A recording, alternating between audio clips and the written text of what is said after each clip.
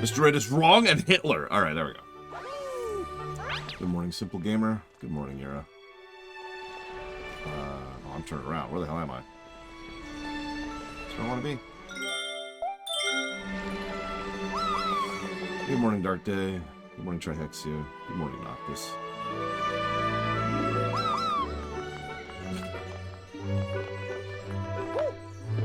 So, while we run around doing a little cleaning up, we have to destroy Federation Builder.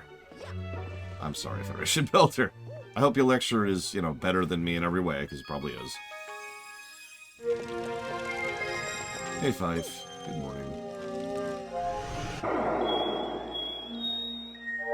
Okay, so we have finished these. Okay, never mind. Wow, we're farther than I thought it was. I guess none of the Mario games are particularly long games, so whatever. Wouldn't it be Professor Runner, though? If you think about it.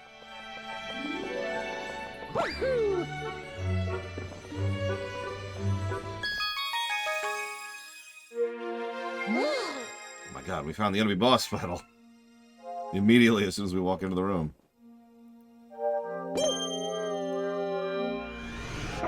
No, like last name, right? First name, last name? I don't know.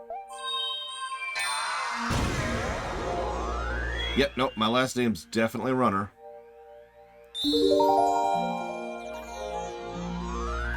Oh wow, there's just now. That's actually impressive.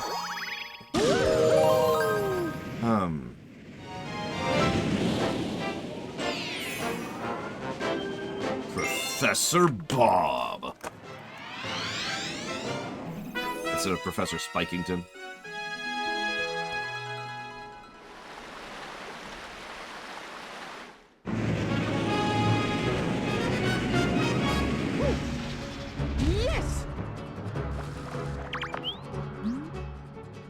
Oh yeah.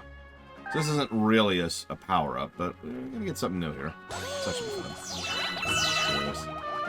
So this is actually the theme of Mario Galaxy 1. It's the one that plays over the central motif, and the one that plays over the intro and some of the early parts of the stages.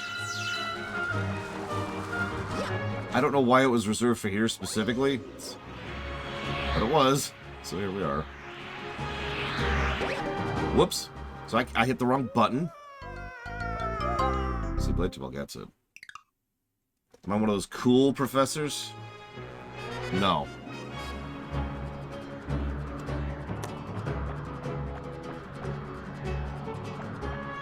Now I'm one of those cool professors. For today's class, we're going to talk about explosions. Who wants to talk about cool stuff?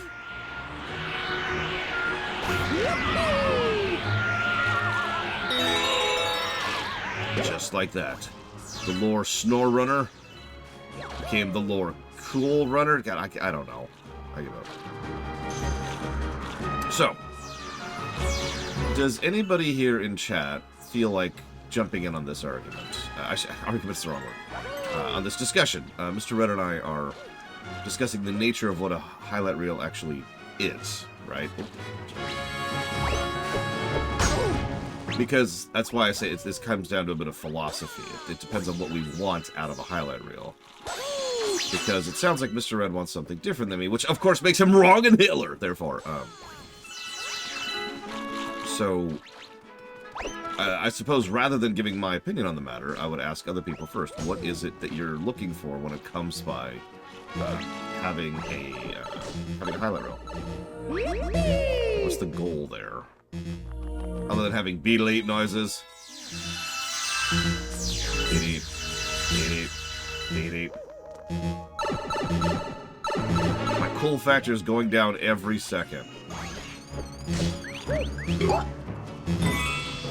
we go. Okay, so Yura says most interesting and funny moments. Okay, so that's one perspective. X says interesting topics and thought-provoking discussions. Okay, okay.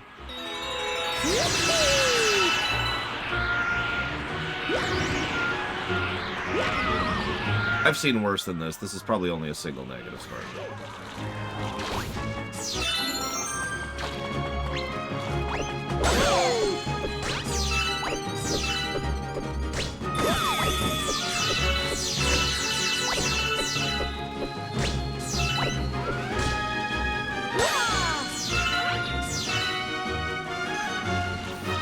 I could be argued up to 2 negatives. I can see that. Sorry, I was debating in my head. I do that a lot. Not just on the show, just it's... I wonder, do I really want nachos for dinner? Debate. So only 2 people in chat watch highlights, which actually makes perfect sense, because traditionally the highlight reels do not get a large number of views.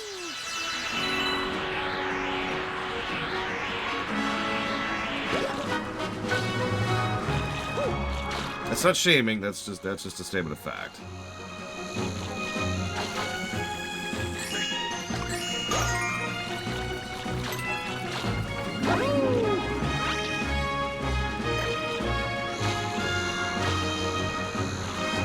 See, the problem with that, Spartan, is that establishes kind of a weird precedence, which I'm not in favor of. If there's a health beat leap that goes away on its own, like, say, in Mario Odyssey or in Metroid Dread, then that's not a negative. What you're positing is that that would be one negative, which I don't actually agree with.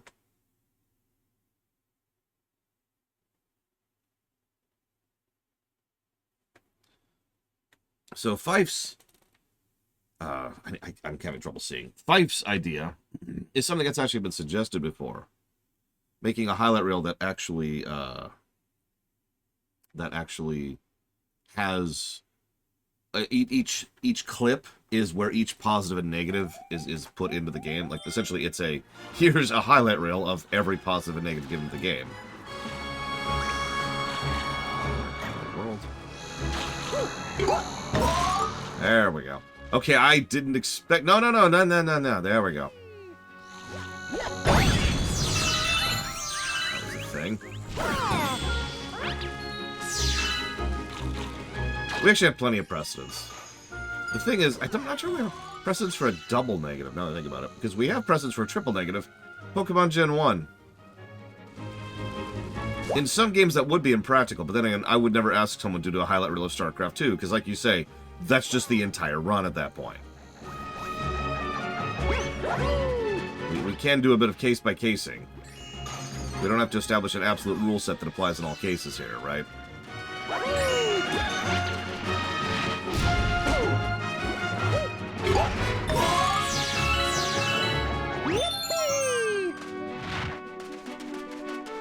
Listen, one of these days I'm gonna make Mr. Red highlight reel FF14. It's like a life goal of mine. All right, here's your job, Mr. Red. This is your interview. Sorry, I thought I said that out loud already, Spartan. Pokemon Gen 1. That's triple negative. That's easy. Like, there are other examples, but that's the golden standard of what a triple negative is. It's Pokemon Gen 1.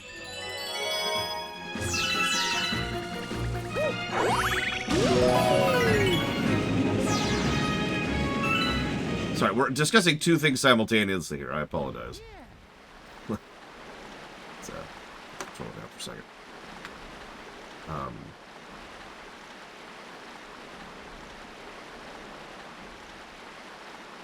Yeah, we've already reviewed Sunshine Walker. Although we did play it and do a brief audit of it Saturday.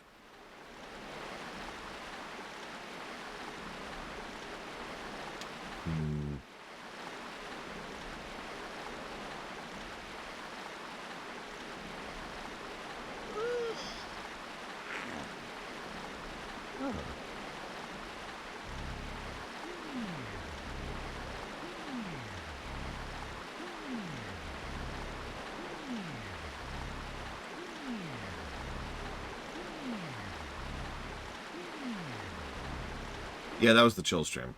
Why didn't I upload the chill stream? Because I didn't record the chill stream. I had no anticipation of it being something people wanted to watch.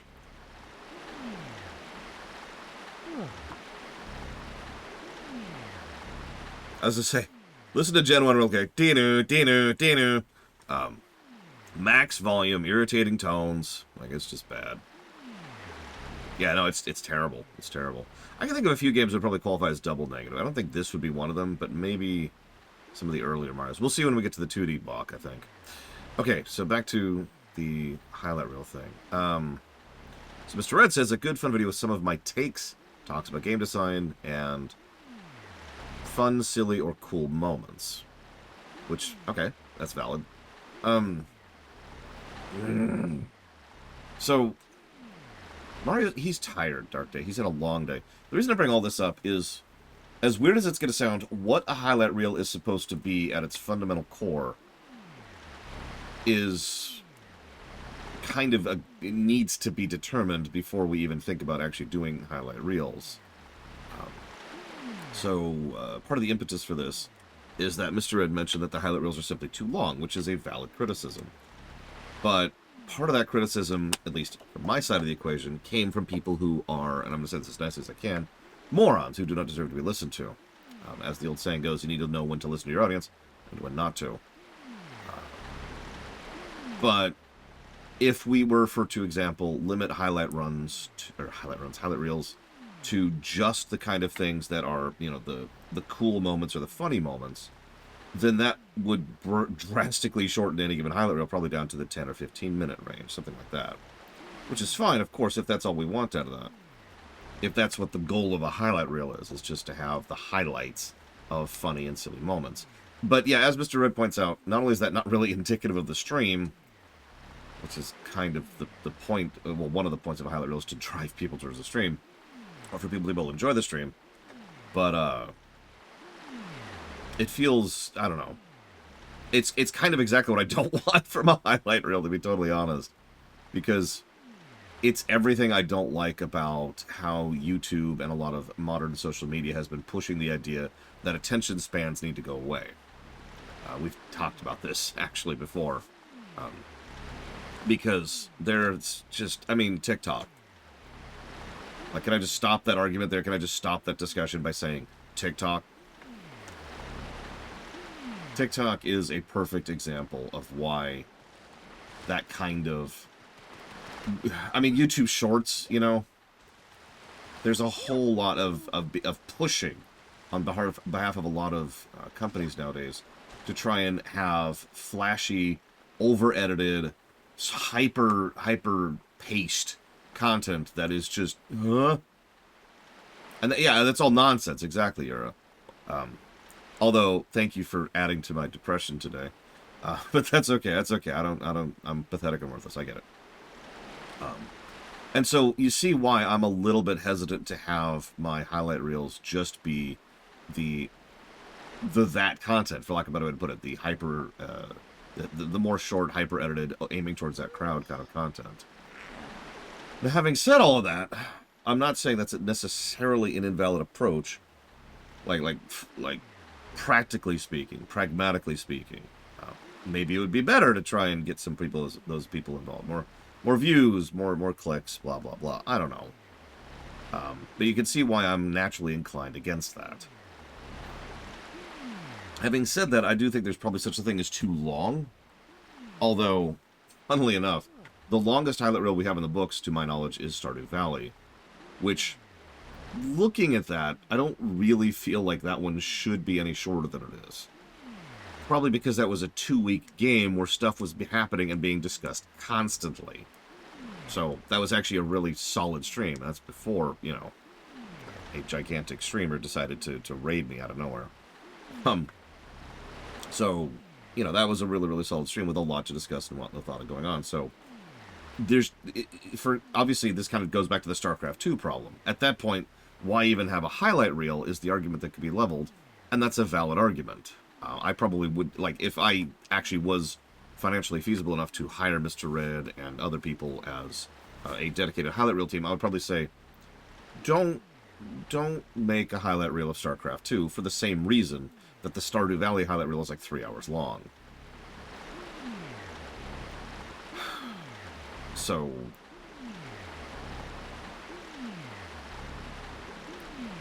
the mentality I've had going into highlight reels is to catch anything I consider to be a highlight of the stream, but obviously that's a vague statement. To explain that, anytime I have a major screw-up, anytime I have a major success, and anytime we discuss something of worth. So if we just sit and pause and talk about how games do 3D vectoring, or we talk about the nature of how this specific game is approaching its bosses, like at the beginning of the Mario Galaxy run yesterday, we sat and talked about the opening screen. That's the kind of thing that I would put into a highlight reel. But it could be argued that I am completely wrong on that. Yeah, the gigantic grass comparison in Secret of the Stars is probably the example of that.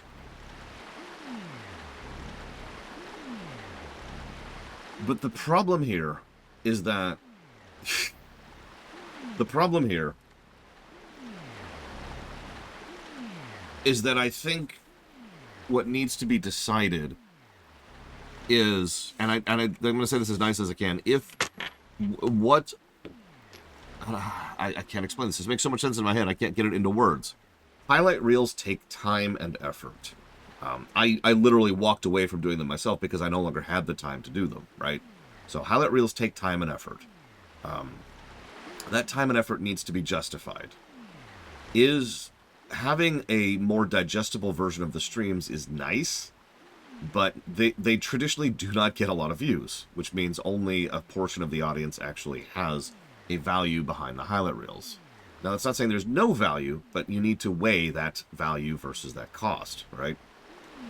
And I find myself wondering if it's just kind of either A, worth doing the reels at all, or B, worth chopping down what a reel is substantially in order to try and reduce the amount of the cost of the reel. There is, of course, a third option, but I'm not getting into that because I don't want to. The third option is to try and use the highlight reels as a marketing thing in order to, like I said, steer people towards the stream and towards the show as a whole, because this is my show, is the streaming side of things. That is something I don't want to do because I know what that would take.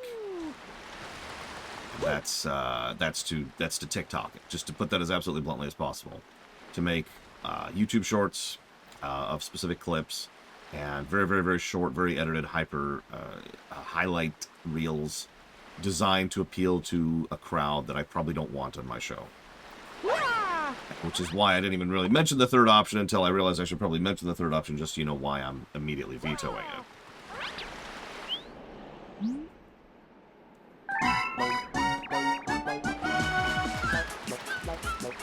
No.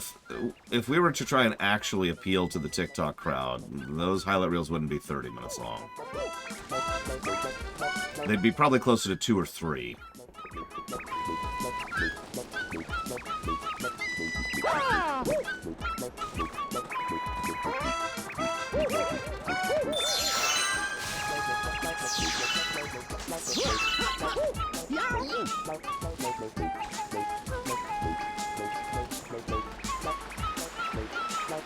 Yeah, like the funniest, ridiculous moments, probably over-edited to, like, get out the microseconds in between, like, pausing and talking.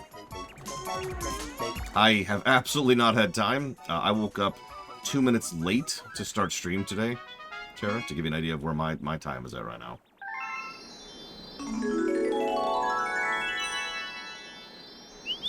So,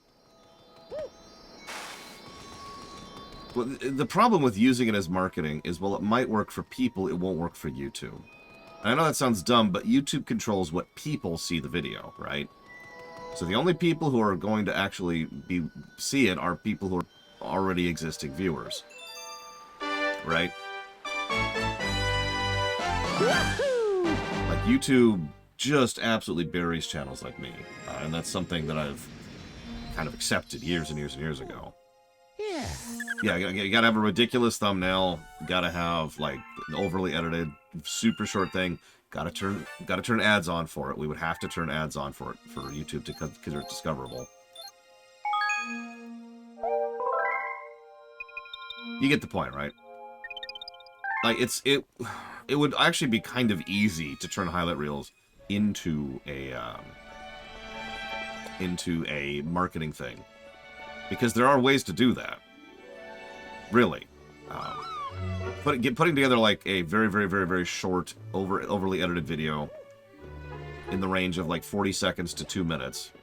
Posting that on multiple media sites, including Blue Sky and Twitter and TikTok and Pornhub and wherever else. All of them constantly streaming towards here. All of them vectoring is the word, vectoring towards the stream. Like, that would be honestly easy. As absolutely bizarre as that sounds. Oh, no. Hey, Darker, are you there? Because it's time. Oh, Jesus Christ. And yeah, we could lean into shorts. That's a thing we could do. That, I mean, I could just... Shorts has been a hill for me ever since they first came out. I could give up on that. No, I agree with you, Five. It's actually really disgusting. I forget the actual maximum length the short can be. I think it's a minute, something like that. Yeah, a lot of the content creators I follow put out shorts. I've never seen any of them. I've never clicked a single one. 2 minutes. Apparently it's 2 minutes. Excuse me. But yeah, we could lean into shorts. At that point, that would probably just be like a rapid-fire edit of several clips, right? Like, like in Mario, it would be like 5 or 6 rapid-firely edited deaths that are just, he sucks at games, wah wah, and there you go, and there's your short.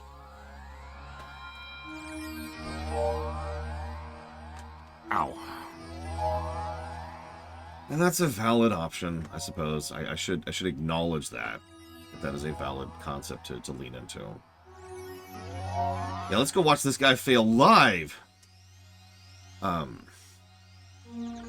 getting back to what the point is... Oh yeah, gotta chop up the voice on. Getting back to the idea of what a purpose of a highlight reel is. Oh my god, Dark Day. I'd love for highlight reels to drive more people to the show.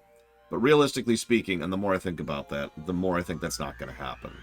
So I think the purpose of the highlight reels, philosophically, is for people who don't have time for the streams. Or the VODs. Because I know a lot of people who don't have time for the streams who watch the VODs regularly. Who actually, I get thank yous on a regular basis. It's one of the more positive aspects of my life that people will regularly reach out and say thank you for putting up the VODs so I can watch those and keep up to date on your content. So the highlight reel would be for the people who don't even have time for the VODs to get just the Stardew Valley, right? Or Secret of the Stars. It would be the meat content, which means major gameplay, which means what I said earlier, major gameplay discussions, major story discussions, big moments, probably in the narrative if it's a game like God of War 5, or big moments gameplay-wise if it's a game like, I don't know, Dragon's Dogma, and or Mario Galaxy. And then, clips, right? Like the funny fails and the funny successes. And yeah, the triple positives and the triple negatives, bingo. Because someone earlier mentioned the idea of putting pluses and negatives in the video, and I don't think that's really feasible unless I completely change how I do them, which I could. But with the current system, the best way to do that would be to only clip the really big stuff. Like if something happens that's just terrible, like, for example, we're done. That would go in a highlight reel, right? So like let's talk this out for a second. StarCraft 2. We just finished this. We got some cool music to listen to. We can take it. So StarCraft 2.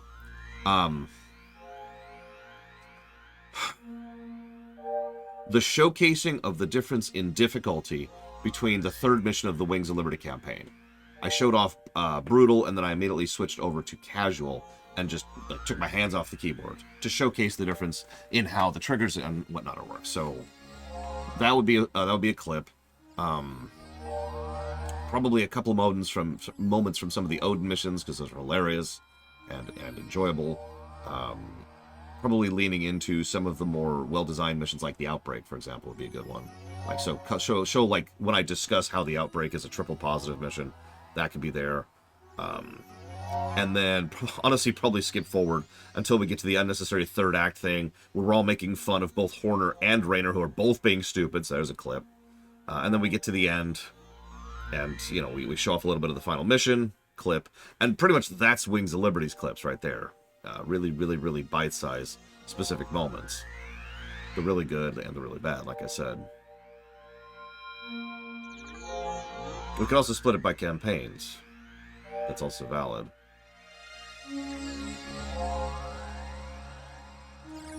See, that's a really good question, Five. And it runs into the other question. So, No, you're right. You're absolutely right. What's really funny is, despite my own depression on the matter, and I'm just going to call it that, it's worth noting that my viewership and my income have been slowly on the rise. A tangible example of this is last week's polemic stream, which is the largest we've ever had. So it's not like my show isn't growing. In fact, I bet there's at least a couple of people who will be here today who are new within the last year, because we're still getting new viewers who stick around. Which boils back to Fife's question. Do I want people who are only interested in short, saturated content? No, but there's another line of logic there, if that makes any sense. Let's say that it was quite a few, Dark Day. Let's say that 100 or so people decide to come from a hyper-edited highlight reel to the stream. Now, of those, very, very few of those 100 people are actually going to stick around, but what if one of them does?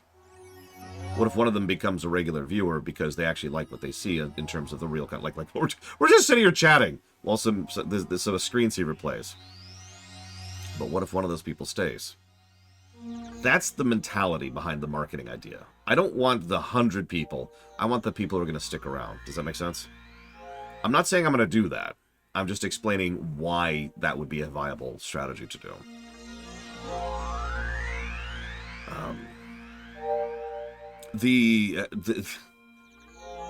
The easy answer for highlight reels is to have multiple highlights per stream. So, like, instead of calling it the highlight reel of StarCraft 2, there would be funny moments from StarCraft 2. And then, like, major negatives from StarCraft 2, or major positives from StarCraft 2. And there you go, we've got 3 highlight reels, and we satisfy all of them in their own individual things, right?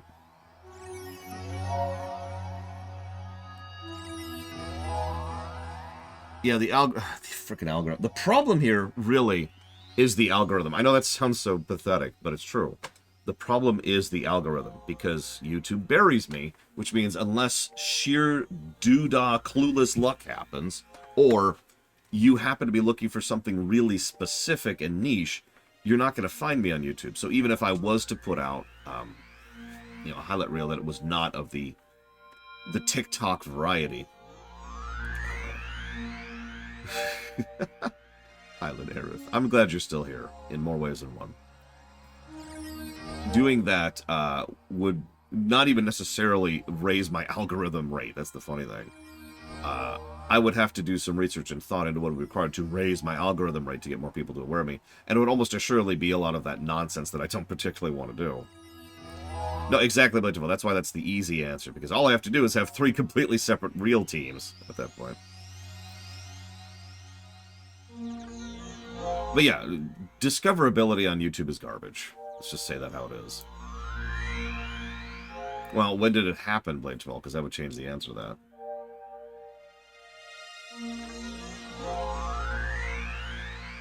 And while we're doing this, it's time to do... you know what? I want to hold off on it. I want to hold off on it for a second. Yeah, playing to the algorithm is also... I should also mention it would probably burn me out. As if I'm not already burnt out already. Because that is not fun to do. That's not great.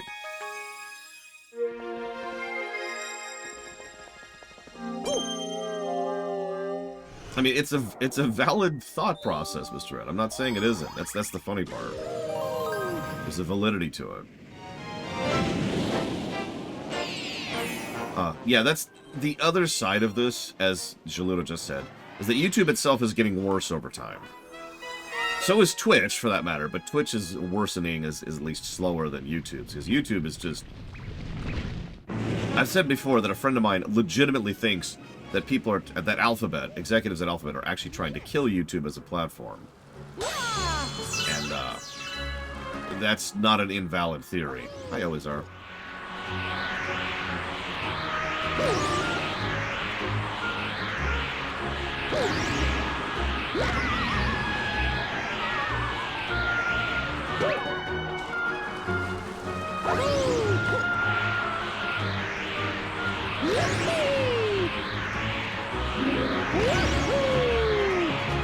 So, what happens with the rooms is almost assuredly the same thing.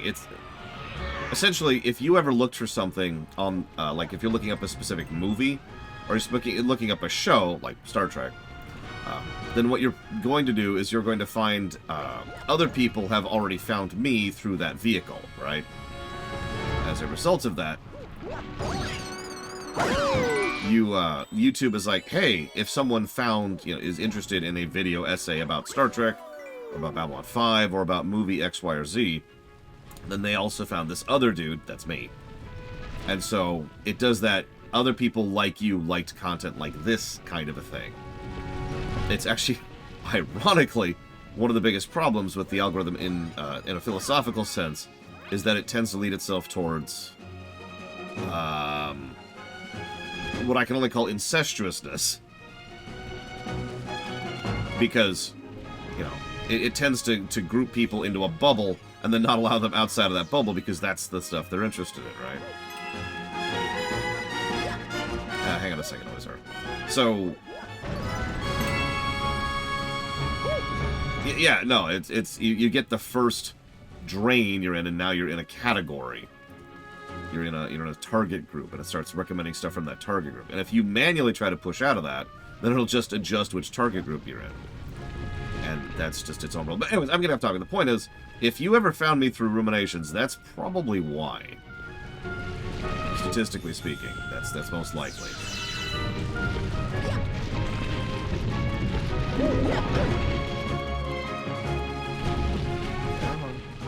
Nope. Okay. This is part of why some YouTubers and streamers will go out of their way to only stream or YouTube one type of content, because it's a near guaranteed way to ensure that the algorithm will constantly catch people who are adjacent to your interest group there, and whoop, damn it, I screwed that up, and then pull them into you, right? And yeah, the fact that I have a gigantic body of Star Trek work there, having covered all of modern Trek, is probably to this very day still driving new viewers to my show. That's gross. Oh god, listen, you can hear him munching.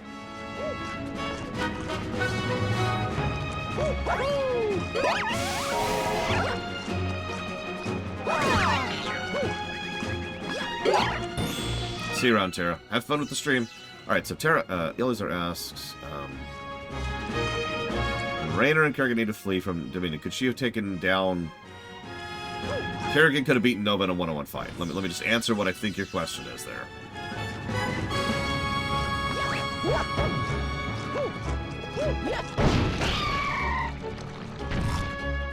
Yeah, that's another thing. A little bit of cross-pollination is one of the major benefits of crossovers, and I happen to...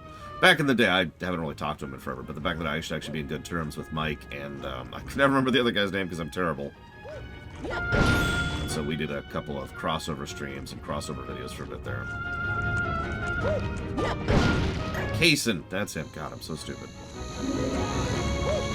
Yeah, Elizar? I don't even understand that question. So...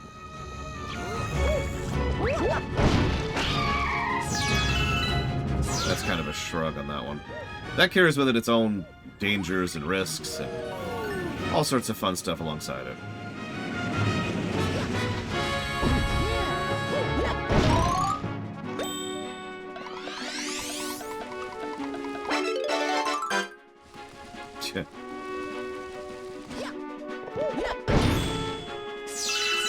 I mean, that's extraordinarily unlikely, as I've said many times. Most of the people I've ever crossed over with have since surpassed me. Which is doubly funny, because most of them started doing it after I started doing it. I'm the old school at this point. Lower Loaded, Jessie Gender. She's actually doing a friggin' movie now.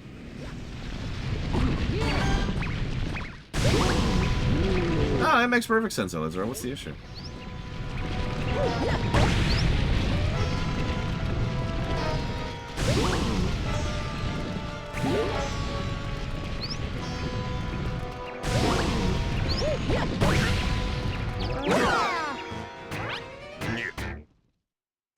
I don't see any problems here, Elizar. This is exactly how real life works. What are you talking about?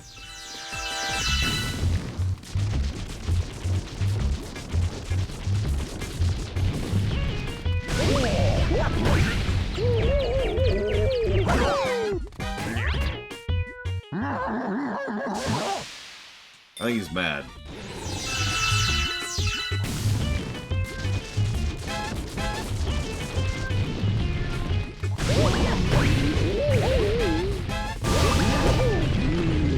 Damn it, a little too slow then.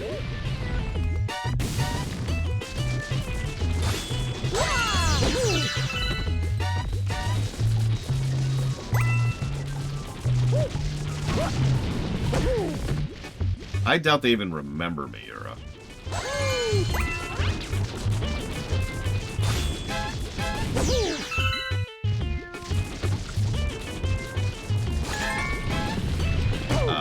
What was that? Oh, I see what happened.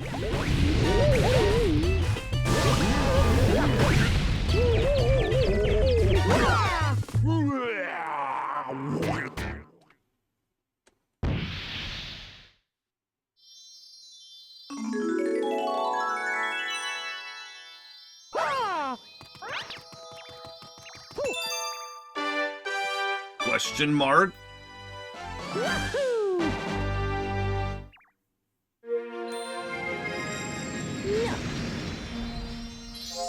Oh, yeah.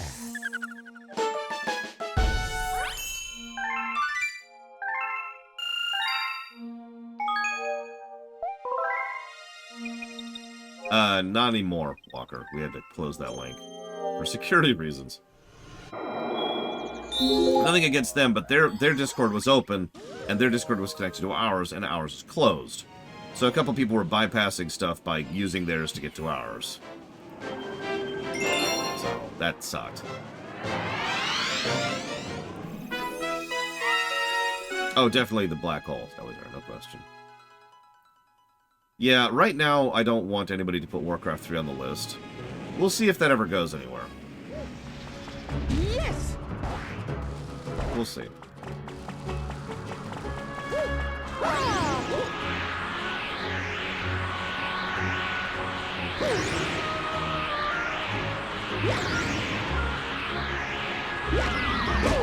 And we're dead. There is one other line of thought here. I'm trying to think how to explain this. Or maybe I shouldn't even just bring it up. No reason, Elazar.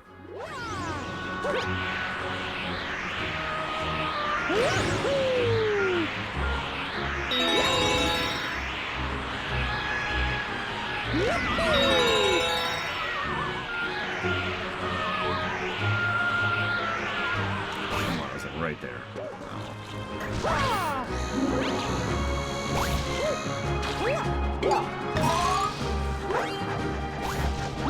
It has been argued that I should quit focusing on reviews.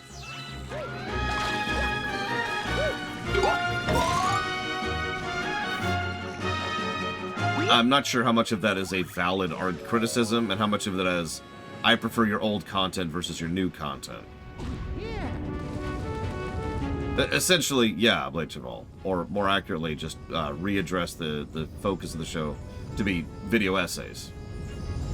Rather than sit and review a game, just talk about a game, which is a very, very different mindset.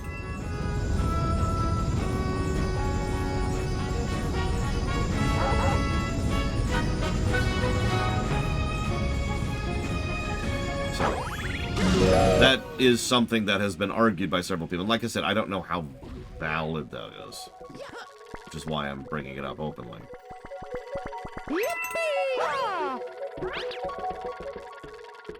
Can I eat ranch? I am physically capable of eating ranch. It will cause me a fairly large amount of pain and discomfort, but I can do it.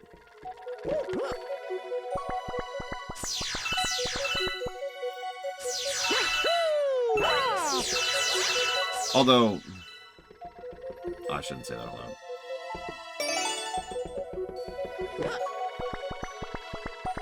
Well, mayonnaise won't cause me pain. I just hate mayonnaise. That's different. Anything down here?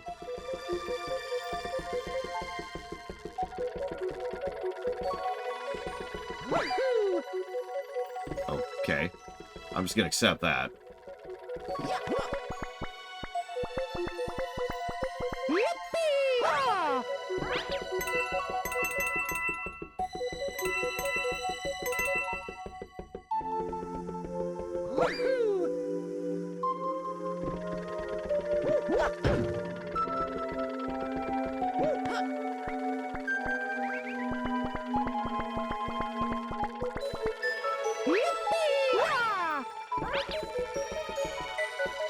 There it is.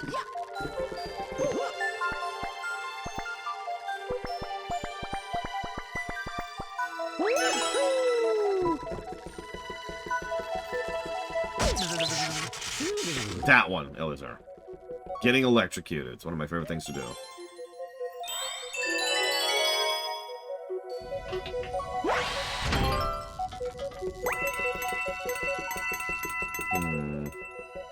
I mean, I suppose the easy answer is the bee one. But then you have to look like a bee.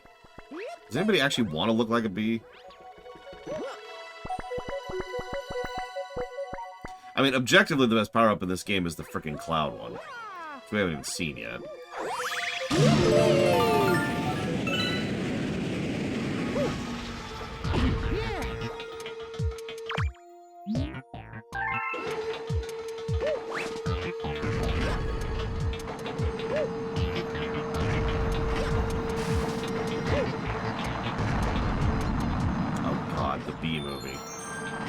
Can we not talk about the bee movie?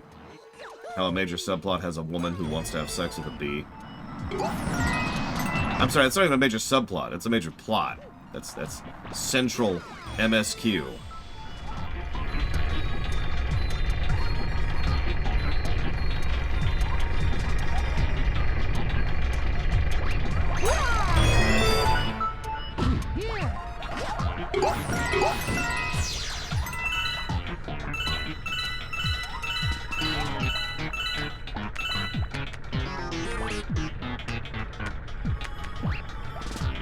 At least Megamind has presentation.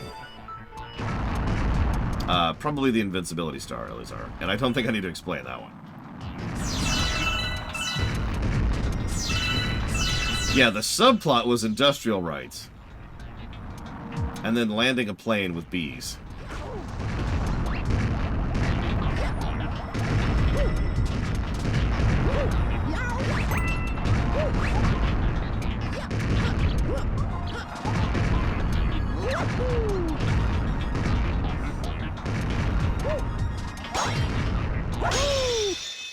You just gotta be very careful, Elizar. That's all. That movie was just... Jesus Christ, that movie.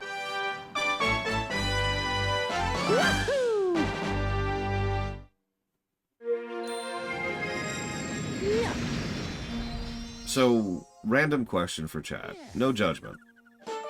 If you could magically ensure that I could somehow retain financial feasibility, despite doing this, would you prefer if I do what I am currently doing, streaming, reviewing, chatting, or go do video essays on YouTube? No judgment. No judgment.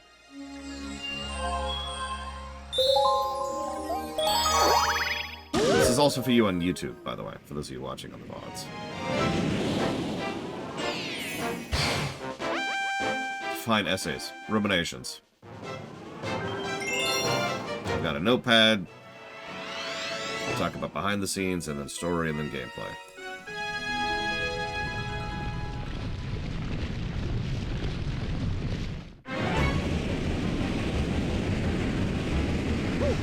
You always keep talking about redoing my overlay. What's wrong with my overlay, Yura? You've never explained why you hate my overlay.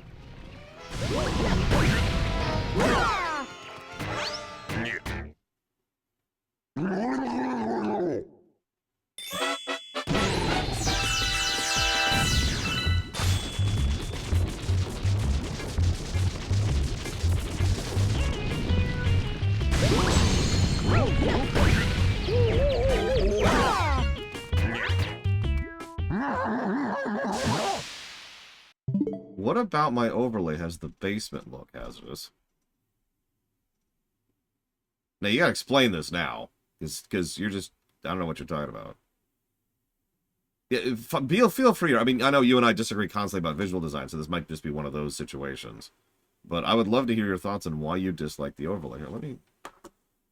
Real quick. For those of you who aren't familiar with the setup.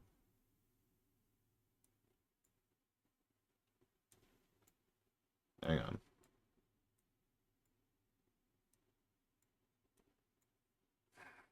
We'll go down here. Hang on. So we're just gonna kind of bring down all the stuff that's on top of it. Just get rid of all this stuff so you can actually see what the overlay actually is here.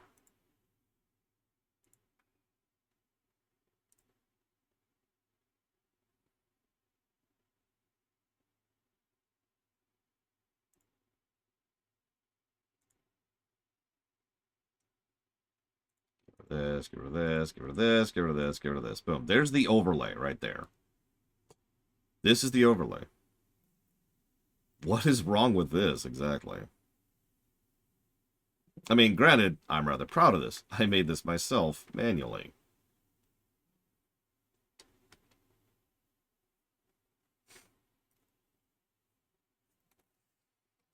But I am curious what exactly the issue is.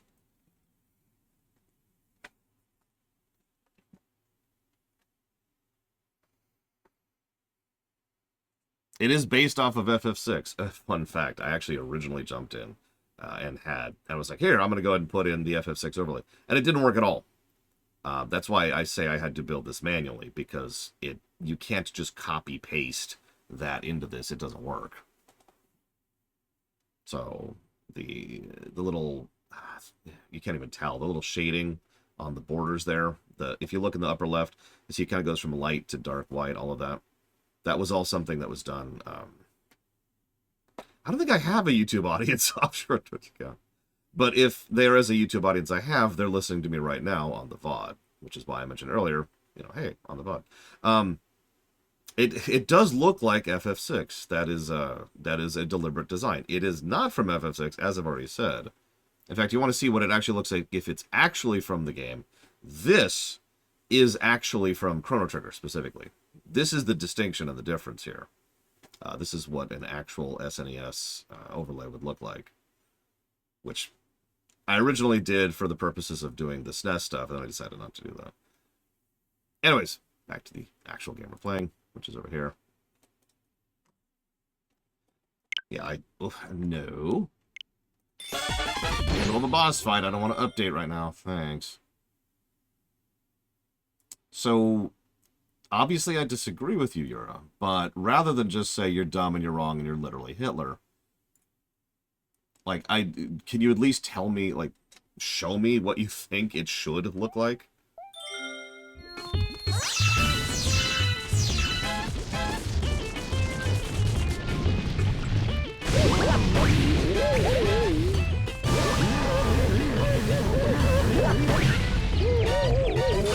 Obviously not right now, but like at some point.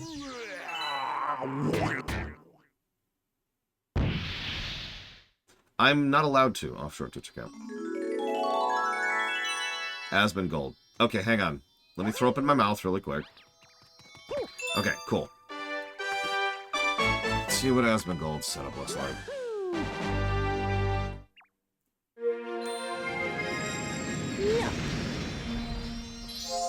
Oh, yeah.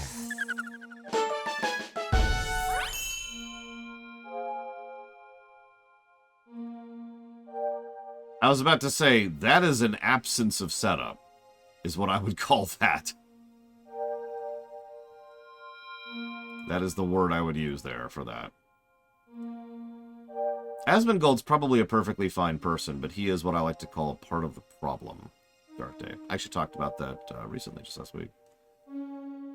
Yeah, Asmongold just throws his camera over the game, which, I mean, I could do if we just give up on having the chat and the positives and the thank you and the timer and the stream number, and we decide to just have game plus me. We could do that.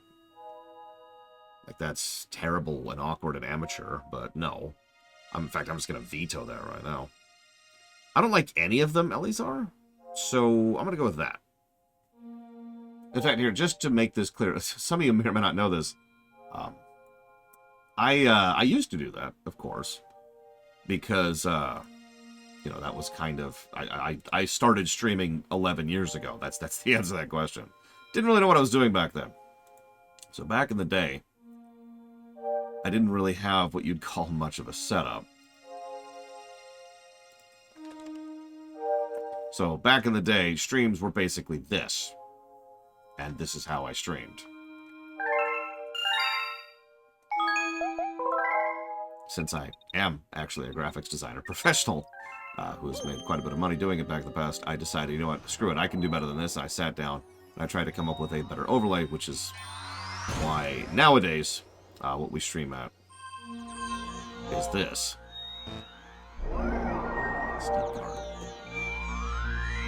See, that's not really possible, Walker. There's a little bit of math going on here. The only way to make the 16:9 layout larger is to shrink the chat. The chat's already pretty small. It's already at the point where you can only see the last 8 to 10, maybe 12, depending on the size of the comments. Like if someone was to post a small paragraph in chat right now, it would completely shove the chat up to the point where, like that. There you go. Boom, like that. See? There you go.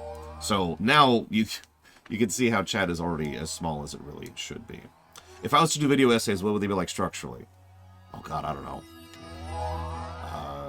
I haven't even thought about it. Would I consider green screen? Completely off the table. No. Green screens have been a colossal pain in my ass for many years, and I personally think they look unprofessional. I can and will always notice the green screen. So, no.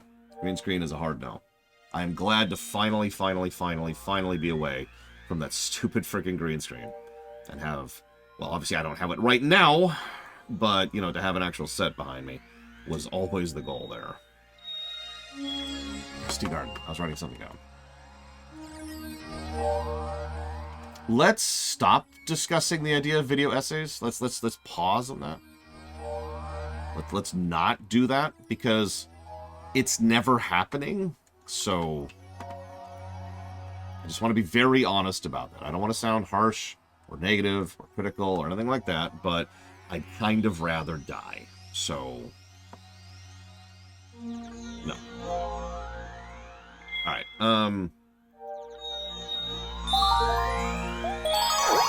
I did ask. I wanted honest and legitimate feedback. But that means I should give honest and legitimate feedback in return. And I put real and honest thought into it just now while I was thinking about it. So. Right. So I need to explain why I can't multitask or multicast to YouTube and to Twitch at the same time.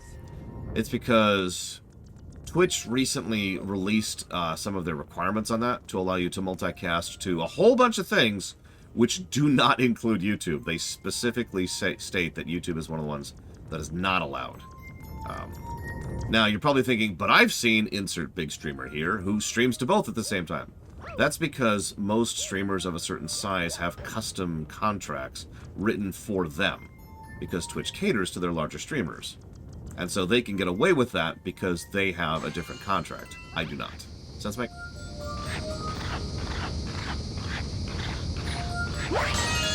Well, no, it's okay, you're... Although it's just you've never actually, like, explained what's so terrible about my setup. Unless it's just the fact that it's based off of a SNES RPG aesthetic, in which case, we're done. Oh yeah, I was gonna look up... Sorry, hang on. So I looked up Asmongold. Can I get the same contract? You're funny, Elizar. Do you know how insignificantly irrelevant I am, Elizar? If I reached out to Twitch for any reason whatsoever, there's a decent chance I wouldn't even get a response back. I might have even got... nope, hang on. I might get a canned response. Maybe. Maybe.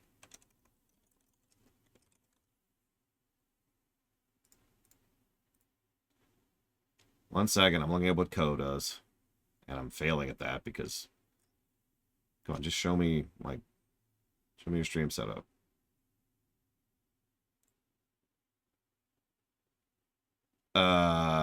Okay. That's not what I would usually refer to as an overlay, so maybe we're talking about different things. This is why I wanted specifics here. I have Hazardous, personally. No, exactly, offshore Twitch account. That's exactly right. Personally, I'd be Coke, by the way, if I had to be Coke or Pepsi.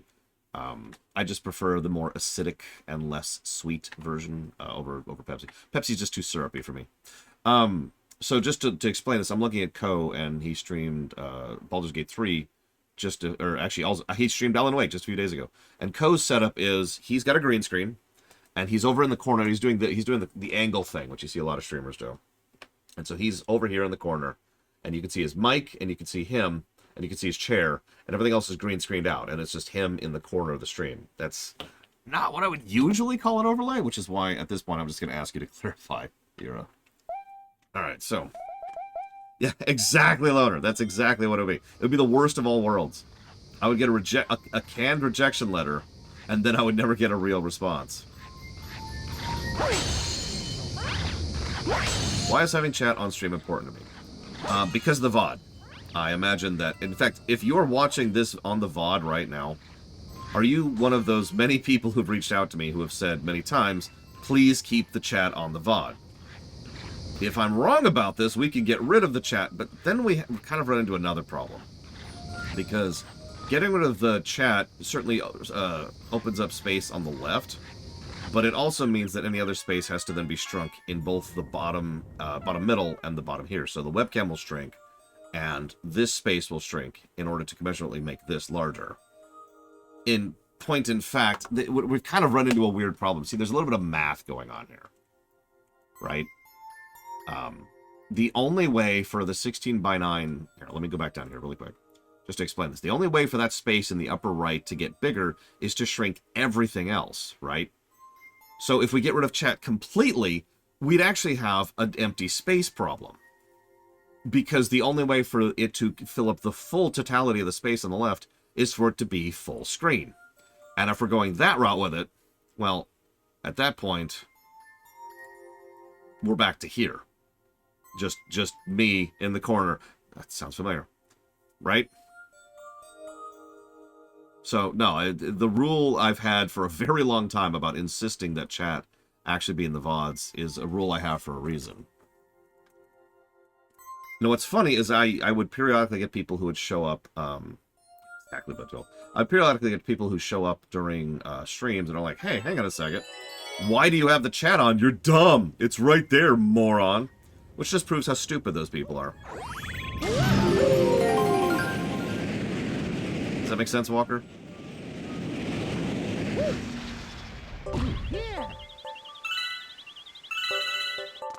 I don't mean to...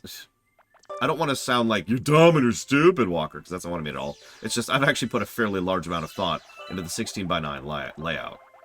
Point in fact, this is actually closer to my fifth 16 by 9 layout. The other two layouts, much easier to work with. 4x3 and 5x4 just have more malleability to them. But 16 by 9, there's really only one way to do it, and it's this.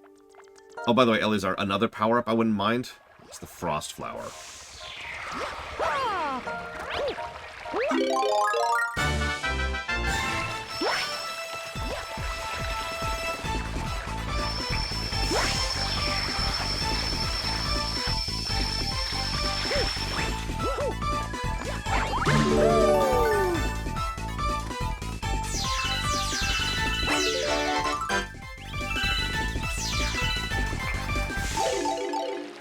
Favorite mission pack sequels? That's a good question. I'm not sure I can think of one that I consider good off the top of my head.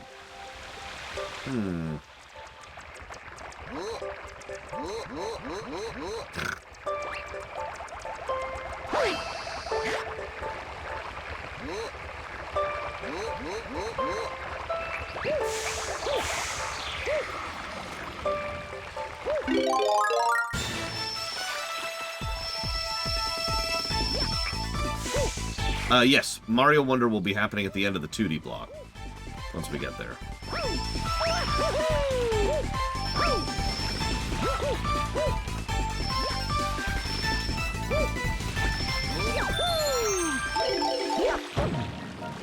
Mario Galaxy 2 will be happening right after this one.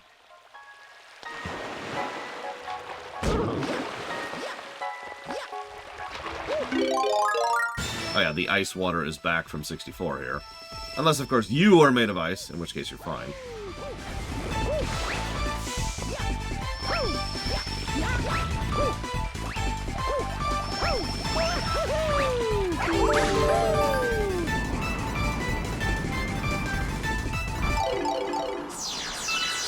Sorry, snowmen. I need those. Oh, that's true. I wasn't thinking about Hitman. sorry, when I hear mission pack sequels, I think of something that's just, you know, Lost Levels, right? Which we're also playing. Consequently.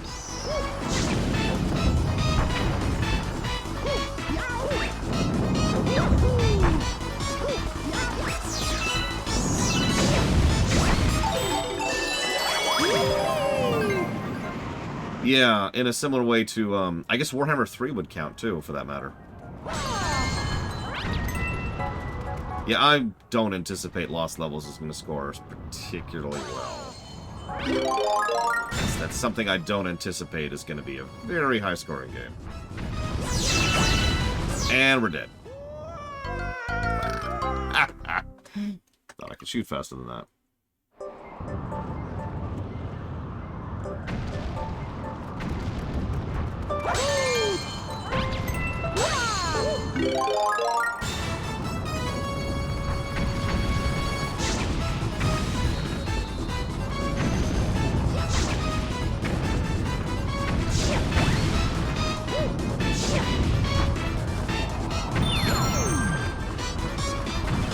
Oh, that black hole just right there, like, hi. Uh-oh. We're okay, we're okay. Frickin' Keys. In every game they're in, frickin' Keys, I swear. That's a really good question. Offshore? I, of course, have no idea. And we're dead. Which Mario am I most looking forward to? Odyssey. No question.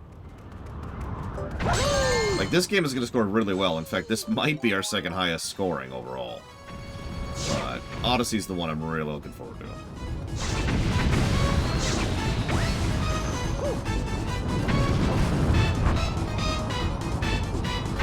What about you guys? Which Mario are you most looking forward to seeing? Damn. Strange.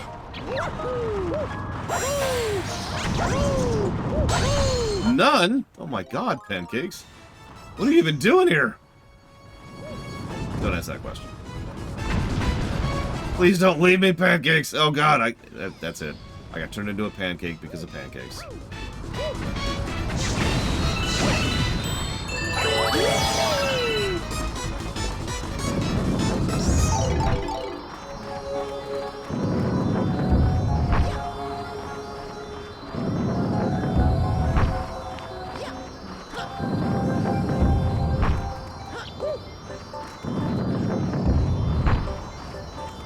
Oh man, Galaxy 2. I'm looking forward to Galaxy 2. For all its flaws. Oh no, Eternus. See, now the pressure's on.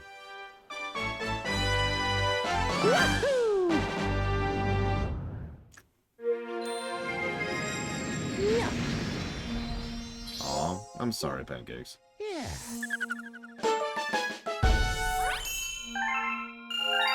No, I'm not. I'm gonna leave it as Hitman 3 on the site for a very, very simple reason. It takes up the space. Hitman World of Assassination is just a little bit too long of a title, you know. Not at all offshore Twitch account, no. Because, really, that was the bonus star? So, for example, what is actually a good example of that? I guess a good example of that would be FIFA, but I've never reviewed FIFA. But, like, for example, if there's FIFA, and then FIFA 2 and FIFA 3, and all these are functionally identical, but, you know, FIFA 2 has improved in several aspects, and FIFA 3 is worse in several aspects, then I still review them pretty much in their own vacuum, right? External continuity is a thing, but primarily from a story axis, not a gameplay one. So, a mission pack sequel, like Lost Levels, we'll actually be covering a game like that pretty soon. So something like Lost Levels will not get any negatives or positives or anything because of the fact that it's Mario Brothers 1 again.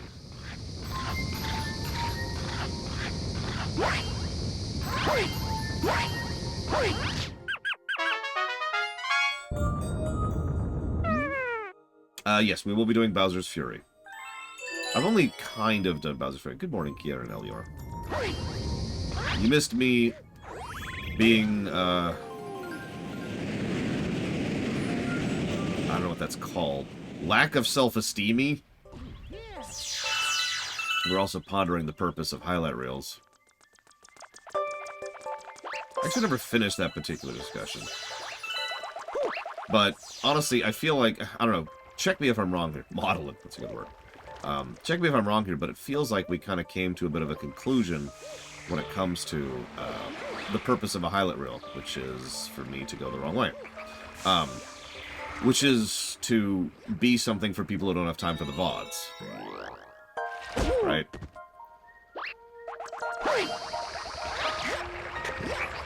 Like, does anyone really want to contest that? And I'm not saying that, like, there's something wrong with you for contesting. No, like, what does anyone have a different opinion on that matter?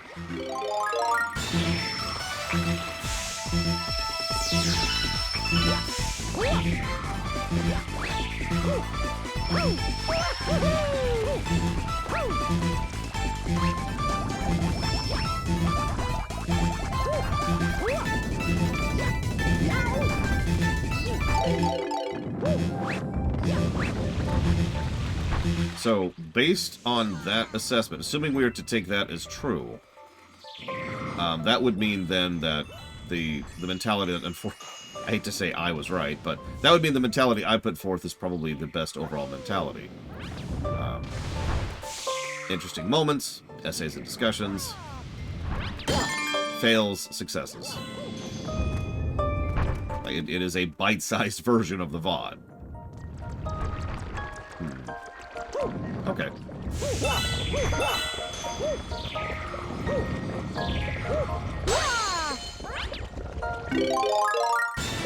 Now, obviously, you're kind of the point man here, Mr. Red. What do you think about that?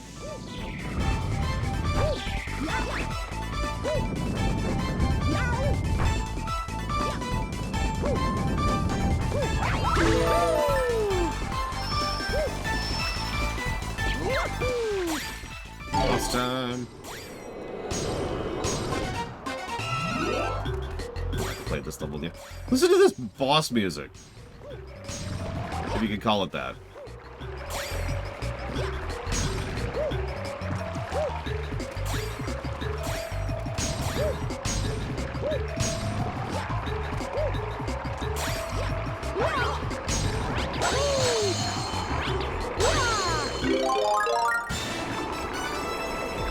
There you go.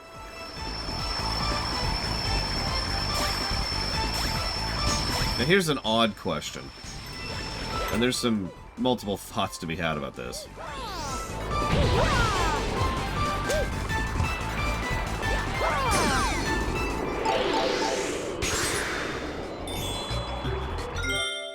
But yeah, like, Stardew Valley was a very, very long, very interesting game. And I do agree there should be some things that... Maybe if highlights were shorter. That's part of what we were discussing offshore Twitch account. The problem is there's no real way to make highlights shorter without also making them not, for lack of a better way to put that. Go, go, go, go, go, go, go, go! Ah! Shoot. Okay. Yep. Get out. So, here's the other side of the equation. Where do we upload the highlight reels? To date, we've been uploading them on the original channel to try and vector the so-called YouTube audience to the streams.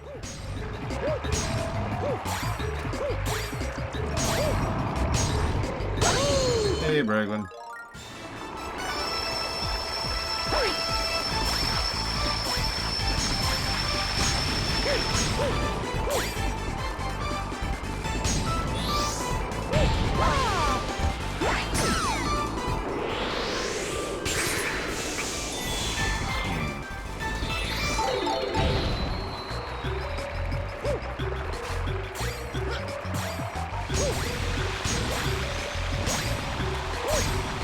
It is a very cool power-up.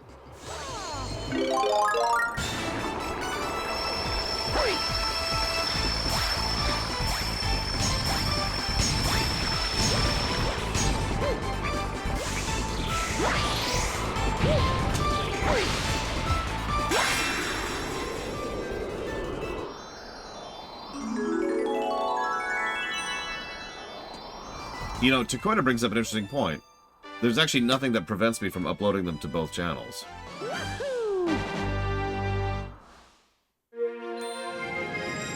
Yeah.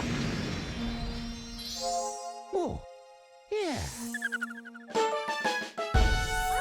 And redundancy is generally a good thing, so not a bad point.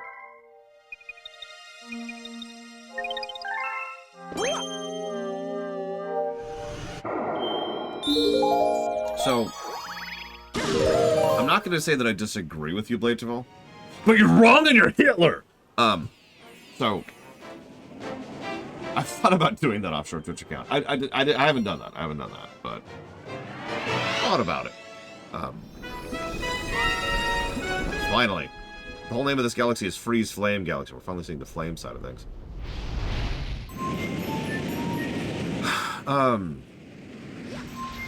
Yes. So,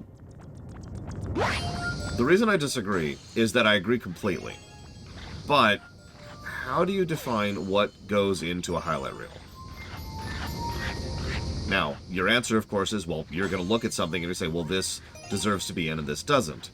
And that's where the disagreement comes from, because the only way to determine that is for one individual person to then go ahead and decide what goes in and what doesn't.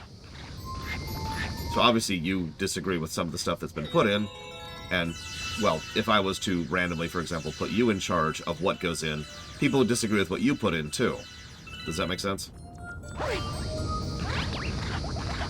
In short, I'm not stressing too much what gets into a highlight reel, because there's just too many different people with too many different factors and mindsets on the matter. Hell, even I have a bit of an executive veto control, and for the most part, I'm still disagreeing with myself sometimes. Yes, we've done Banjo-Kazooie and Banjo-Tooie at this point. That was a trip. My poor N64. That's right, we'll allow my niece to make the final call. Final highlight reel is 3 seconds long. And it's just me falling into a pit and dying. That's the whole highlight reel. Dun-dun-dun-dun-dun-dun-dun. Bum-bum.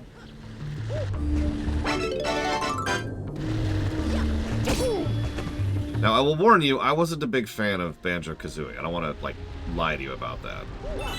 The absence of mid-mission checkpoints really pulled away from that game for me. And I can point to that one specific thing, because that made almost every level worse for it. So, just FYI. That's true, we've also streamed Quest 64. So that's fun.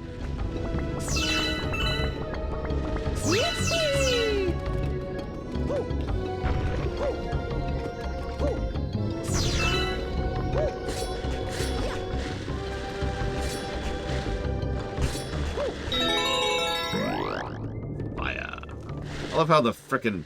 Like, I guess this makes sense, but the Freeze Galaxy gives you the Frost Flower, and the Fire Galaxy gives you the Fire Flower. Shouldn't have been the reverse. I don't know, maybe that's just me. I don't know. I'm dumb. I'm dumb. Ignore me.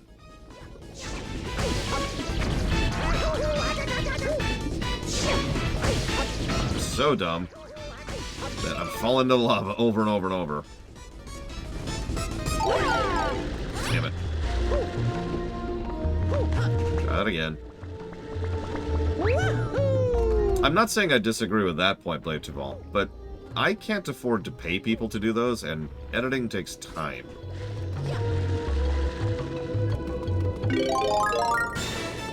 So, there's a bit of good enough going on here.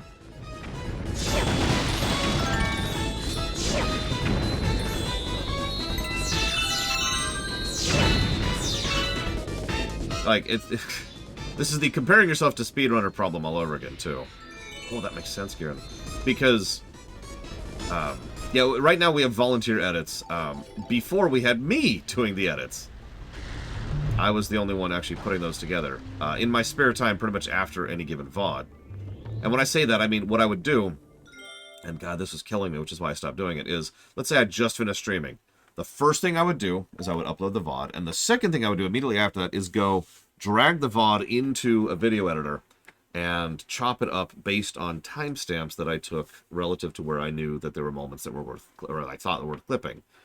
Chop that up, pull that down, save, and then walk away from it. And then I would go eat, and then I would immediately start streaming again, because that took me like 30 minutes every VOD. So that was adding roughly another hour to 2 to 3 hours every day to my job just to put together the highlight reels, which is why I stopped doing that. Now, that was a pretty streamlined process, admittedly, but I'm already kind of pushing myself pretty far. I don't have infinite energy, unfortunately.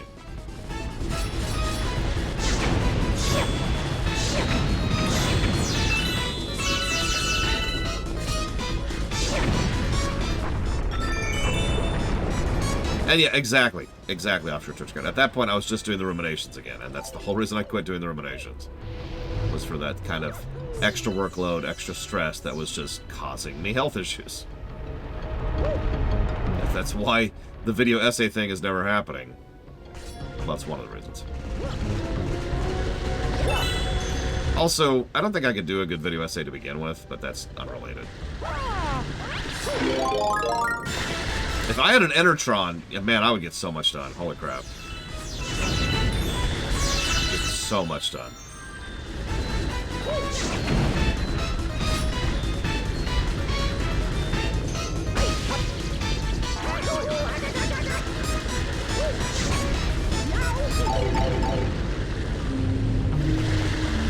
Set it against once, Magister, I'm sorry.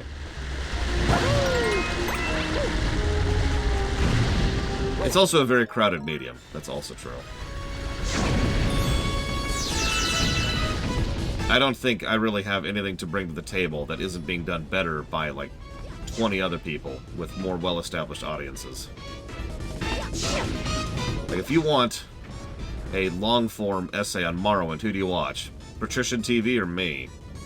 I'll give you a hint. One of those people has 7-digit viewer count. The other one's me.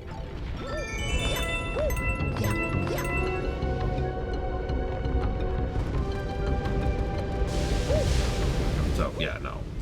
That gets back into that cost versus benefit calculation again. It's a lot of extra effort to try and completely shift my audience over for, like, a group of people... I'm saying that wrong. For no real additional gain. Because, statistically speaking, most people are probably going to watch the viewer they're already... Or, excuse me, the creator they're already familiar with. Which is going to be the ones with the 7-digit viewer count. Not me. Getting there, Brigwin. Good fortune. Take care. Don't get stuck in traffic forever. I mean, if you want to, you can. That's up to you. I'll allow it.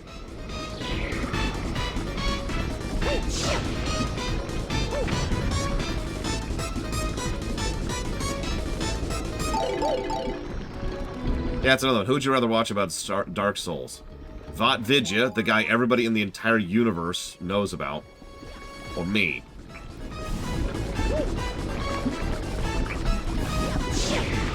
Who has an average viewer count of 100. A way to record with chat but not stream it?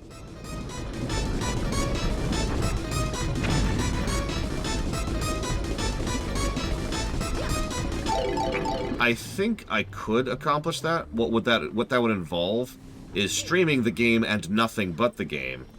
But then the viewers who are watching the VOD would see this right here, right? This layout. I could make that happen, I think. I think my computer can handle it, because that would effectively involve recording something completely separate from streaming something completely separate while running the game. Why, though? That's a good question. Because that would get rid of me and the negatives and positives. And basically, all the overlay would just be gone. It would just be the game for the stream at that point. That would also only apply to 16:9 games, but that's not here nor there.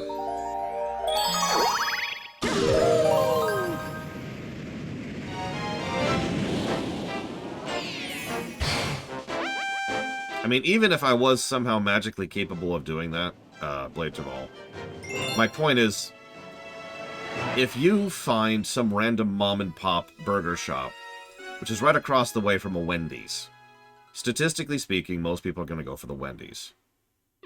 That's life. It's one of the reasons why I have resisted trying to build a larger audience for a long time, is because, while it's possible I can do that, even if I do everything right, and actually making the, doing all the things and catering to the algorithm and catering to discoverability, there's still a decent chance that I will fail at the get-go, simply because of the fact that I'm the mom and pop shop, and there's already a Wendy's across the street.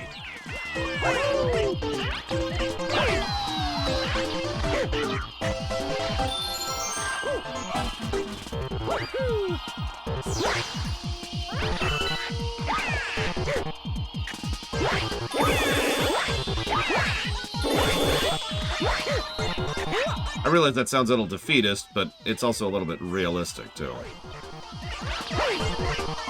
And there's a little bit of cost-benefit analysis going into all that as well.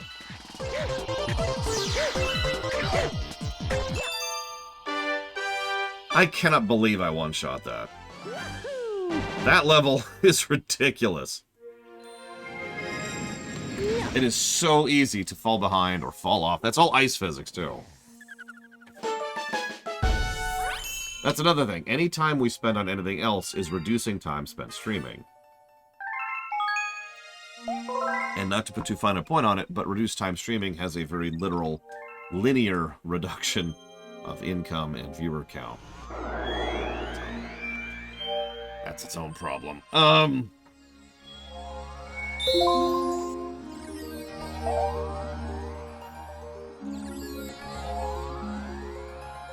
That's fine, Mr. Ed. At the end of the day, I've still got a knife. This is called Freeze Flame.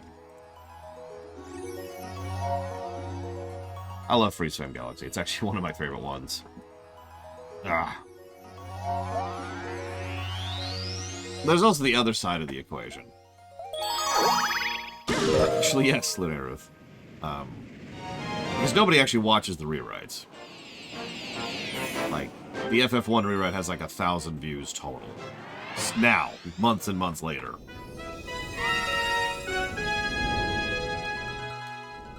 Oh, this looks fun. Listen, ads are the future, Gijus. You have to understand this. So now we've finally got the freeze flame going on. We've got ice and fire alongside each other. This is my favorite iteration, state of the world right here. Yeah, that's one of the reasons I actually like this world in general. Excuse me, this galaxy in general. Gotta use the right terminology here.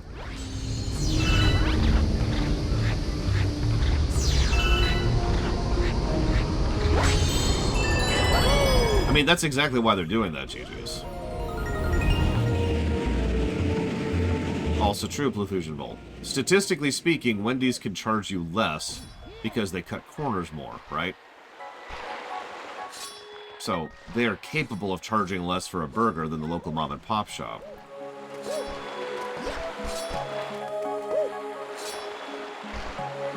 Yeah, this level's great. Oh no, they're going to add tiers to that. I mean, they've already been raising the price of that subscription model for quite some time now. That's nothing new. Hell, they did that this year.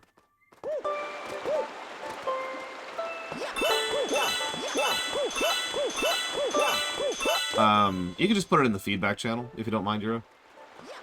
I want everyone to see how much I suck. But for real, just put it down there. Turbo? What is turbo? Would be my question to you.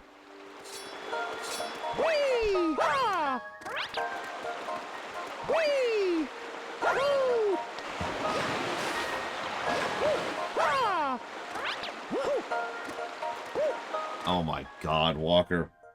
That's right, Wendy's never cuts corners. I can't even.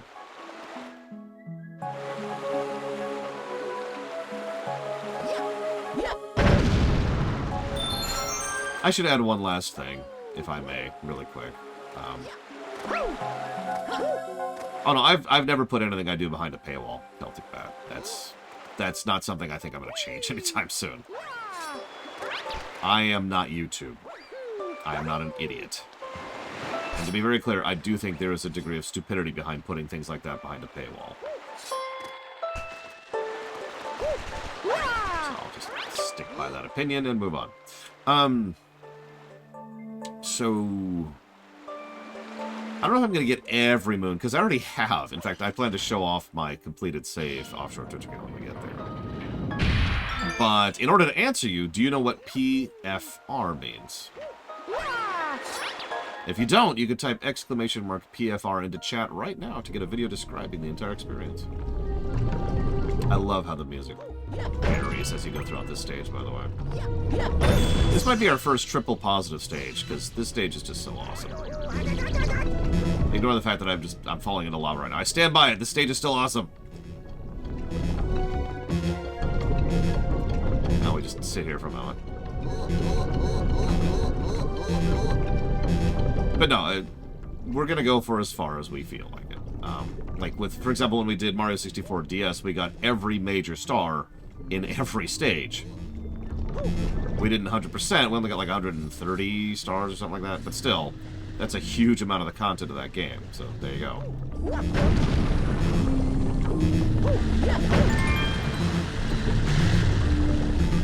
Ah, hammered it.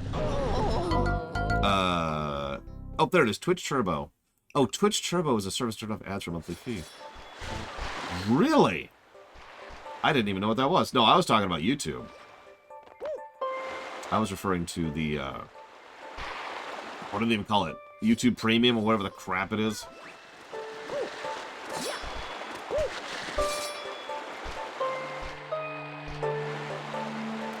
So it's funny you say that. Did you know I actually have a channel trailer? And you're probably thinking, well, why isn't it on Twitch? Because it's too long.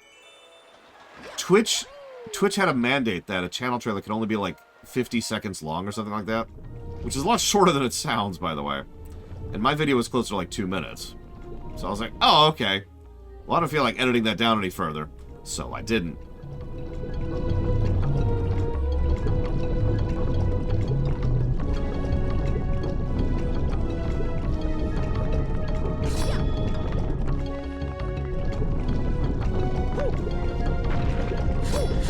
Exactly, Blue Fusion Bolt. That's pretty much exactly why I spit so much venom at it.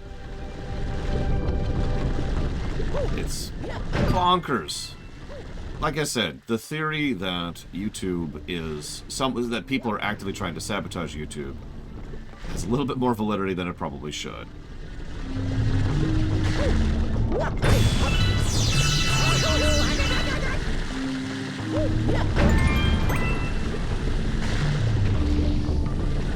I know several people who have absolutely sprung for it. Oh yeah, I also had someone call me sour grapes for complaining about that fee, because even a poor person can afford 15 bucks a month for that.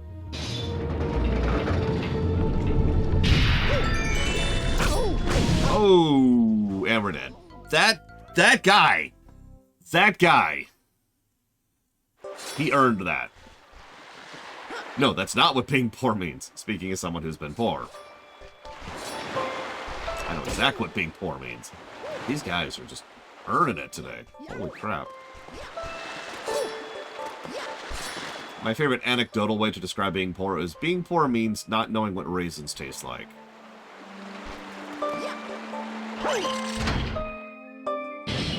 That's true, Darkday. Actually, I saw that too, Blade Taval, and it's true. One of the major ad blockers I use, I forget which one, don't ask me, has basically gotten a kick in the ass because of the recent ad blocking. And so they've really upped their game on how that ad blocker works now. So thanks for that.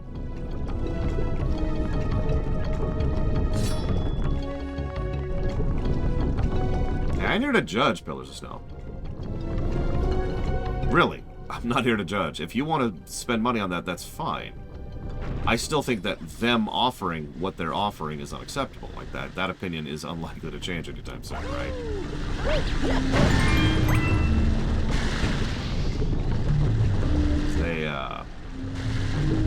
I mean, what they're doing is pretty much downright predatory, especially for how little YouTube Premium actually offers.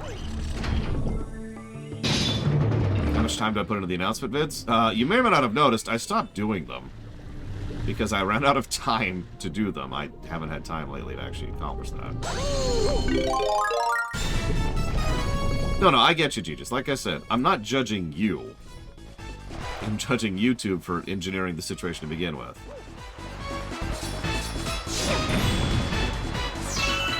Oh god, oh god! Frost, death, water.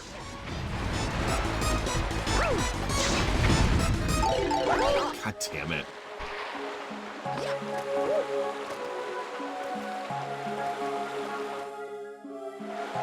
No, I haven't actually seen the deep dive stuff yet. Only the Cliff Notes versions thereof. I've thought about going ahead and recording a, I guess that would be a post-StarCraft 2 video, and then a post,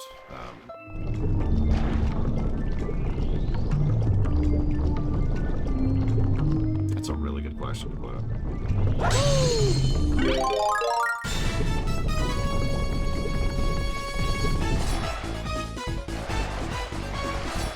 Ugh, camera.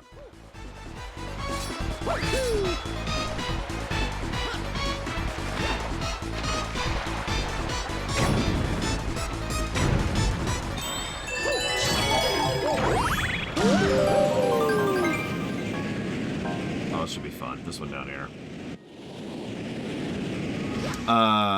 Yes to both, I believe, offshore to scout. Okay. I got this. No, give me a second, please, Blateville. I'm gonna go for the hard mode. I believe I made that first try.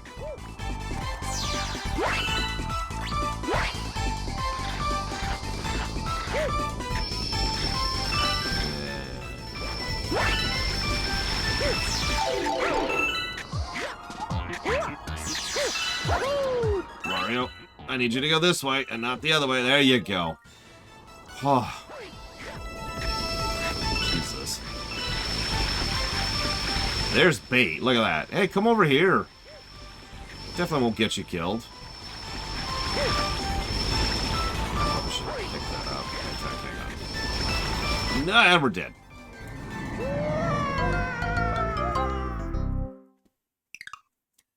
There would be two detriments to that, Blateville. The most obvious one would be to me. Shifting lanes like that isn't really great for me. But I will admit that's a very selfish reason for that. I will say that if I was going to do that, I probably just wouldn't do the short dark at all. I'd just focus on streaming at that point.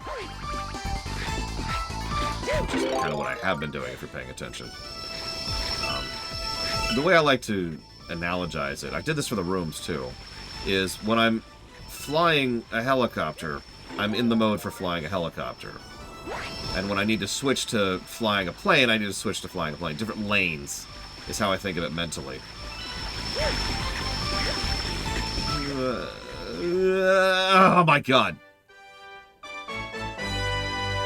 I'll take that as a highlight, because holy crap. But yeah, no, I get where you're going with that, Blateville. But I can't do it. I'm not that good. I suck.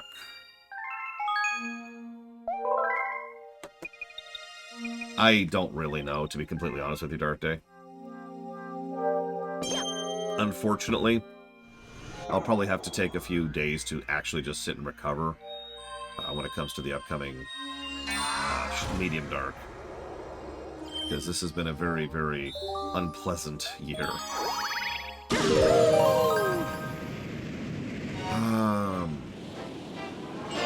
Would I ever take sponsorship from Adblock? Yes.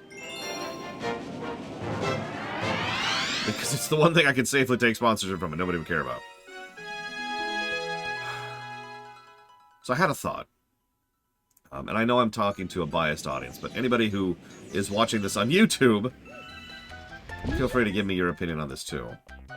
So you may or may not have caught me earlier. I was talking about the announcement video thing and how I was thinking about, you know, going back and doing one for StarCraft 2. And I sort of realized that I could approach the announcement vids from a different perspective, a different mentality. And I'm sort of debating that.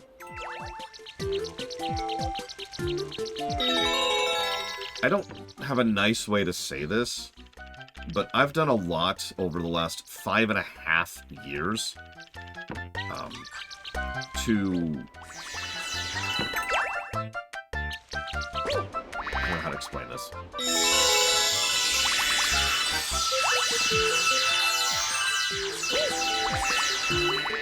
To bend over backwards to make people happier. I think that's the simplest way to put that. At the actual cost of my health and my sanity. And it occurs to me, what I'd been doing is kind of doing a little mini rumination at the end of a particular review as kind of a wrap-up, spoiler-free review at the end of a video, which just takes up time and effort, which is why I haven't been doing those. But I was doing that because I fell immediately back into that mindset of trying to appease that particular crowd. Maybe I shouldn't. Maybe I should know when to put my foot down, and just like I did with the ruminations, and say no, and just go back to doing announcement videos instead of post videos.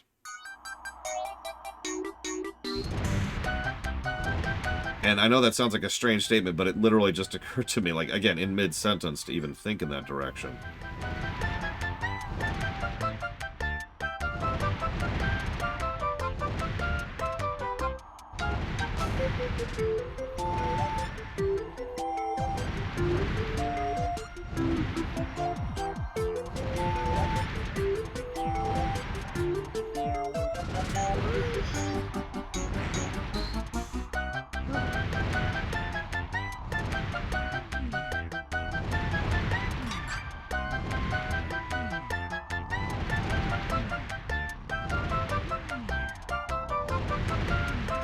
Yays for spam. Enough that I stopped doing them, Blades of All. I think that really answers that question. We still haven't done a post video for StarCraft 2, or Mario 64, or Mario Sunshine. God dang it. We're done. We could do the 4 thumbs up, 4 thumbs down, and not explain myself at all. I could make them shorts!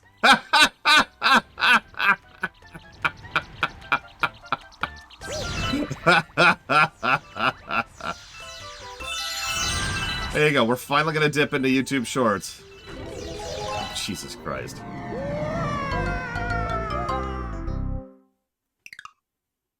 I quit YouTube 5 years ago offshore Twitch account. Get on TikTok. Oh, man.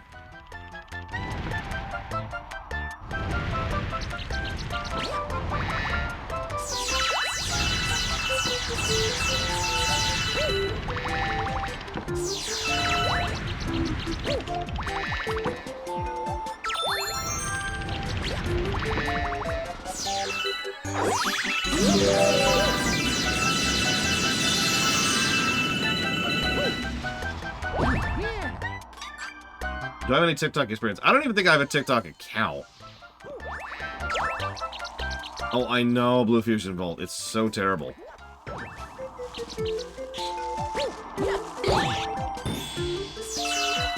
The shorts design and layout is so awful. It's funny for such a multi-bagrillion-dollar company that they have put so little development time into the short side of things.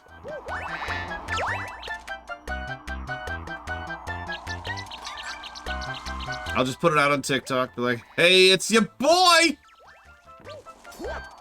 Streaming Mario! Come watch. Or don't, that's cool too.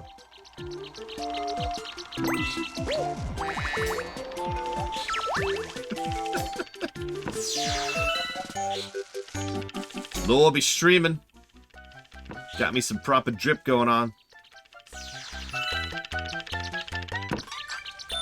Those fools be hating, but they know I got the right.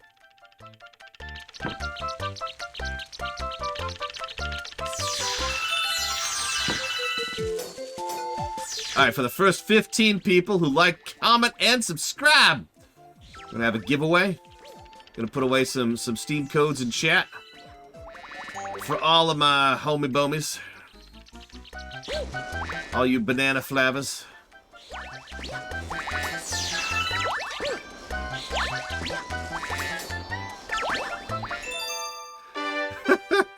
I turned into OG Loke. Oh my god. Buy my merch! We're selling Lore Runner shirts and mugs and plushies. Yeah. How do you do, fellow children?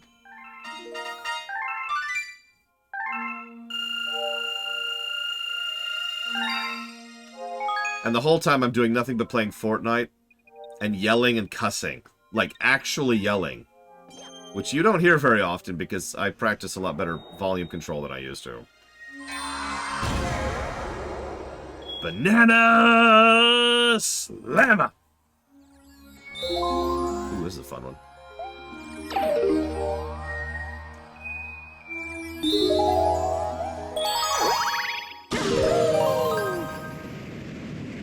I mean, I'm not gonna sell merch. No, I gotta do, like, edgy cussing, you know?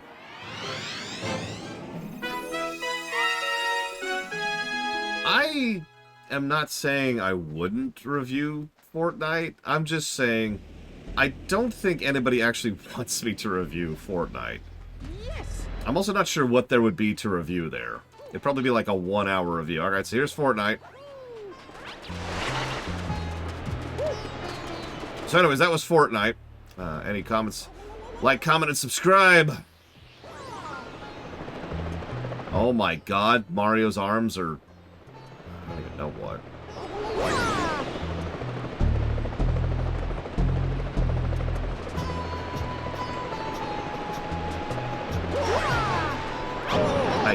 God dang it, Gabe.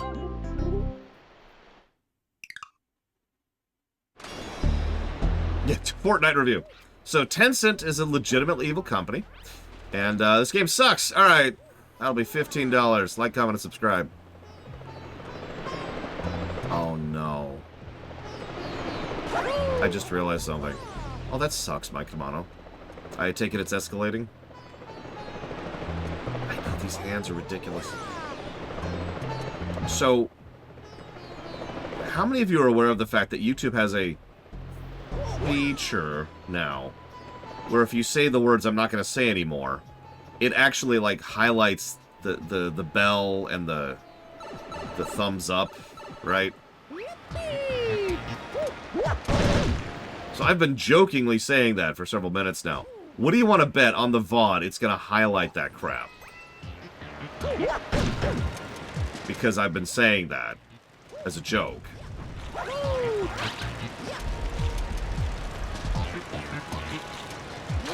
That's a real thing. Oh, I've seen it in action myself. Ooh, hello.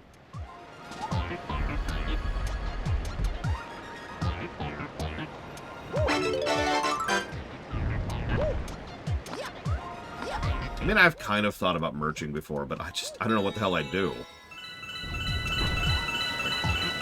It's not like I have much of a brand going on, you know?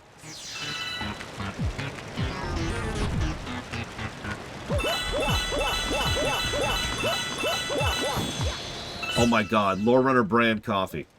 No, I've got it. I'll sell beer from my vagina. No, I'm not going to stop making fun of that. That's still extremely stupid. And frankly gross. And probably unsanitary, for being honest with ourselves. That was weird. Yes, someone is actually doing that. That's the joke. Or I guess not the joke. What is it when it's like not a joke? It's just the nightmarish reality that we live in now.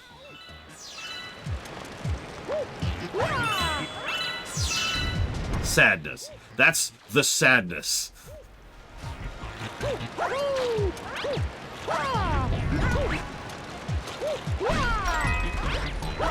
Come on. There we go.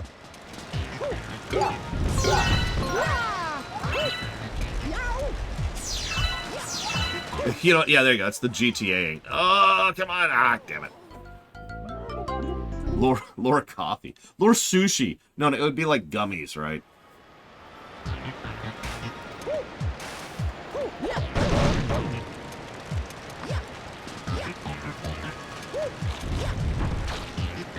Lore black licorice. Perfect.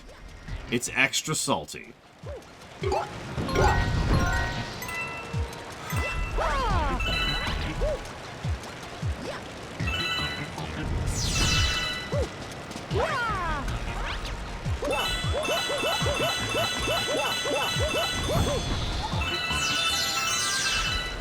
Lore brand cocaine. It gets you going in the morning.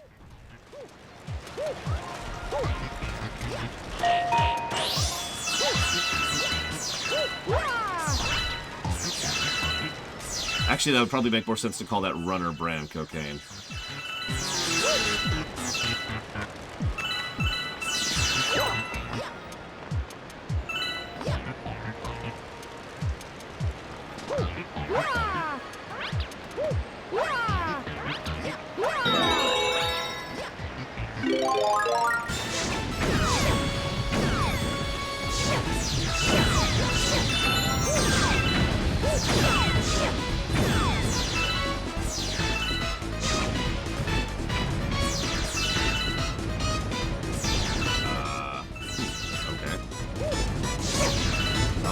This is my life now. Ah.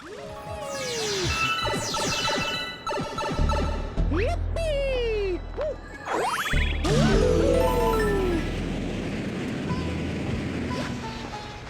Yeah.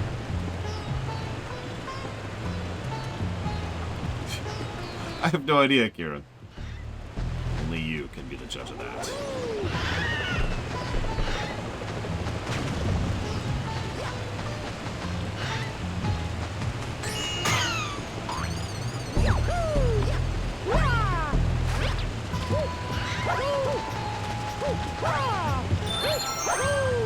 Lore hair care products.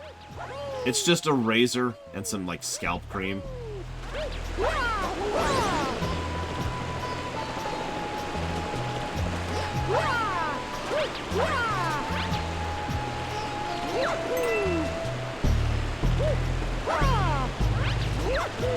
And some blue hair dye. Gotta have the blue hair dye. Oh my god. Okay, that's okay. I can make this work. Or I could die instantly. Yes! Death!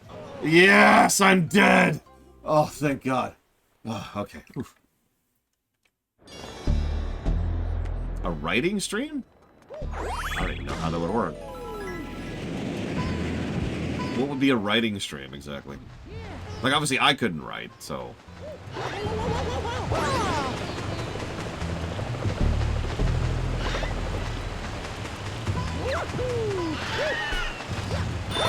Listen, it's about feeling pretty, Lunaruth.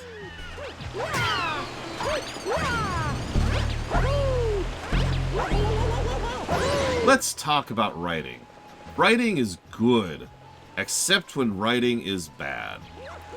Writing being bad is bad. I don't recommend being bad.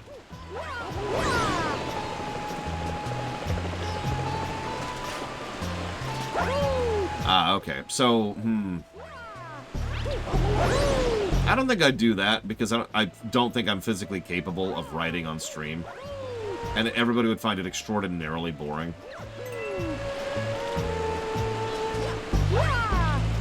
Like, I sincerely doubt anybody would watch that. Maybe like 20 people, tops. Once again, it's over... Up, left, left, left. Aw, it's just a recovery. I mean, it's a good thing.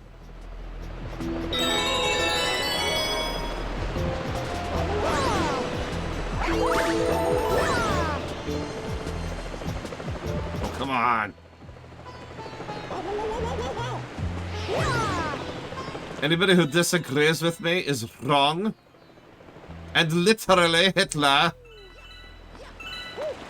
Now, give me your money. All your... Please don't actually do that.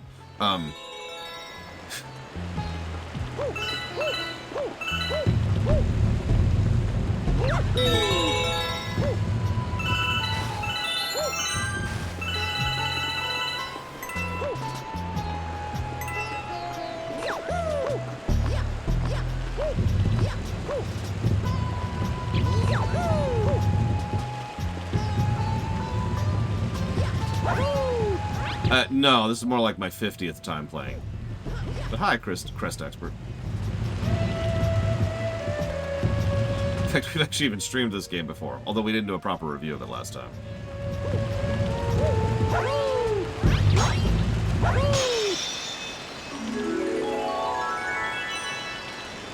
Oh, sorry, you asked that earlier, yeah, no, I do, although I think that's down to the polishing of the Switch version specifically. As you will see when we get to Mario Galaxy 2, that game looks a lot more like a Wii title. Yeah. Oh, yeah. See, there's the Wendy's argument again, Eternus. As sad as it may sound, why bother trying to reach out to a different audience when it's probably not going to work? People are just going to go to Wendy's, because they know Wendy's. No, it does. Galaxy is a surprisingly good game, even today. For, like, a launch Wii title?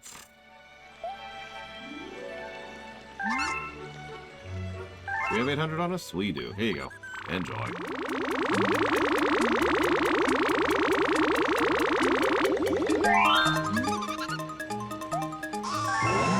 Top 10 most played games from start to finish.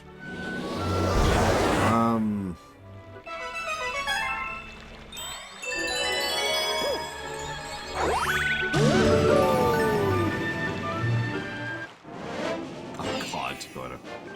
Yeah. Yeah, no, Chrono Trigger on FF6, Super Metroid, Mega Man 2.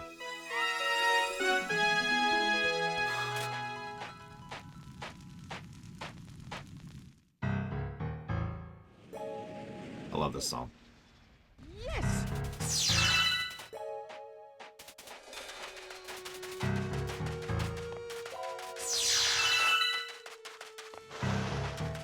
Wah! Wah! I'm not sure I can think of a lot of other games that I've played all the way through multiple times like that. Like, I mean, more than, like, 5 times, you know? Most games that I replay, I either replay only a few times, because time is a factor. Or, you know, I haven't, I stop at a certain point, right?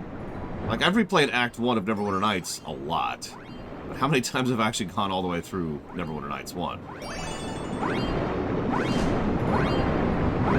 See, I'm the same way about several other FFs played to call, like 7, for example. I suppose FF5 would probably be on that list, too. As a 4-job fiestas, if nothing else. Ah, that's a good question, Eternus. Do I want to grow bigger? And that is an interesting question.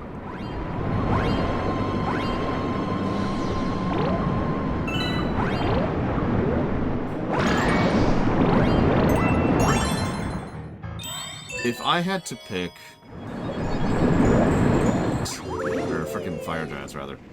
If I had to pick one thing I want most out of my show, it's not going to be what you're expecting. Or maybe you know me and you know exactly what I would be expecting. But if there's one thing I could pick, it would be for more people to see the rewrites.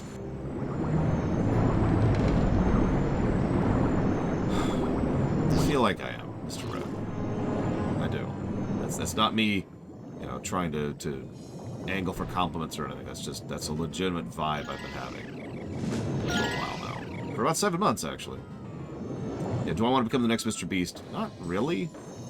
I'm happy with a small stream as long as I'm financially solvent, which is kind of the catch there, really. Come on. There we go. Excuse me. Excuse me. What are you... Why were you... I was trying to get a star, but I fell into this treasure chest. Let me tell you, it's even smaller than it looks. That thing is like 10 times your size, Captain Toad. Anyway, here's the star I found. No, really, it's yours.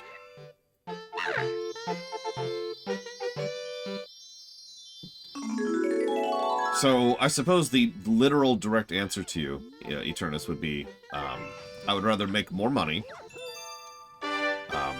Although I'm not really... That's actually a strange sentence. I don't really want more money, as strange as that may sound, but The housing market is hell. So I kind of need more money, is the problem there. So, more money in order to be able to, you know, actually afford a place of my own. And really, it's just the rent problem. That's the problem. What? I have a letter from Luigi! Ooh, that's Battle Rock. Okay, Yada, that wasn't me e-begging. You guys give me plenty of money as is. You don't have to give me more money.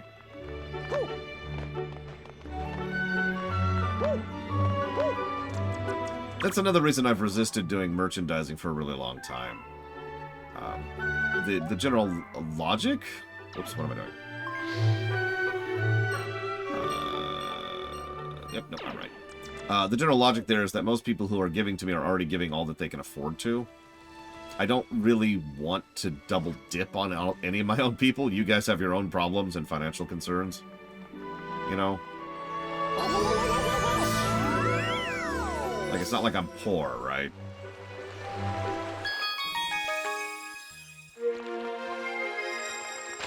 I've been poor. I know exactly what that feels like.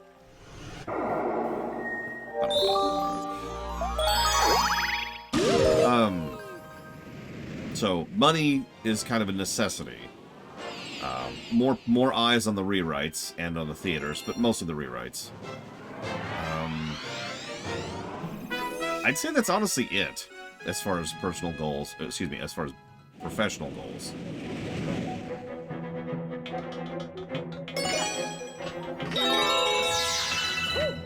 I'm not greedy. Oh my god, the subs are still going through. You're still bombing me, Yada. So, Offshore Twitch account asks, what's the best stream I've ever done? Secret of the Stars, no question. The best video I've ever put out? That's trickier.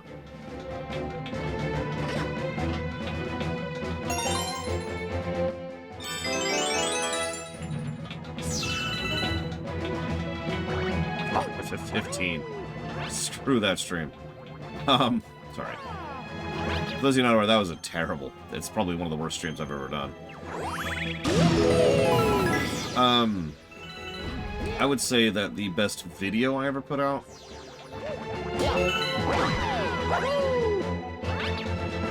Oh, that's a tough one. It's either the Diablo rewrite or the FF1 rewrite. And that's because you made me pick one individual video. If I could pick a group of videos, I'd probably go ahead and go with the Lorecraft series.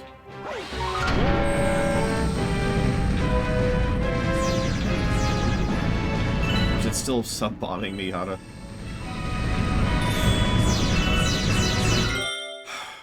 Thank you, Yada, very much.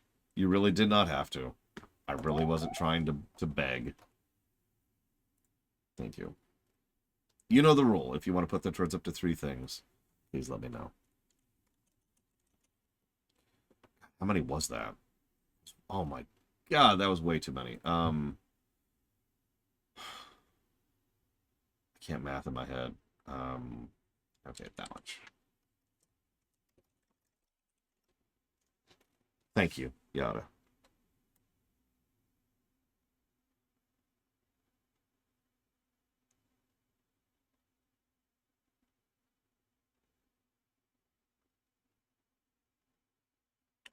Always appreciate it. And we'll put those towards DBZ Kakarot, the BRPG block, and Horizon Forbidden West. Done.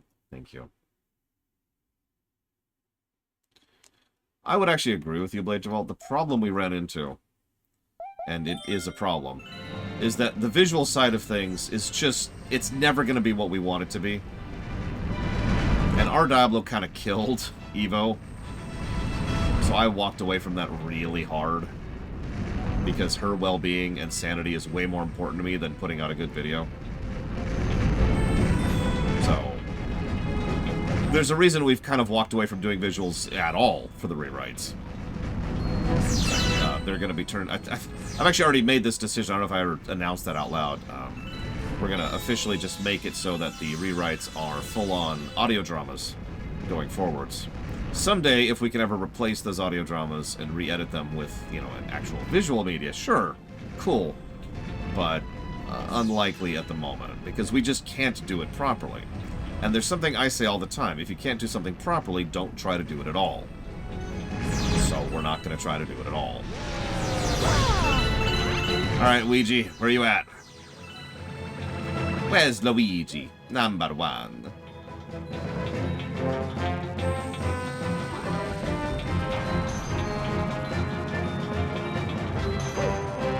Well, RFF1, for example, didn't have any narration at all, in fact.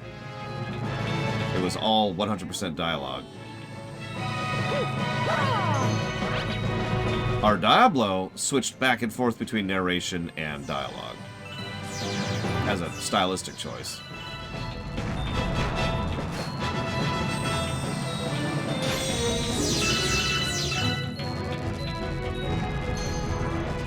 Our Trek will probably be 100% narration when we get there.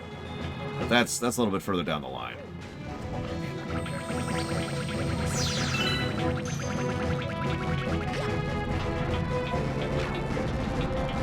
Set this stuff out of the way here.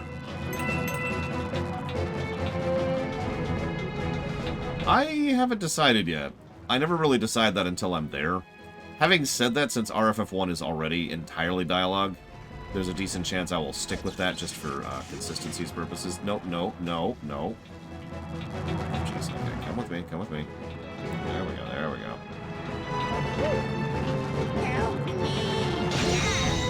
There you go, Ouija.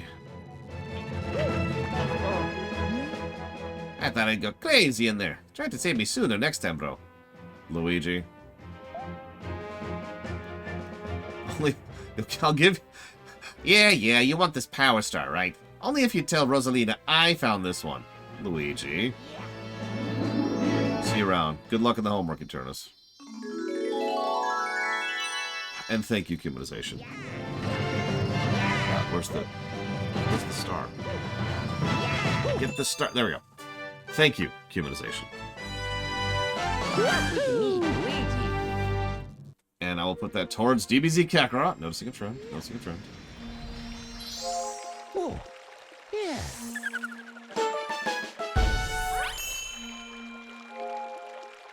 Kingdom Hearts 4 and the Kingdom Hearts block. You got it.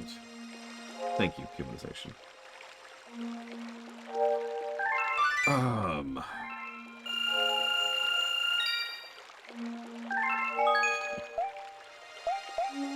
Good luck, by the way, Kieran. So, Mr. Bones, I don't actually know what that is, offshore Twitch account. So I suppose that's my answer to you. I have no idea, because I don't know what it is. That's right. DBZ Kakarot will functionally be my first exposure to DBZ. I can't wait to have no idea what's going on. Like, I know there's a guy named Frieza who's, like, really strong. And there's a guy named Vegeta who gets redeemed. And there's Bulma who has giant boobs. Let's see, did I miss anything?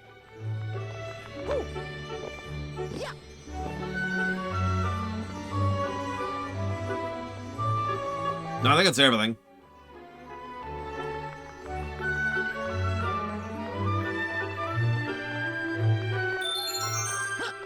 Oh yeah, there's also Boo, who kills gods, whatever gods are in that setting.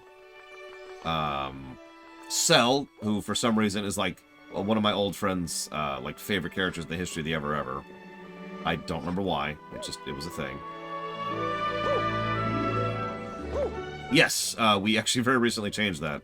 So the 100k coin still gives you plural voting. So, thank you for being part of the show, Ross. If you want to put that towards up to 3 things, please let me know.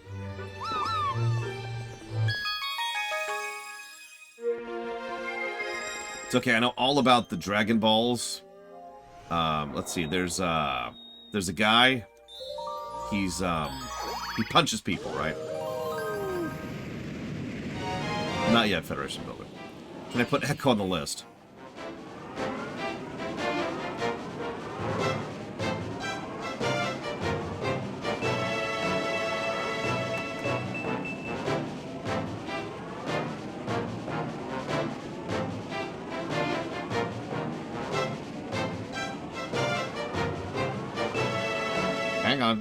hang on, hang on. I'm not sure where my Genesis game is, so give me just a second. I gotta look it up. I'm pretty sure I do own Echo, but I gotta be sure about that.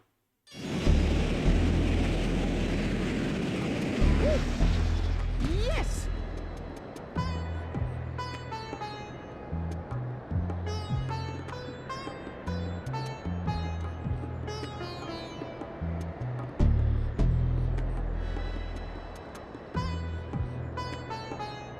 There we go. Echo.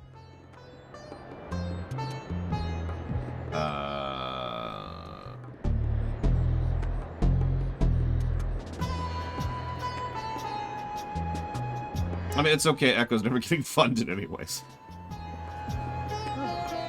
I shouldn't say. It's actually a really short game, especially if we're going to abuse the hell out of save states and walkthroughs.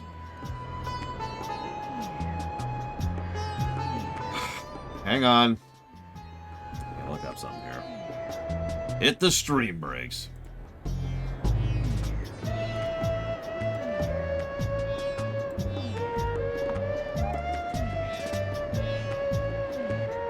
There it is.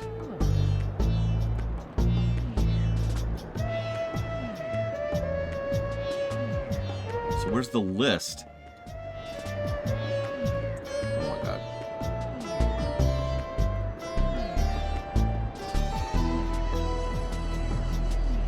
Aw, did you eat it, Yura? Oh. Delicious ladybugs.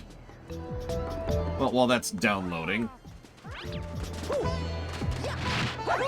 Not that we here at the Lore Wonders would ever condone the cool crime of emulation.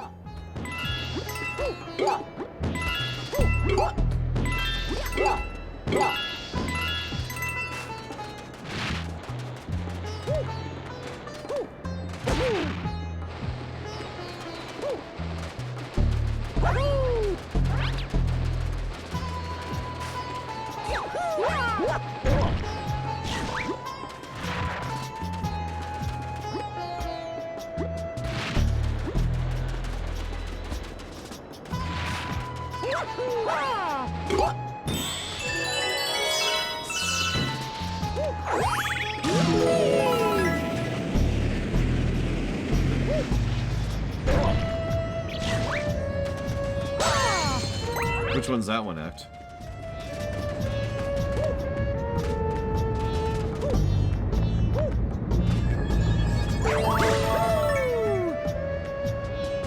Well, that's one way to do physics.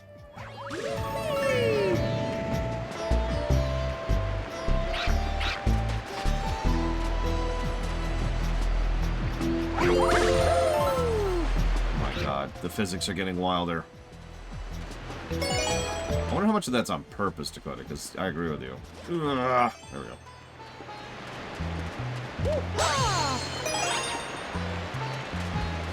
Little physicsy. That was the one I missed.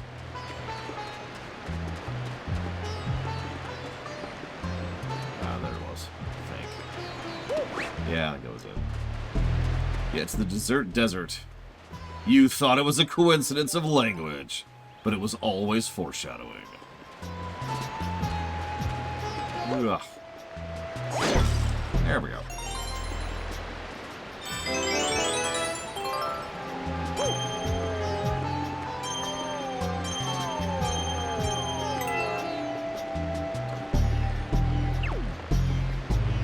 Well, we can go green or orange. What do you think? Which should we do? DBZ Fighters is one of the best fighting games in the market. That's impressive to say that. How's its campaign?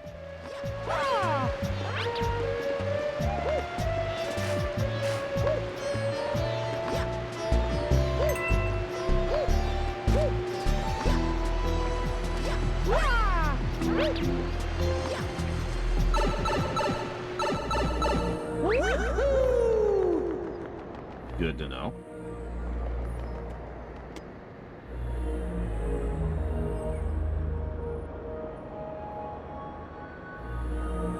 I'm just saying, Mortal Kombat 11 kind of beat the brakes off of a story mode for a Street Fighter game. And by Street Fighter game, I mean a fighting game. Especially that expansion. Holy crap.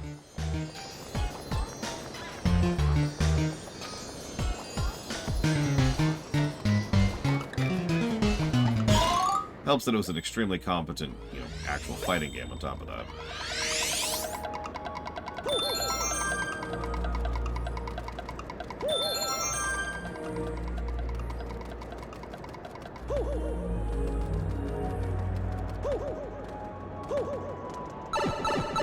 I think Street Fighter 6 is on the list. Don't quote me on that, though. Oh, that's terrifying. Oh, God. Right. Okay, so where am I trying to get to? Oh, right, I never actually answered you. Hang on. Hit the stream breaks again. Let's hit play really quick here. You might hear something. I don't know if you're going to hear something in a second. Find out in a second. Oh, God, I went to full screen mode. Why did you go to full screen mode? Why would you do this? Oh, Jesus Christ, that's loud. Volume. Volume. Oh my God, why is that so loud? Okay, options. Options. Turn down the freaking volume. Holy crap. Yeah, turn on the volume. Okay. Okay, so... Games library, what do we got?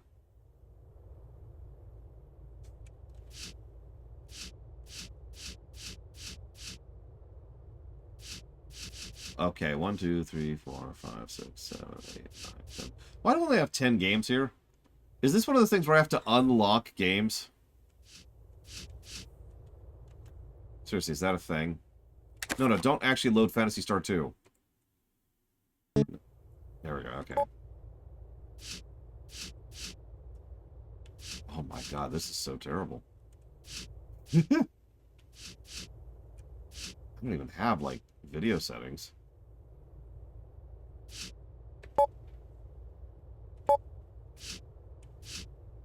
I literally don't have video settings. There are no video settings. I may not be able to stream this.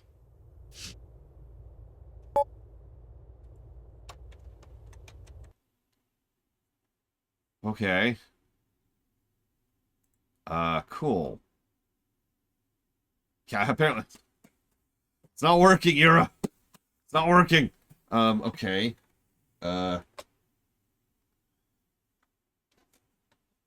I don't know what the first 4 episodes are, and that's what was requested, respectively, Federation Builder. Alright, okay. You know what? Why don't I put a pin in that, Ross? We'll circle back to that. But for real, why does this only conclude... Like, are they DLC? Is it DLC to buy the rest of the games on this list? Hang on. Nope, there should be dozens of games. Do I literally have to unlock games in my games collection game? Is that how this works? Could someone Google this? Sega, Mega Drive, and Genesis Classics. It's on Steam. I own it. And I only had like 8 games or whatever on the library for some reason. Could someone explain that to me, please? Via Google or something else? Because, what?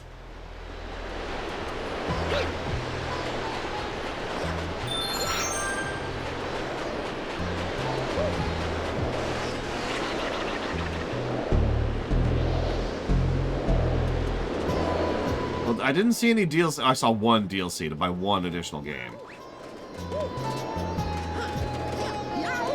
If it's like split into multiple packages or collections or whatever on Steam, first of all, what the hell? But second of all, what the hell?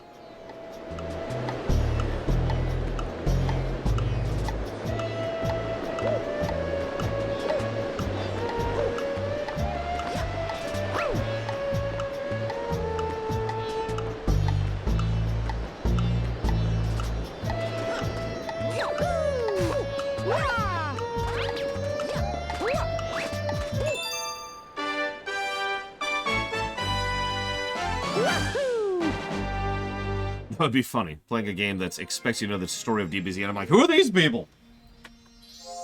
Oh, yeah. Oh my god, that's even worse, Triexia. Like I said, let's circle back to that. We'll get back to that. It's okay, Ross. If Echo is vetoed, I will put all of that towards Breath of Fire 2. Just 2. Nothing else. I'll do a separate no-cheats playthrough of Breath of Fire 2 just for you.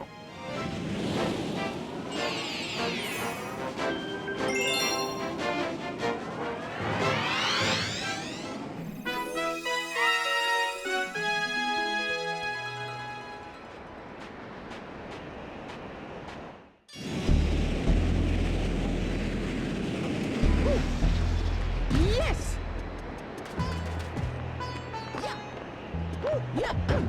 Wait, there's other DBs other than DBZ? I'm joking. I do know that. Although, real talk, I didn't know that at first. I didn't find out that there was Dragon Ball other than Z for quite a few years, honestly.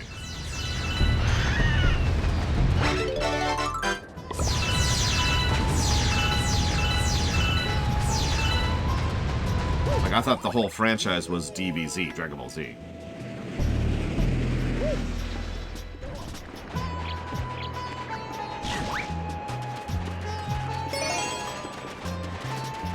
Or Federation Builder could be even more insidious than that. Maybe there used to be other planets here and they've been collapsed into the power of the stars, and that's the black holes left over.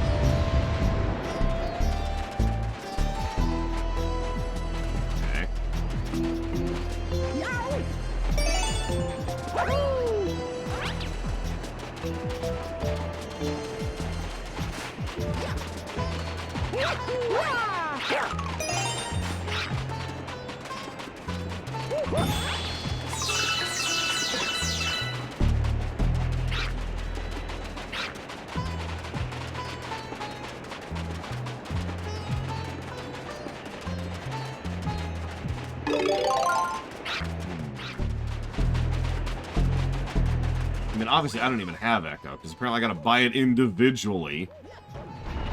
It's okay, I have the Switch Genesis collection, but I gotta go physically find that, which is why I'm saying I'll do it later off camera. Ah, there it is.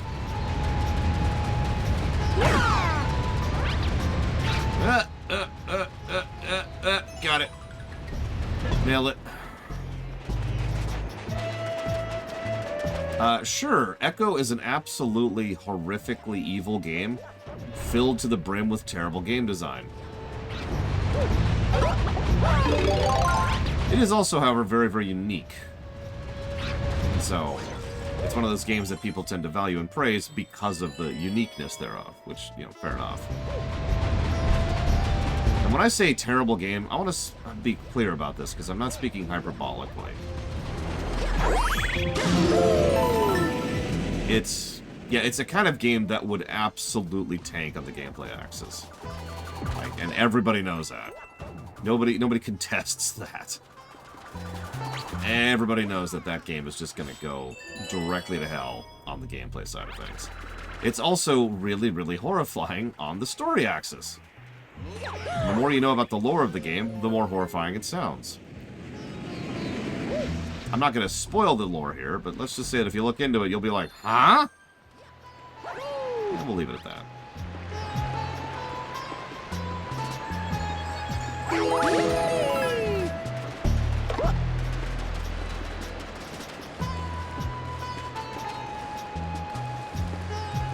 Is it a horror game? Arguably, yeah.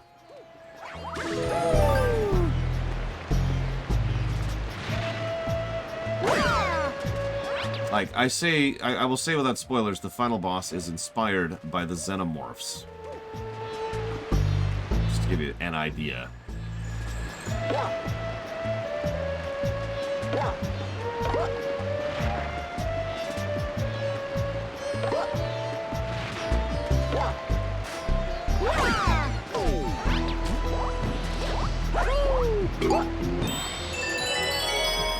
is Echo Oregon? I mean, it's a valid question.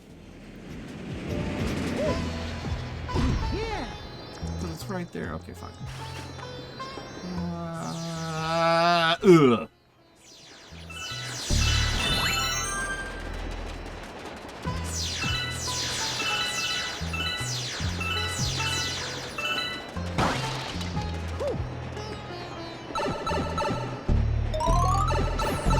Wahoo! Yahoo!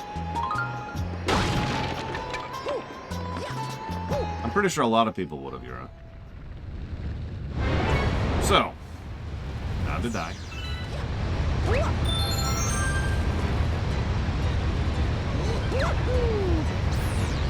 What do you mean, Taquata? Like, how does QTE have to do with, like, collecting the stuff in order to get the key, essentially?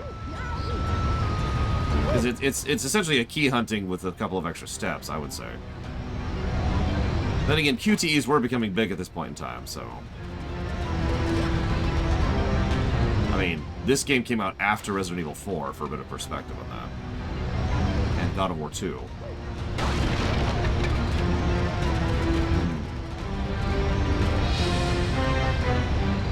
Can't believe I first tried. Am I just good at video games? Is that what that is?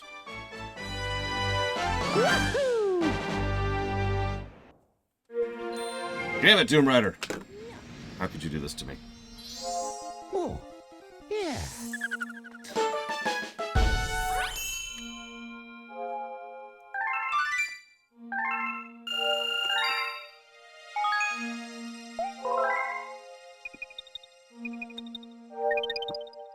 I mean, Mario being an adrenaline junkie would make a weird amount of sense, which is why it's probably not true. Oh, Jesus, a speedy comet. Okay, hold on. Looks like we got a Luigi comet, too. Good God.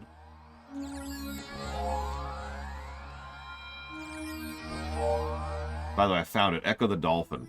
It really is a game you have to buy completely by itself on Steam. What the hell, Genesis? Or Sega? Like, what? What is wrong with you? You know, that's a good point. I can't call myself a professional reviewer because I'm actually good at video games.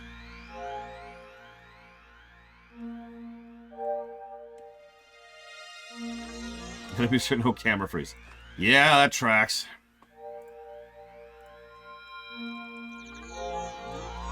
Wait, are you stabbing me or yourself, Doom Rider? Here's a Might and Magic 3 HD. Ooh. What's your backup option, Doom Rider? Your backup 3 options. Because I feel like we looked into every HOM before 5 and we had issues. Actually, hang on. Let's hit the stream breaks for a second. Hit the stream. We're just hitting all the stream breaks today.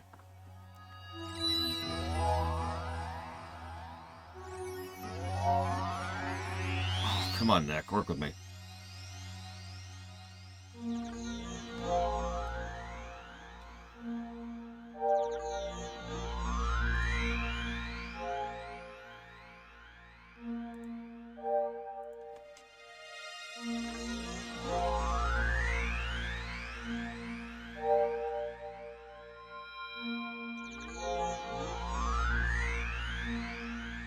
Okay, apparently 2 is the one we already did feasibility tests on. 5 is the one that broke my computer.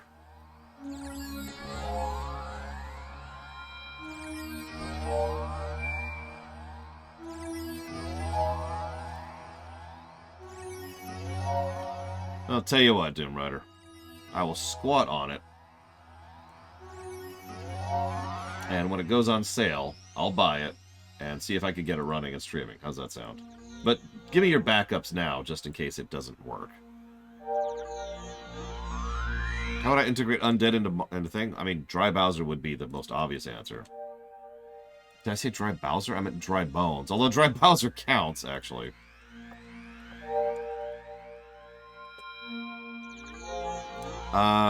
So Chrono Trigger is a funded run, if that's what you're asking, X-Wildcar. But I am holding off on that, along with several other games, until other criteria are finalized. FF7R1, FF7R2, the Kingdom Hearts block otherwise. Thank you, either way, Doom Rider, very much for your support. I do appreciate the donation. Thank you. How would I integrate undead into Mario? First thing I would do is I would write down 3 positives for Dusty Dune Galaxy. So let's do that really quick.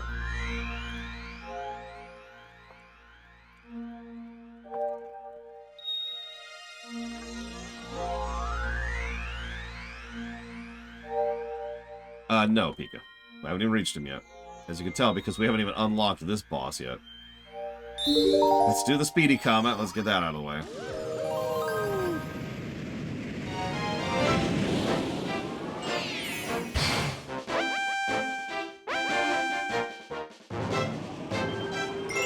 Jeez, okay. Zombie Brad. No!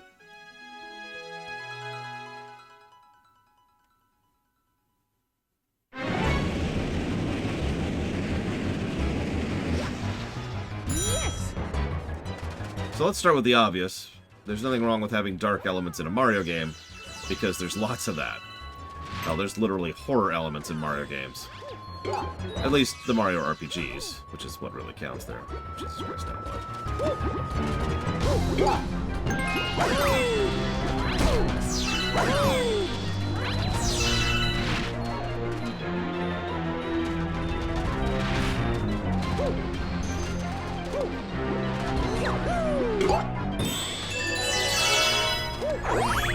yeah, Smithy is legitimately terrifying. God, I wasn't really excited for SMRPG because it looked like a remaster, and you know me, I'm not really into remasters. Not really. It looks kinda legit. So I've slowly been getting more excited about it. I already bought the damn thing, so... Listen, nobody listens to Matt Pat for real. Unless you're watching the FNAF movie. There's a wild thought. No, we've already done a review of SMRPG. I sincerely doubt the new version is sufficiently different to warrant a completely new playthrough. We've already got enough barely different versions. No need to double down on that one. We've got plenty of other games on the list to go through. All right, come on, there we go. I don't know, Dakota. I feel like this is trying to fulfill the, for lack of a better way to put it, the Zelda mandate of the Mario games, which they've been leaning into for a while now. More puzzly based stuff.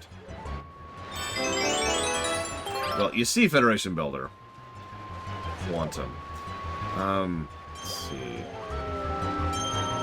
I mean, if it is a proper remake, then yes. If it is a good remaster, then no. Good remasters are neat and all, but they're still remasters, and that's still a no. Oh my god, not right now, Mom. I know that life is meaningless, and we should all go kill ourselves immediately. Oh, wow, Pepper. Congrats. You know, I love how they put all the little death things right there, just on the off chance you didn't know that sand is killer. I'm not speaking hyperbolically. I do like those little touches. As I've said before, Mario Galaxy 1's actually really, really good at giving you multiple avenues of understanding how the game works. Instead of just doing one thing and assuming you're going to pick up on that one thing. It's probably part of why the game can appeal to such a wide audience simultaneously. I mean, hell, even just the sound effects for picking stuff up is designed to be as appealing sounding as possible. So you're inclined to do it, which then, of course, lends you towards getting all the pieces you need, both for ammo and for unlocks.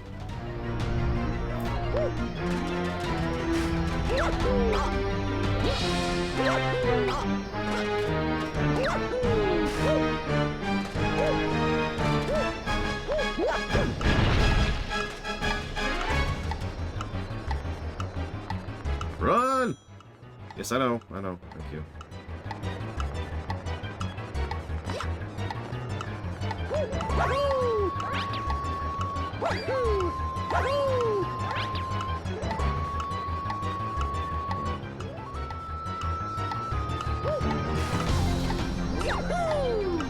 Really?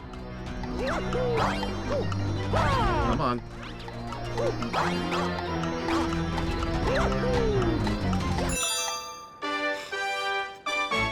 That was actually seconds.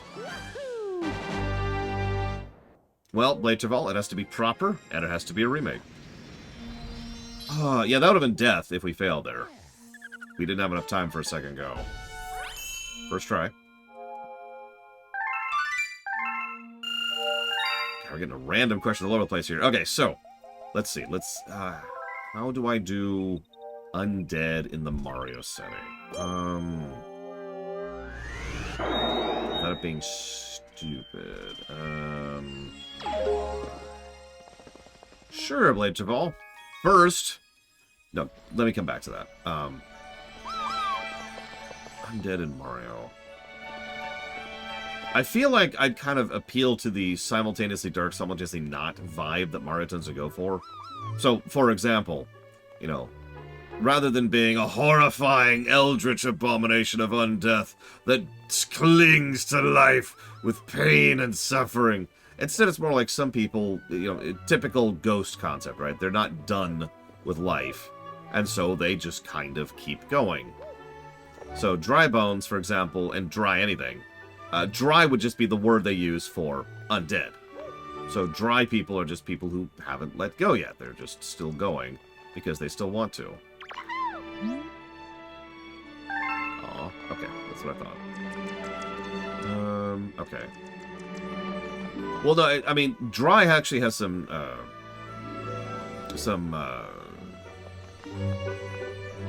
precedence there. Because there's dry bones, there's dry Bowser, and there's dry, I forget what else. But a lot of the creatures have dry affixed to the beginning of them. Prefixed, excuse me. And dry always means they're the skeletal version of that creature. So there you go, boom. Now the boos I wouldn't make undead, because the boos aren't actually undead. Honestly. Boos are their own thing. That's strange. I'm never seeing a beach bowl. Oh, well, we'll come back to that. Boos are just boos. They're not dead, they're not undead, they're boos. And I would make that clear distinction between the two, which, frankly, the games have already done anyways, so shrug. Yeah, exactly, act like their own ethereal race. I mean, honestly, and I've said this before, the boos have more in common with Fae than they do anything else. Gonna do the boss battle. Oh, this is a fun one. Okay, so that's that question answered. Most horrifying episode of Star Trek. My first answer is an episode that's not actually all that good. It's the one where the Soligen aliens are experimenting on the crew. It's pretty horrifying, but mostly for one scene. It's a really good scene, though. Yes! So there's some dark matter, aka instant death, if you land on it. Gotta have the instant death pits, very important.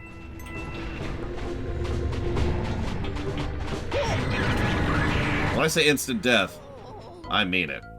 Yeah, the table scene. You know the one. It's a damn good scene. Other than that...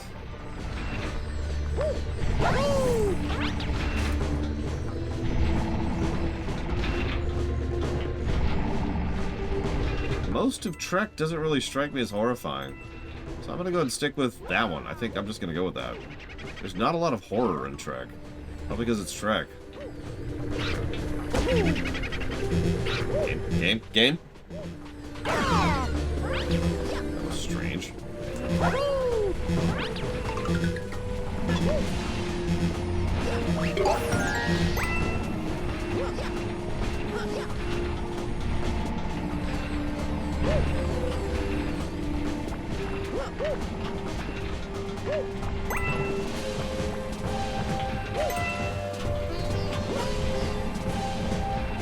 The jump button just didn't work for a minute. At all. Probably just my Joy-Con losing connection for a second. Yippee! Oh god, Course Oblivion. Oh my god. You know what, I take it back. Most horrifying episode of Trek is Course Oblivion. Honestly, probably to the episode's detriment. God damn it, Mom! Hi. Ahem.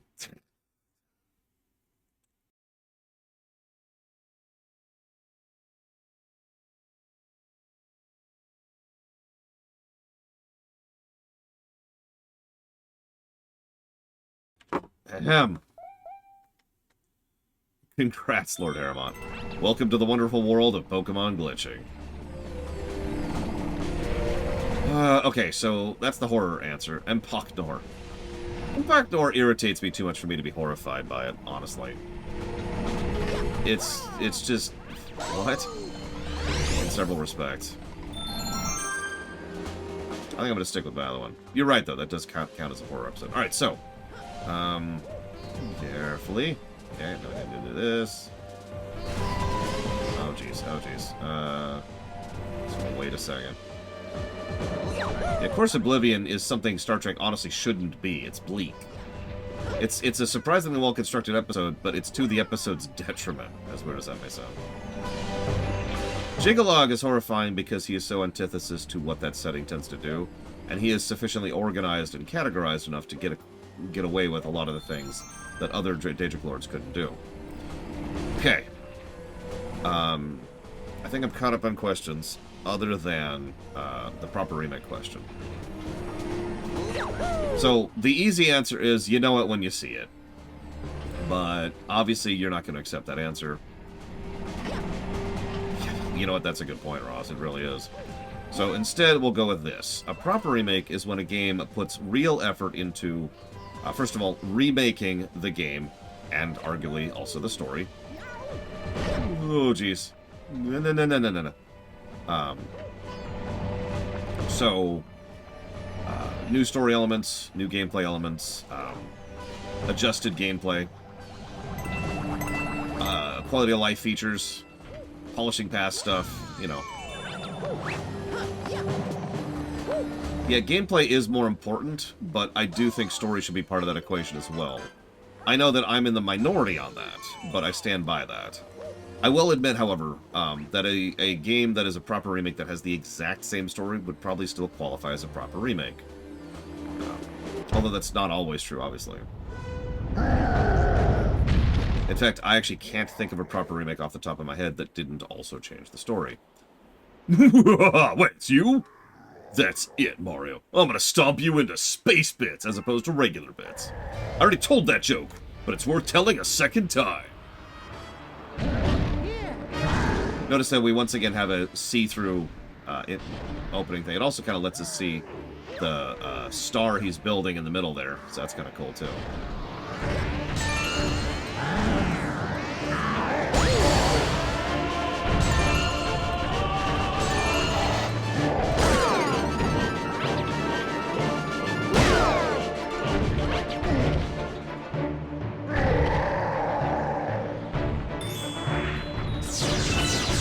I mean, Stranger of Paradise had a new story. Although, there is a line past proper remake which drifts into reimagining. But the harsh reality there is, there's not really much of a difference between a proper remake and a reimagining. Not really. The only thing that'd be considered a difference there is a difference of severity.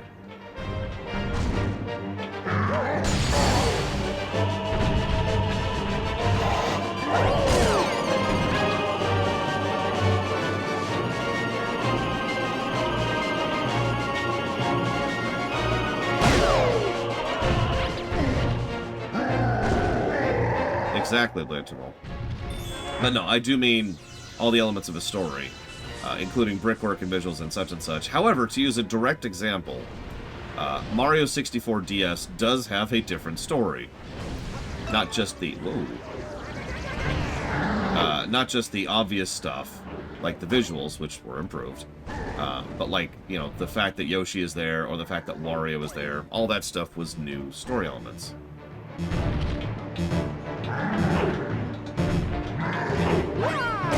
And we're dead. He just did not want to do his lunge attack, did he?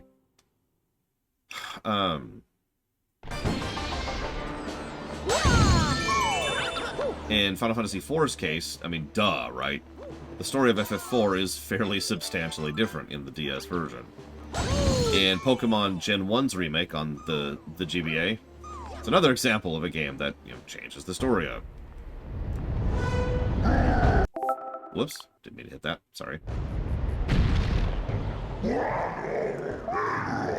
Maybe it's just because we have so few proper remakes, but yeah, I can't think of any that doesn't at least touch on the story axis to some extent or another.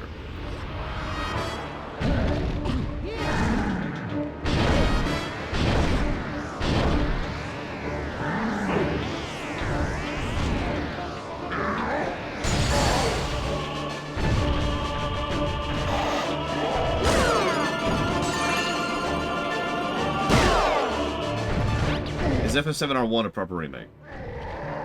Yes, Lord Hermon. I mean, I suppose you're saying, does it change it that much? No? Does it change it substantially? Yes? Like, it is a different story.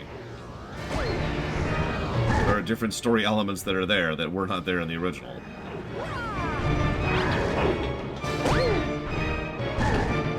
I mean, there's an entirely new series of zones at the end of it, too. Just on top of everything else. God damn it. You juked me! You juked me, Bowser.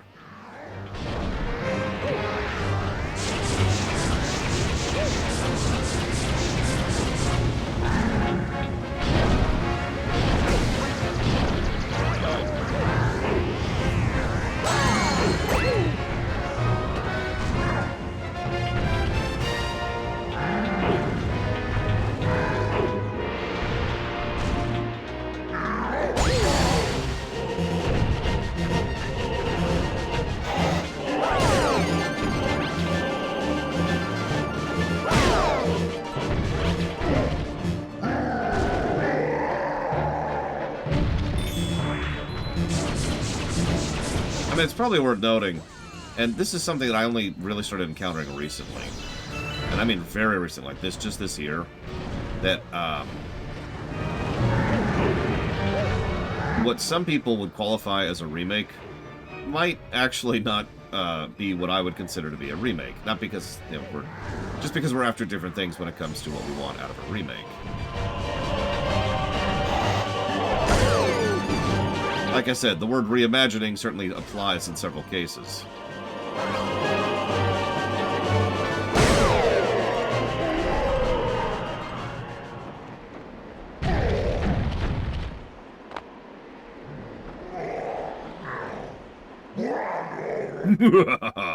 Not bad. Guess I chose the right guy to be my archenemy. At least you always put up a fight. But it's too bad for you, because my master plan's almost complete. Tough luck, Mario. Since when can you teleport? You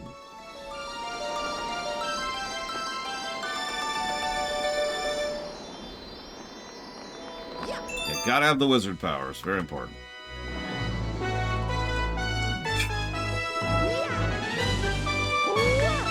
He just forgets he's a wizard every time he gets characterization. So, I'm not even joking about that.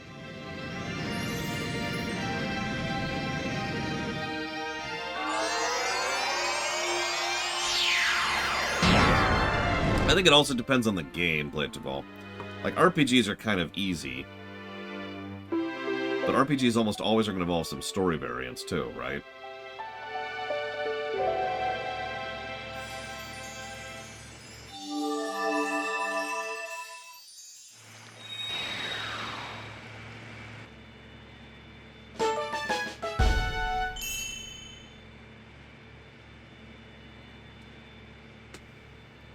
Paired spells take up brain space. Oh my god, that would make so much sense. Yep, you're a wizard, Bowser.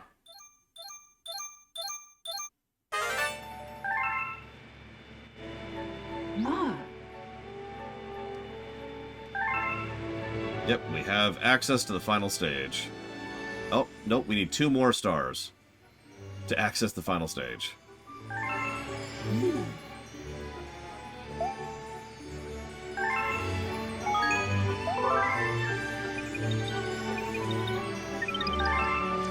But yeah, to go back to Pokemon, for example, additional dialogue, better dialogue, better translated dialogue, additional NPCs, additional zones, an entire post-game mode, yada yada yada. That's all the stuff that Gen 3 added to Gen 1. No, this is right, this is where I want to go. Yeah, Bowser just specialized into Fireball. But then you have, like, FF4DS. I shouldn't have to explain to you the difference between FF4 SNES and FF4DS. Because, duh, I suppose. But in both cases, the core elements of the gameplay still kind of stayed the same. Or, sorry, gameplay. Story. The core elements of the story stayed the same. So they didn't really change up you know, the basic lineup of it, right?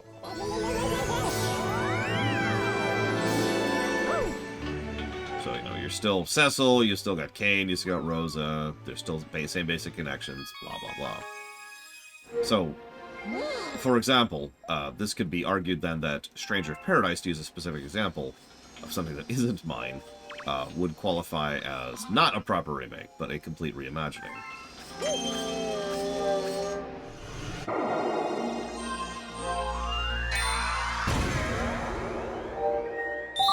Here's a fun one. Agreed, Blue Fusion Bolt. Although I like all the versions of it. I don't know. I don't know.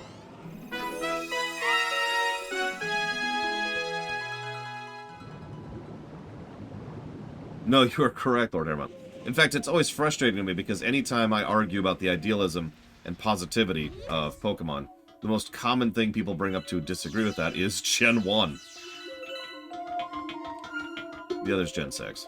But still, that's the two arguing points everybody uses. Sploosh.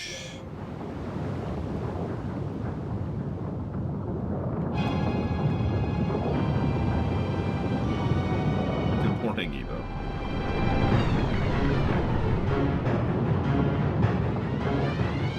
Anybody who brings up animal cruelty is immediately shot on sight.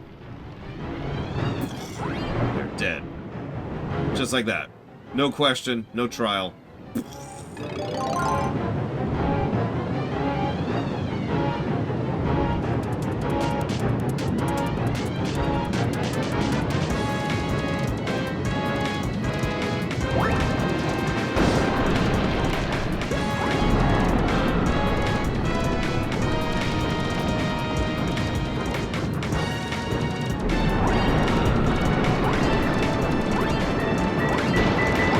Mind me, Mr. Torpedo Dead Shark. Okay, fine. We'll throw them in the lines just so people can have the enjoyment of watching someone being ripped apart and eaten alive by lions, even though that's extremely horrific.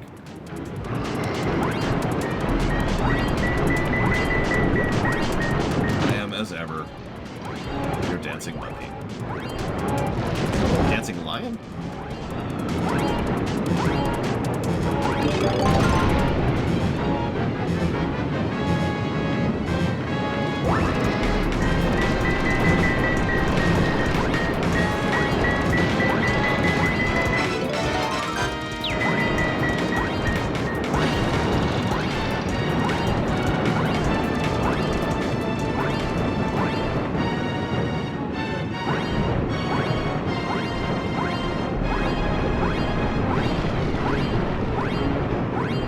Mind being a dancing bear.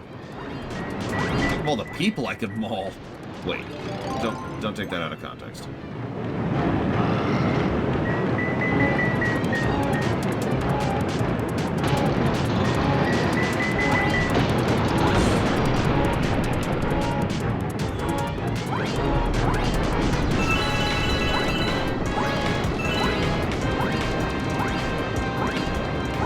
Dancing mountain. I like it.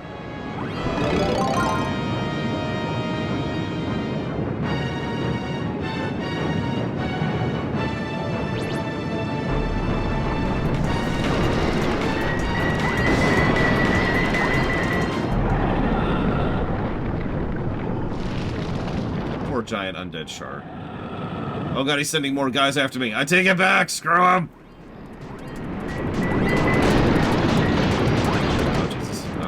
Oh god, oh god, oh god. Some air. Okay, we're good, we're good. Yeah, do a barrel roll.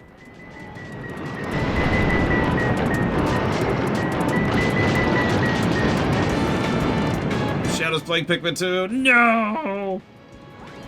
I missed. Alright, where's the red shell? I need the red shell.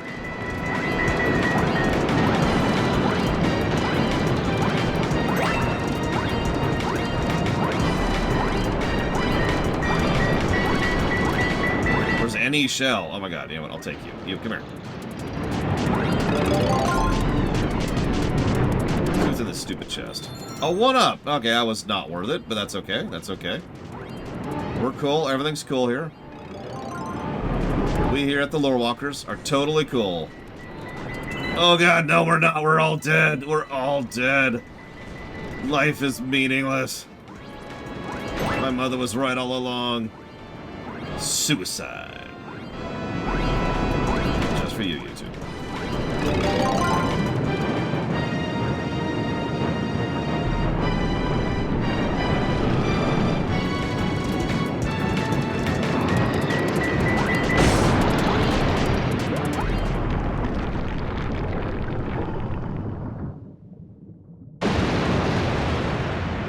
The whole time Luigi's just freaking out.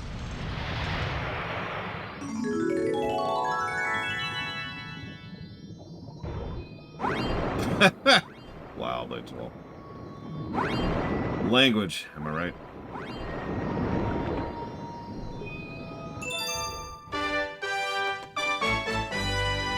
The boss is just like, hey, what's up? And you know, they're like, we're gonna kill you. And the boss is like, why are you killing me? I'm just sitting here. Anyways, plus the boss. That was a fun boss. I like that.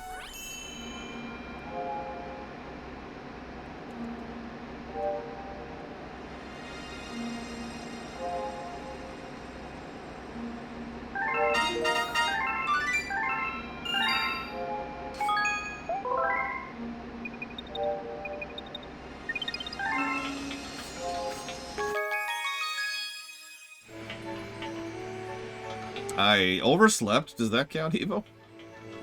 Well, I guess technically it does.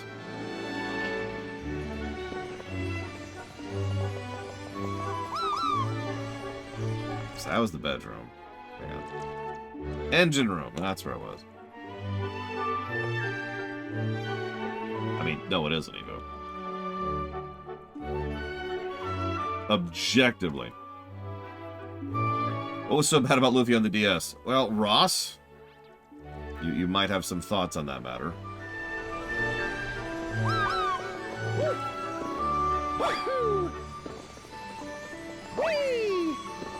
Let me ask you something, Blade Taval. Would you say the rewrites are reimaginings or remakes? Just your personal opinion.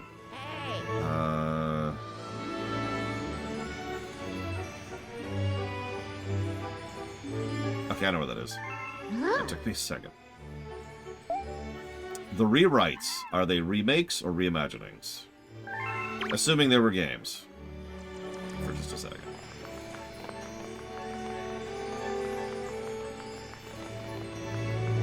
Obviously, they don't matter and nobody cares, but we're working on definitions here.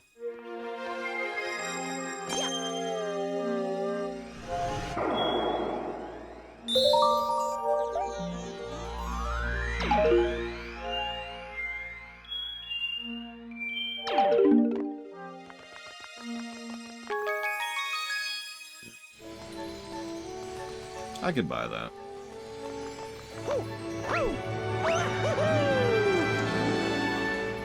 Like I said, the topic was brought up by Valvedrix back when she was still part of the community, and the idea was posited that a remake should really only sit primarily and fundamentally on the gameplay axis, not the story one. In other words, that they shouldn't touch a story when it comes to a remake.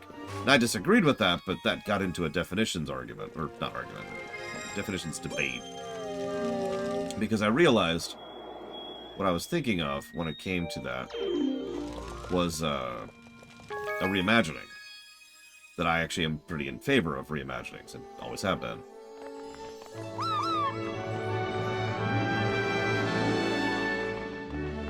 So, let me use a hypothetical example. If FF7R1 had, somehow, the exact same story as FF7, just with voice acting and whatnot, then that would qualify as a proper remake, instead of a reimagining.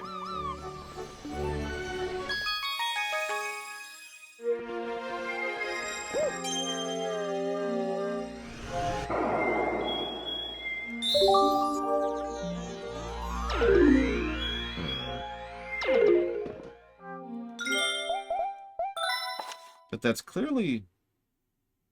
Alright, hang on. She left social media in general, Kira.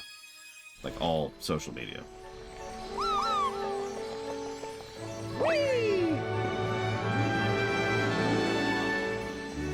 So she just kind of left the internet. Don't blame her. Welcome back, Rigwin. 4 more times. I'm just saying. 4 more times.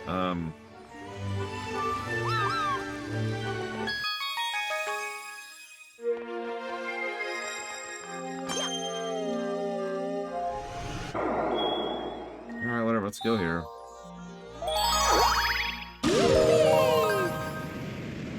I could see that, Evo. I mean, it's clearly Honey Hive. Okay, now it's there. The question mark wasn't showing up earlier, Federation Builder. That's why I was hesitating. But yeah, it's clear. It's right over there.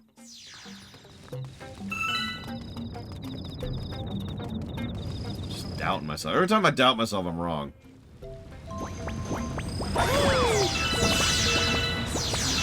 That's not 100% true, but God, it's really close to it.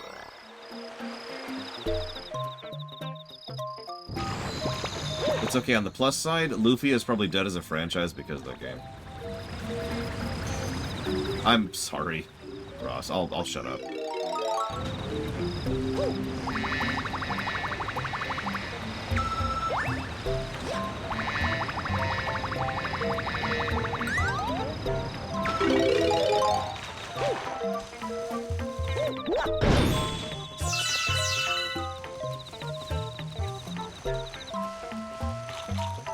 Alright, Ouija. Nothing over here? Other than an M in the distance? And a 1-up. Forgot about that. That's true. But which do you think is more likely? That Luffy is going to come back, or that Star Trek is going to come back? I mean, you could just pull up the Twitch VOD, which is technically being created live on the fly. I actually don't really know how to do that. Twitch has changed their interface since the last time I've actually watched Twitch. So, I'm not really sure about that anymore.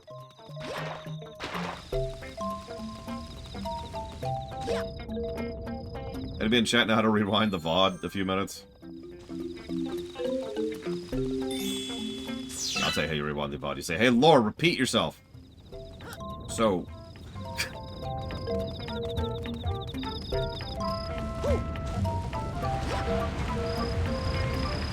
I think that part of the part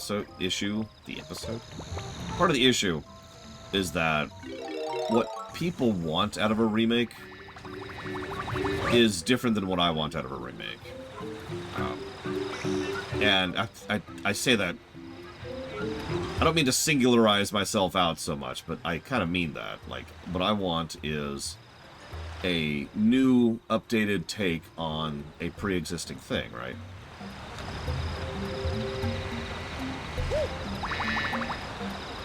And that, for me, that just kind of applies to both story and gameplay equally. So, for example, I'm in the realm of a hypothetical at this point, but if you came out with a remake of Mario Brothers 1, oh Jesus, you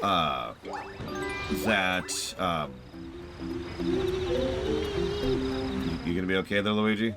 It's okay, I'm just a bee! I'm here to kill you, Luigi.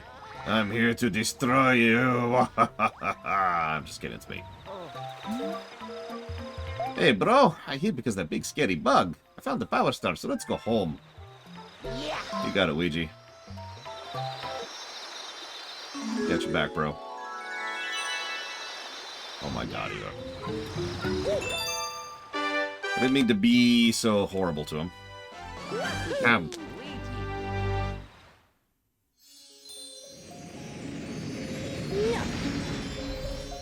But yeah, I like the idea of having a new take on an existing thing. Of course I do. I'm into fanfiction. I'm doing the rewrites. You know, I like the idea of taking a setting that I love, or at least I'm interested in, and doing my own take on it, right? So, duh, essentially.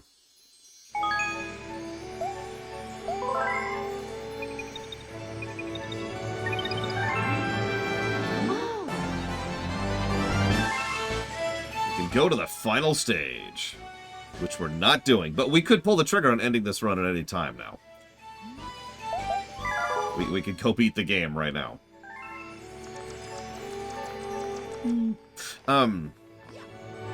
So...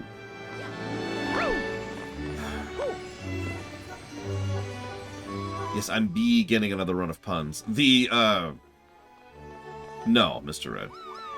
But we might as well save that for last, right? No, exactly, Blade Travel. And the problem is, in my head, that's what I've always thought of as a remake. When I say the words proper remake, obviously I am primarily thinking gameplay-wise. Okay, we did all these. But I have no problem with them fundamentally changing story beats.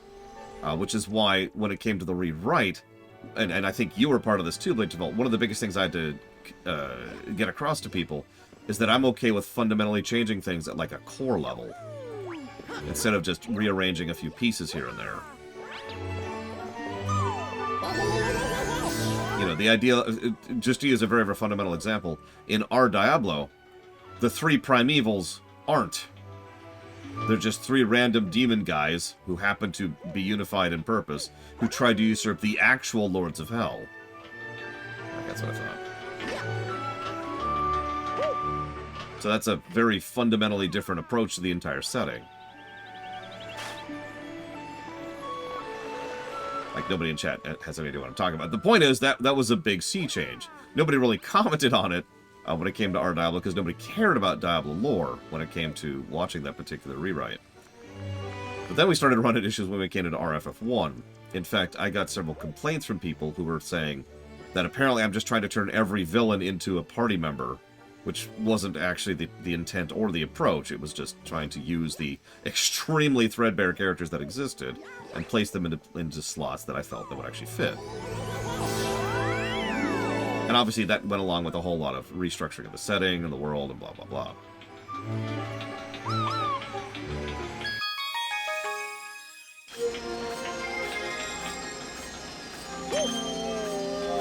But yeah, so essentially, all of this is a very long and roundabout way of saying that I was wrong. When I use the phrase proper remake, what I mean is something like FF4DS. Something that fundamentally changes the gameplay in a way that is for the better.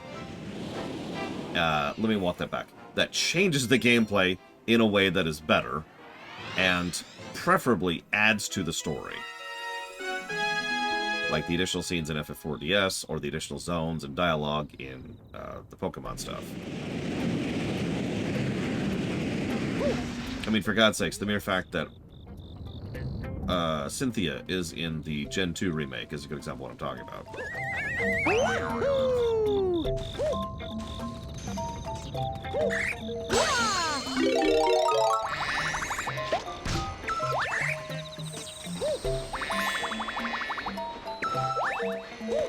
Yeah, exactly, Blitchwell. Whereas, by contrast, RFF4 is going to be a pretty fundamentally different experience. And I can tell you that right now, even without having actually started scripting it yet. I mean, the mere fact that we're considering making Yang and Galuf the same person says all it needs to, I think. Still not decided on that, but I am debating it.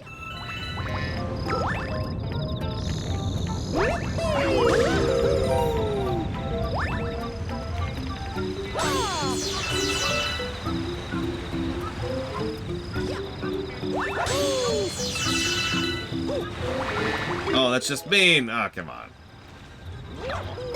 Do it the old-fashioned way.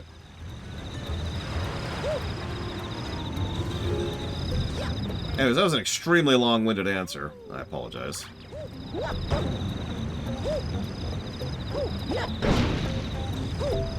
I mean, if it makes you feel about any better, Blade Develop, you were not the first, or the 5th, or the 15th person to do so. You would not believe the resistance I've gotten from the Trek community about our Trek. And never mind the discussions about our wars. People can't even have civil discussions about existing our wars. And by our wars, I mean just wars. Star Wars. But I stand by it. These are reimaginings, not remakes. It is... It is amusing to me how recently to now that I've had people who have been like, hey, like, I don't understand why you're doing a rewrite of insert good work here. It's already good. It doesn't need a rewrite. In other words, the idea being that the rewrites only serve purpose if they are rewriting something that is bad.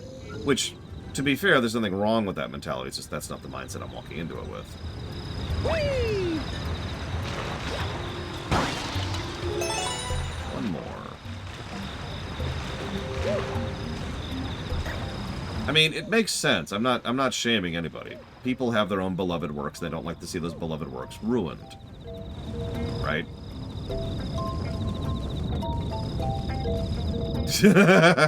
Really, Tagoida? Sorry, I shouldn't laugh. I shouldn't laugh. What a fascinating take on the matter.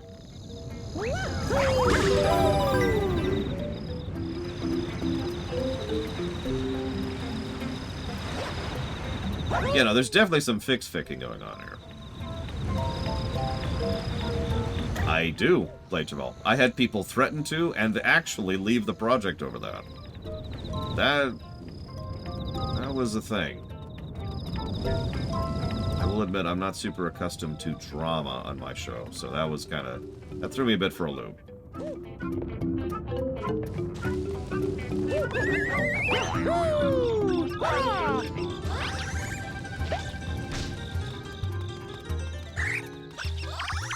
Are you just asleep?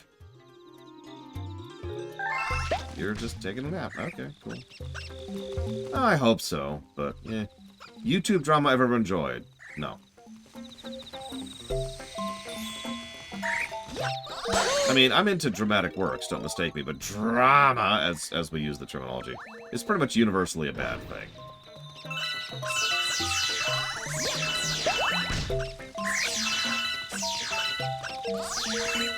Oh, drama sells like crazy. People love drama. I will be 100% honest with you. I don't know why. There's a lot of things I don't understand.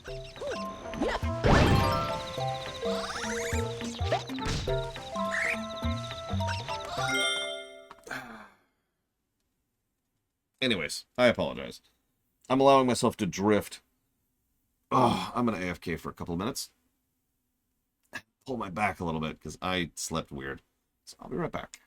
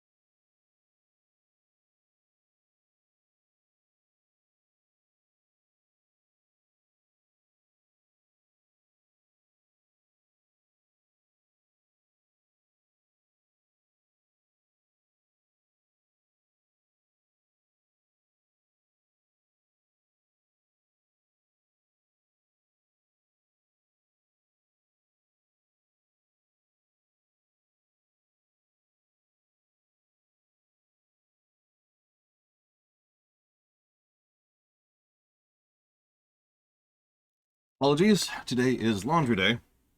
So, you know, doing that. Mea culpa, mea culpa. Alright.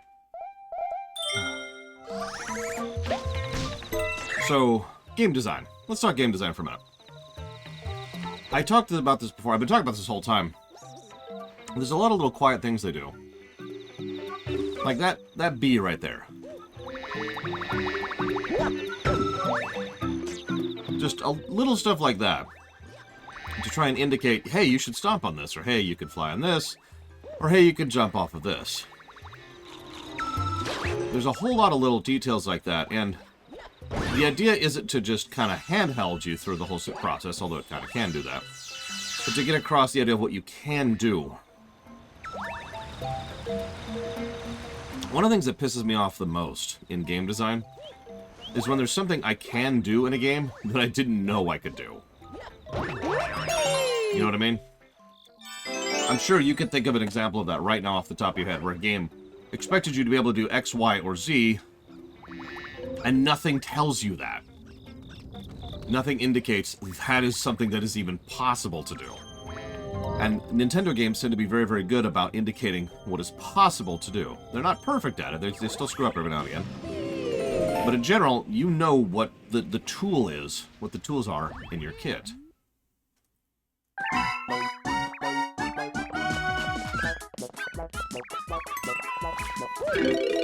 Okay, fine, whatever.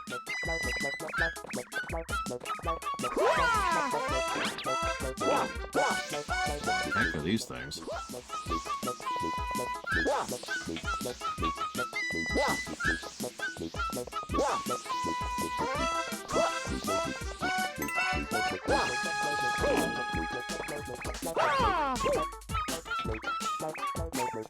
There's some... I did not act. What was your question? I'm sorry. There's some malleability to that, but I do like when, you know, fundamental progression stuff is the kind of thing that the game properly tutorializes. It's one of the reasons why, to this day, Portal 2 and Super Mario World are the games I hold up as the actual best examples of in-game tutorialization. Because both of them indicate throughout the course of the game what it is you are capable of doing.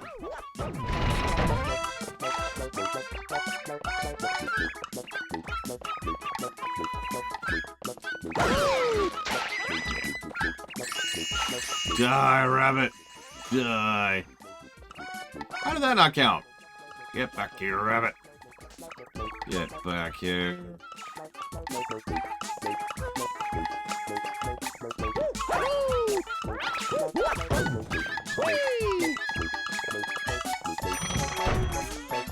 Oh my god. Well, hang on. Go look up the question key really quick. Let me hit the stream brakes. That's all I do is hit the stream brakes. Alright,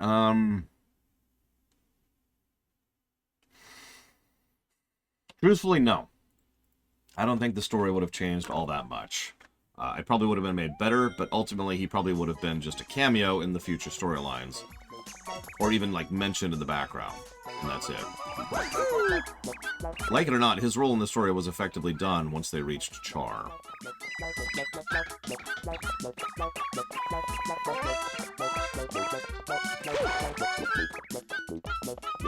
I've decided I hate this rabbit.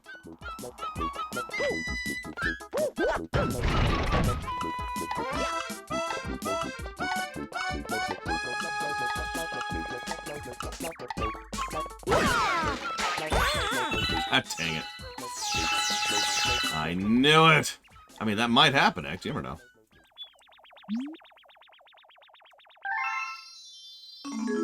Stupid rabbit.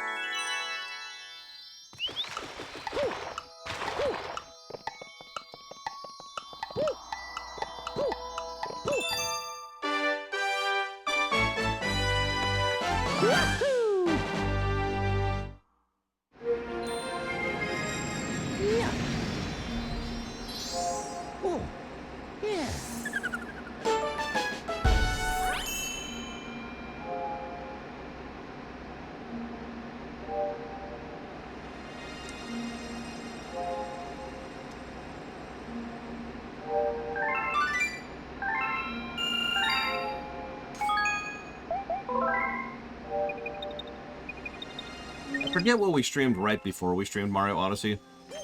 But whatever it was, it had put me in a pretty bad mood. Sufficiently bad mood that when we went from that to Mario Odyssey was just like a huge breath of fresh air after it. It was night and day. Can I come up with a Mario survival horror game?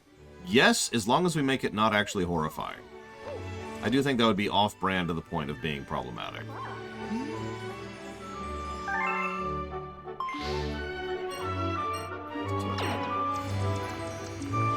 So,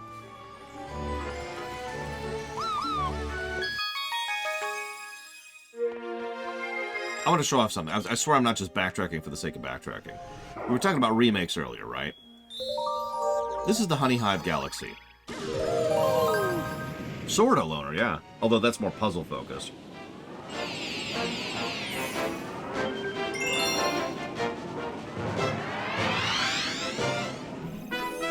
Something a lot of larger developers like to do is they like to remake their own stages and levels.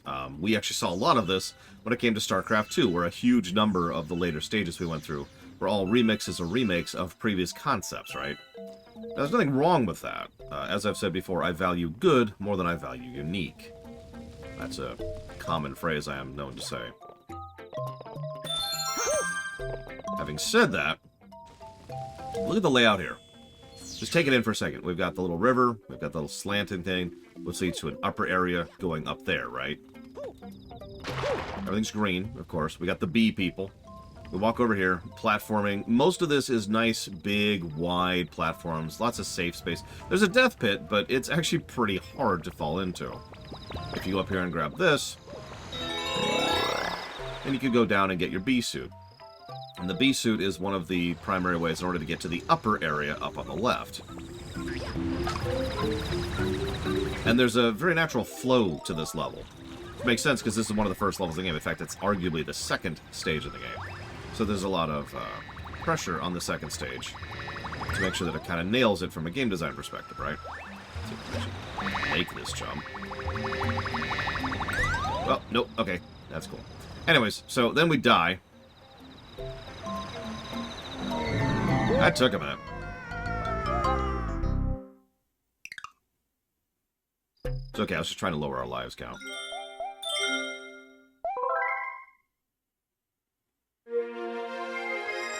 And obviously, when you think of Mario games and remixing levels, you're probably thinking of the times like, say, Whomp's Fortress, which is redone wholesale in, I think, Mario Galaxy 2. Which, I mean, fair, but isn't actually what I was talking about.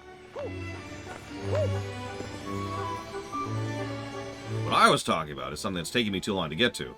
So I've got to fill the dead air space here with something to talk about. So time to talk about today's sponsor, NordVPN. Do you want a VPN that's one of the worst known VPNs on the market?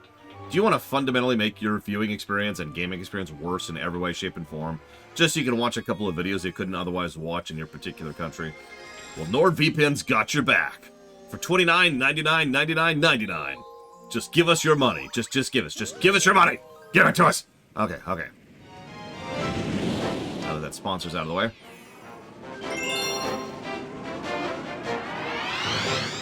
Surfshark is probably actually worse.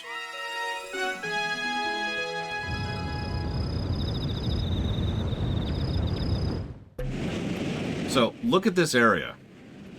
If you're paying attention, it's literally the good egg, the previous one, flipped. See the platform kind of going off to the side? There's a little thing there. There's the slant with the river going in the middle of it. We go up a little bit. Nice, wide areas, so it's hard to fall in. Hello, Colgrim. But you notice the specifics are immediately different. The nature of what's where is changed around. Yeah, it's a level remix. It's exactly what I was going for. And this ties back into what we were talking about earlier. This is arguably not a reimagining. This is a remake of a level within the same game in question. And like I said, Nintendo loves to do this with several of their level designs. And that's smart. Not only from a production standpoint, but also because there's just so many additional things you can do with a pre-existing level concept, with pre-existing geometry.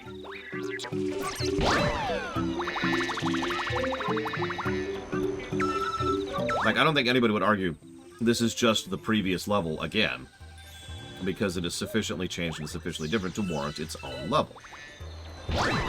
Unless you are that person making that argument, in which case you are wrong. Exactly, Pillars of Snow. Sometimes you just have too many ideas for a stage. And, I mean, there's fundamental problems with packing a stage too densely, right? There is such a thing as a stage that is too dense. Naturally, I can't think of an example of that off the top of my head, but I have played platformers where an individual stage was way, way, way, way too filled with junk, and it actually became problematic. Someone argued that several Assassin's Creed games have this problem as well. You know what? Donkey Kong 64. That's actually a really good example of that.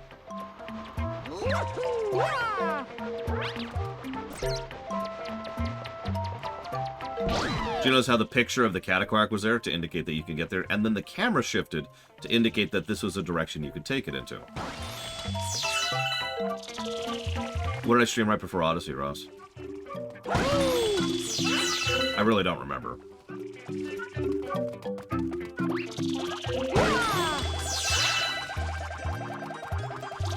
Cataquack. It's actually in the level discussion right there. Cataquack, see? XCOM 2! Oh, if only I'd known. And if you're paying attention, there's already a theme to this level. Escalation is a really big, important part about proper level design. So at the beginning of the level, we had to use a Cataquack to get up, and then we had to use a Cataquack with a bee to get up to a higher area. Then we had to use a Cataquack, which we had to lure to a spot. And now we have, like, this own, like, pseudo-maze, which we have to lure it through. So come on. There's even a path to indicate this is the direction you're supposed to take this in. See? Now, I screwed that up. Because I'm stupid. But, aside from my own stupidity, we now have an idea of what we're doing and where we're going. Literally just from visual design. Just the visual design of the game and nothing else indicates what we are supposed to do.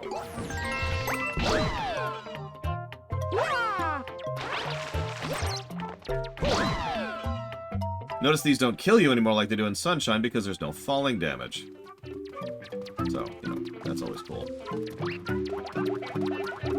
We'll pull it up here. And Shazam!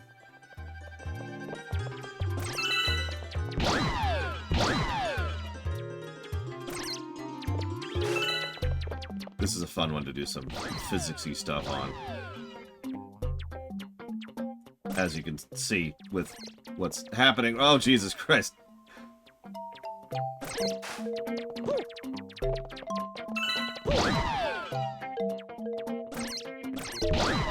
Oh my God. Okay, I want to stop screwing around. Come here. Okay. Not what I was expecting for that. Not gonna lie. Up here, please. Oh, wow. What a weird lineup, Ross. Another thing they like to do is they like to tell you where you're going. It's like, here's a hint of the direction of where you want to go eventually. They did that earlier with the capsule level, too, where it landed you on top and then you had to go through the capsule.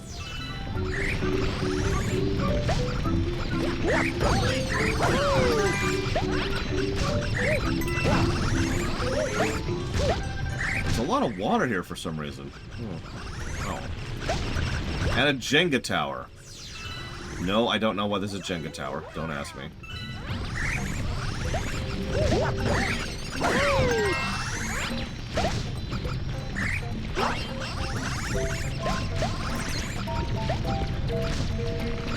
One final iteration of the theme.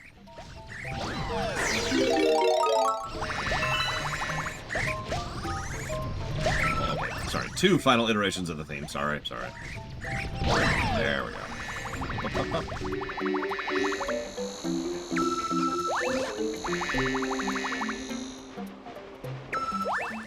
And if you remember, you can't actually step on these unless you're a bee. This is pretty much the... Whoa. Can't think of the word. Victory lap at this point. If you fall here, you do have to start over, but you only lose a very small amount of progress. And as you can see, there's not very hard jumps. It's just, you made it. Congrats. Here you go. Overall, really good stage. You notice how the stages are getting much more complex, too. In fact, even if you're not sweeping like we are, you don't even have to do most of the stages in the engine room here. This is the equivalent of the top of the tower back in Mario 64. This is the stuff that is intended to be harder.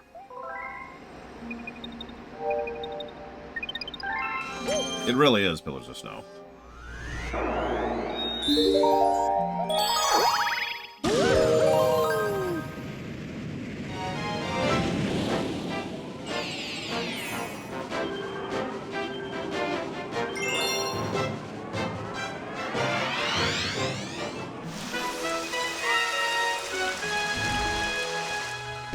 Now we have rain as a obstacle, and a level where we primarily have to use bee suits, which are destroyed by water. Yes.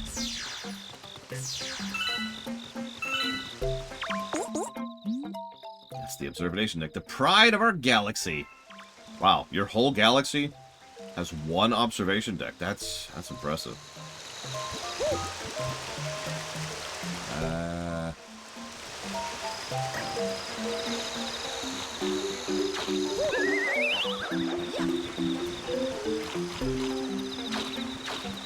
What I'm weirded out by Pillars of Snow is every now and again I'll see someone who talks about how terrible of a game Galaxy is. And the specific reason they give is because it's just Sunshine but worse, because we don't have Flood. I don't know what game those people were playing, but I don't think it's the same one I was playing.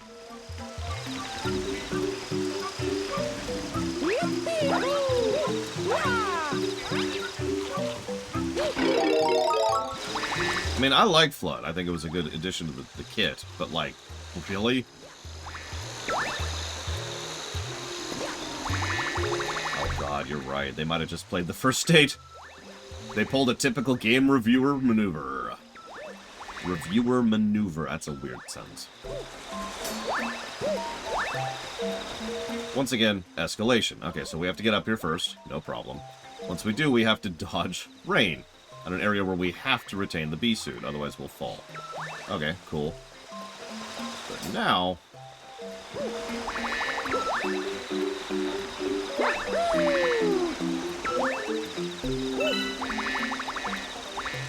now the rain becomes our ally. I don't think there's anything up here. I'm wrong. It's just a bee taking a nap. Never heard of a lazy bee, honestly.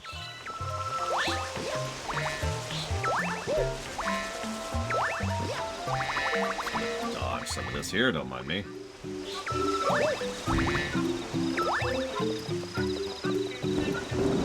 I mean, that's what they did with 64 DS, so I kind of see where you're going with that, Federation Builder. Nope. So yeah, now we've got rain really ramping up the obstacle. You'll also notice it actually shows the part of the terrain that is wet versus dry, so you know where we're standing right now is always safe. It will never rain here. It only rains over there. So there's even more of that visual tutorialization. I don't know what to call that. What do we call that? Because that is just a form of tutorialization at the end of the day. Just. Non-verbal tutorialization? Oh, good point. Visual indicator. We actually have a category for that and everything. Can I just say, by the way, for all my hemming and hawing about how terrible and pathetic I am, it's really nice to cover a game that's just got solid gameplay top to bottom. Like, just a game I could just gush about individual stars on individual levels because they do things that good. That well.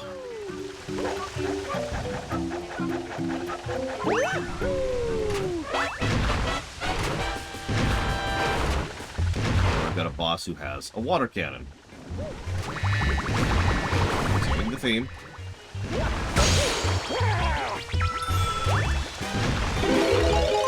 Sorry, I just realized that sounds petty. I don't actually mean it that at all. Oh, no kidding, Raven King. Because I know several people would prefer it if I go back to just covering the lore and the analysis and the video essay style of things. Which would obviously necessitate not talking about gameplay.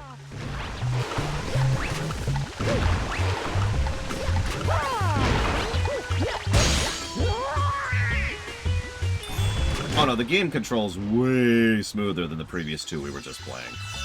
Previous three, I guess I should say.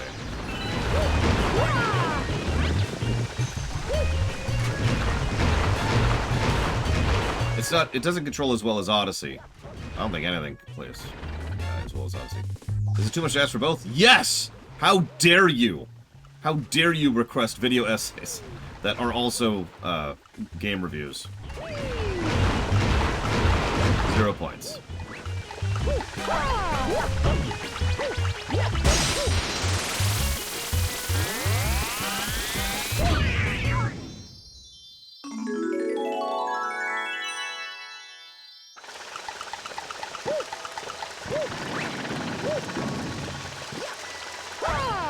Oh, there. Okay, I'll accept that. I will never comment on the visuals or story of a game, ever. Ever. Unless that game is StarCraft 2 or God of War 5. Or Baldur's Gate 3, or Dragon Age Origins, or Dragon Age 2, or Dragon Age Inquisition. Okay, look, shut up. God, StarCraft 2 was just such a joy to go through. Don't mistake me, I'm having a lot of fun with the Mario blocks so far, but StarCraft 2 was just StarCraft 2, you know?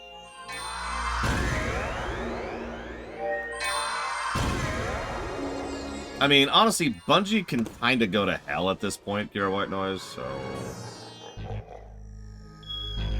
Screw them. Yeah, exactly, play Devolve. Nah. Gold Leaf Galaxy.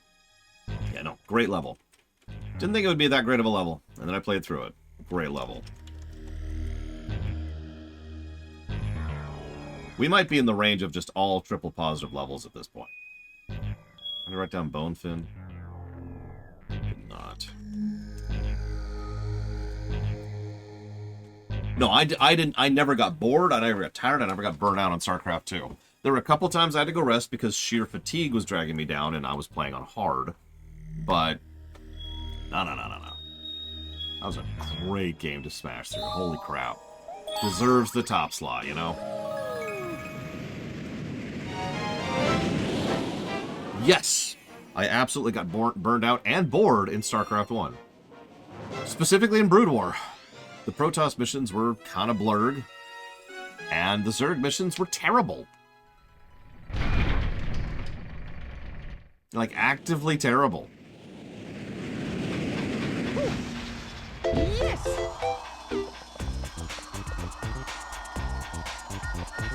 So, welcome to Abstract Land.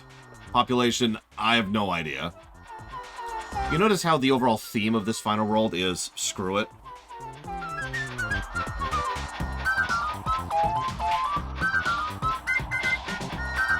No, seriously, like, we had a remix level, and now we have the toy chest level. The theme of the engine room stages is just whatever the hell we want to do. Now you're probably thinking, that's strange. I've never seen such a thing in a Mario game before. And if so, you've never played Super Mario World. How many of you caught that? No judgment. But it's one of my favorite little analysis moments about this game. So there's the special stages, which you access after the Star Road stages in Super Mario World. And the theme of those levels is, screw it, we're doing whatever we want to. It's the optional hard stuff, right? Yeah, exactly, the tubular stuff and all that kind of stuff. I mean, look at this crap. There's like isolated gravity fields just on the pink stuff. This is great. Yeah, 3D. That's exactly my point, pillars just now. From this point, pretty much onwards, it's actually very normal for Mario games to have that kind of an experience. Unfortunately, I think I might be screwed.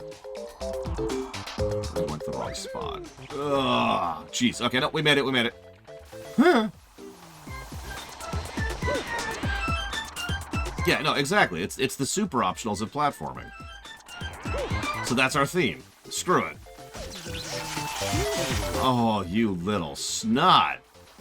I am once again careless. I should clip that because that's a good analysis point. That's the kind of thing I would put in a rumination.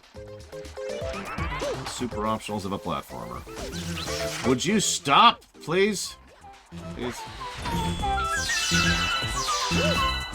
Yeah, you may not have noticed the difficulty has also taken a rather noticeable turn upwards for these final few stages. They even warn you about it. There's even an NPC that's like, hey, just so you know, this stuff's mean. I cannot believe I recovered that.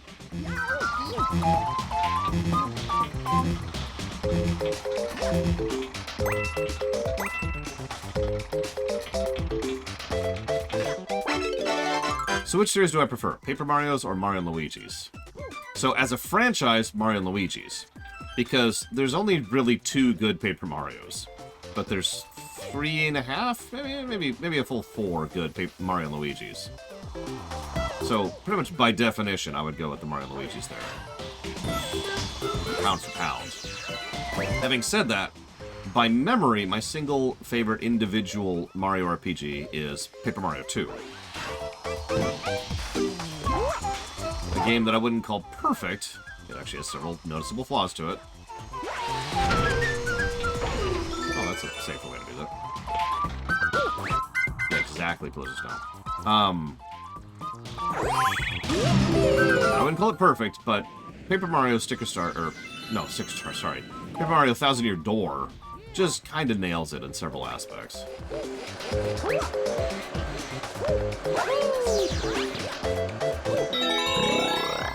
So, new power-up. Okay. This power-up kinda sucks. It's extraordinarily hard to control. Words do not describe what controlling this power-up is like. This is normal movement.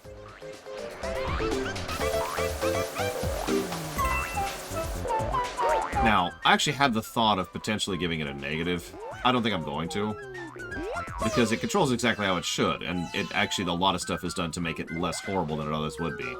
But good God, controlling this thing.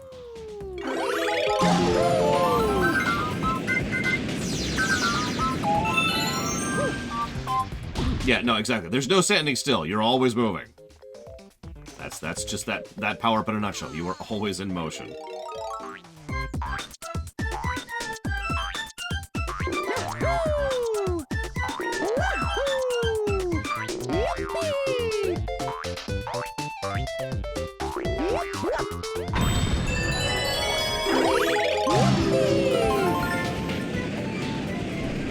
So there's the Mecha Bowser. There's our boss fight.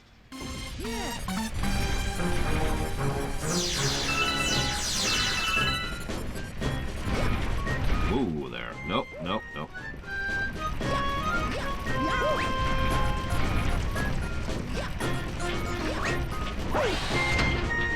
Let's defeat Mecha Bowser, no matter the cost.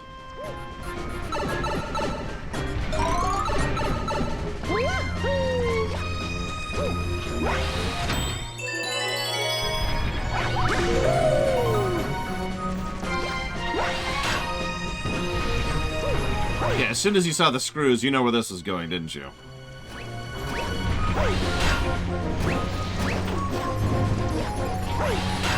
like the song, too.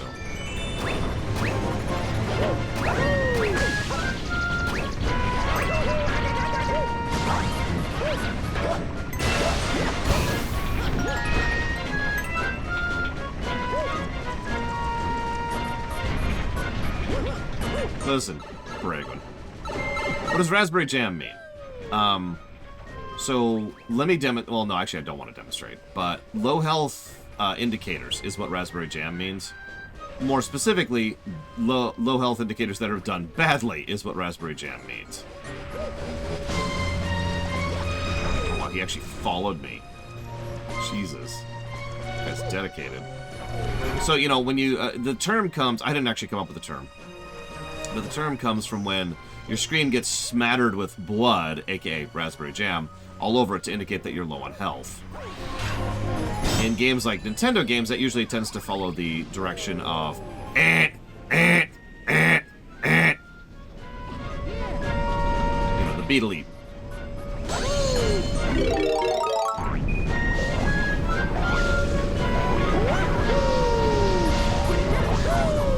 I believe it is a Spaceballs reference, but again, I didn't actually come up with the term.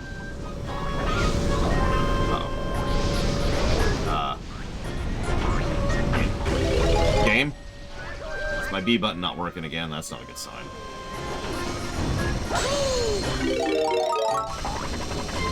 Sort of need my B button.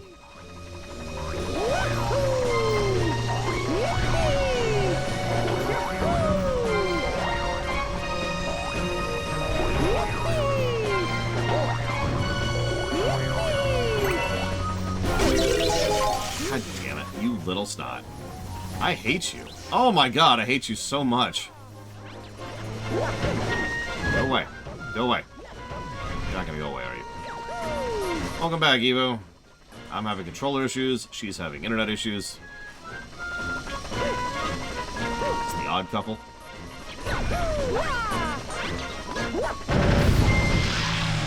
Boom. As they say. Bingo, Blade to Ball. There's actually two ways for the low health indicator to be bad. One is the obvious, and that's whatever you're thinking of when you think of it. But the other one is when it's so unobtrusive, or I'm saying unobtrusive wrong. It's so badly designed, I think is how I want to phrase it, that you don't even notice it, right?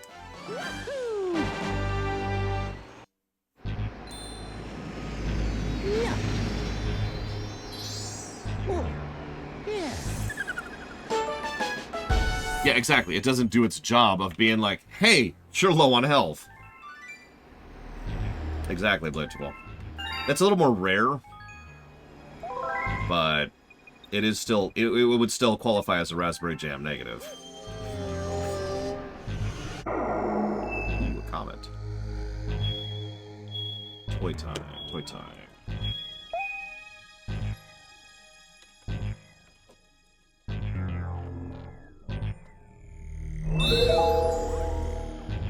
Yeah, lack of feedback is a real problem in some games, and I agree. It's a huge issue whenever it shows up.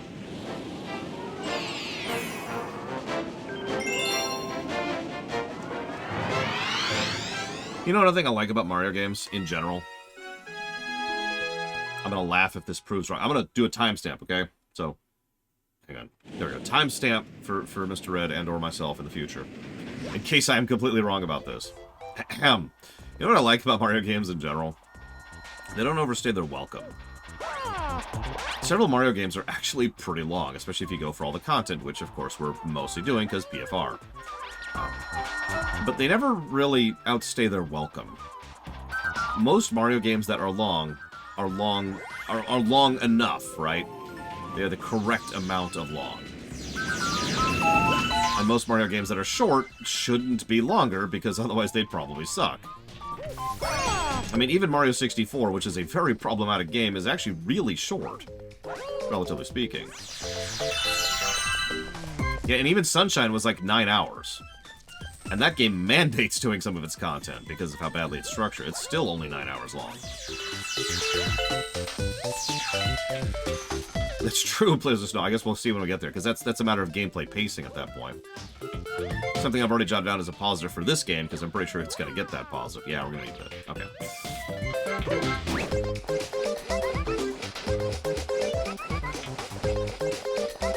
Did I get enough? Hey, you! Got any tasty Starbits? If you have 50. Do we have 50? We do!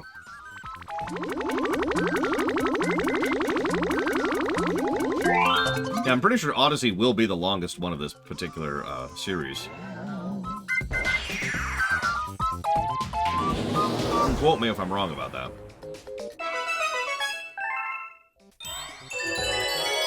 3D World is awesome. It'll be weird to play it solo. I've actually never played 3D World without a co-op partner. Literally never.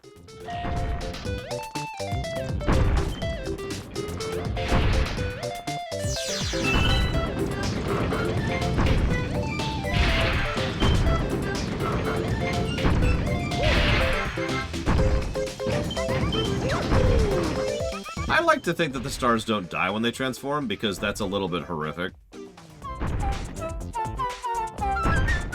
Well, I'm probably not going to do it again, Pillars of Snow.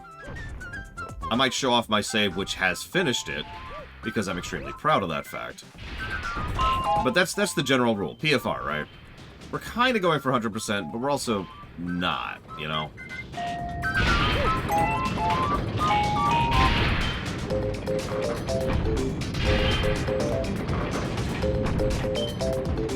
Darker Side is nuts. There was one specific jump that kept throwing me, and it was because I didn't know what to do. And it was very far into the level, so I couldn't practice it properly. Which is exactly why I dislike levels that don't have mid-mission checkpoints. So I practice this one jump after you do the 5 minutes necessary prerequisite to get back to the jump. Oh, thanks. Cool.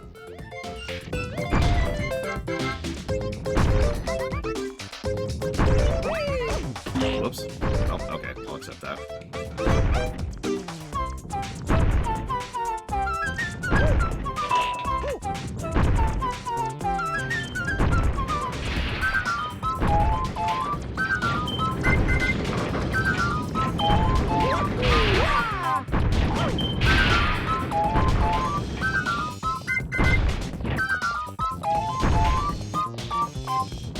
Well, I actually literally just answered that act.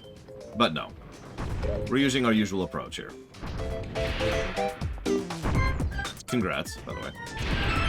Yeah, I actually agree with you. I like the music in this game a lot, but what's funny? This is one of the only soundtracks in this game that is not being done by an orchestra.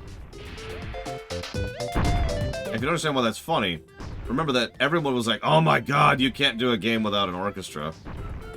Like, that's crazy talk, right? Or with an orchestra, whatever, you know what I mean. Using an orchestra was considered a really strange and insane move at the time. And I think one of the only songs that doesn't work is the one that's done with a frickin' sound font. But anyways, I'm off topic.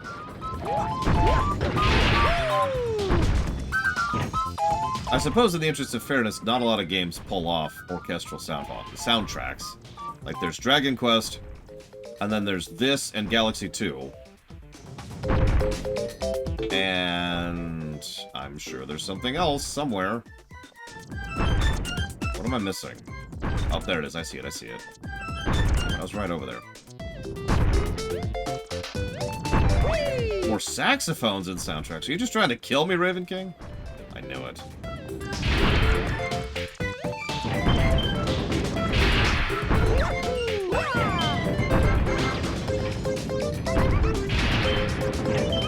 This is not orchestral. That's the whole point I was making.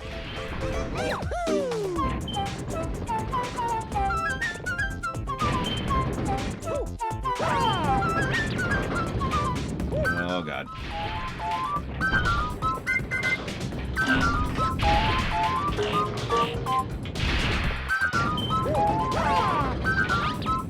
Yeah, Nintendo they sort of shifted towards having this as the norm. What am I missing? I don't actually see any at this point.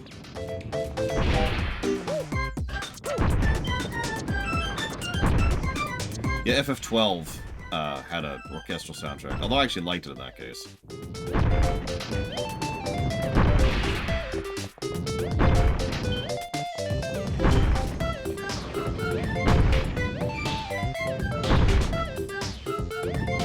Are you joking, Federation Builder? Oh my god. Alright, you're fired, Federation Builder. Why not, Evo? You know what? Don't answer that. Don't answer that.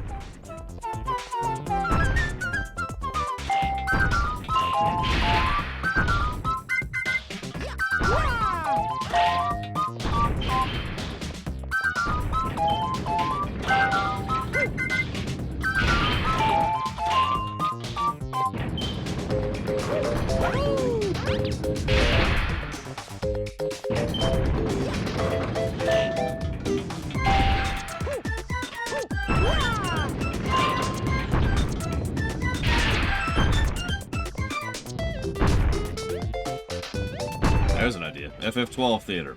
I'm joking. We're not doing that. We're doing the FF12 rewrite. Obs. Looks like that's all of these. Make sure we got all of them. Okay.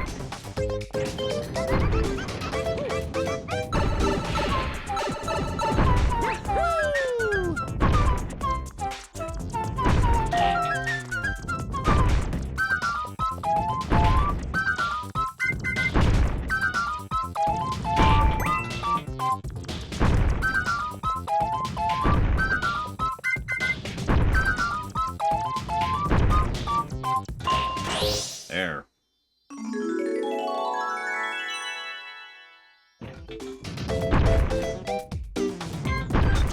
What do you mean, Pillars of Snow? Can you give an example? Can you phrase your question in the form of a question? No, hang on.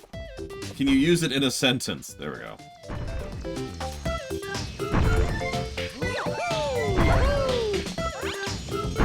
D&D? Yeah. That's valid. I have no idea in D&D's case. Probably because they were just inventing the rules and had no idea what they were doing.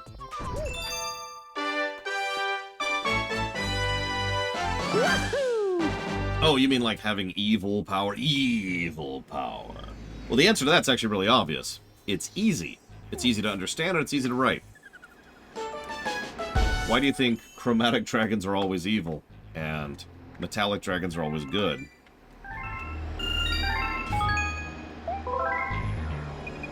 Backle? I don't know what backle means. Does anyone know what backle means?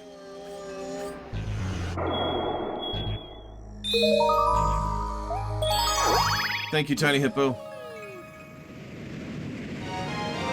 Always appreciate. And if you want to put that towards something, do please let me know.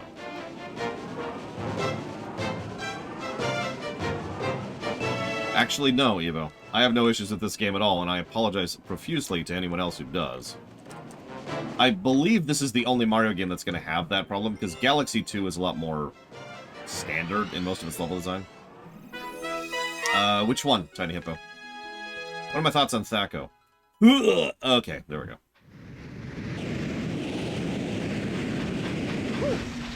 Yes.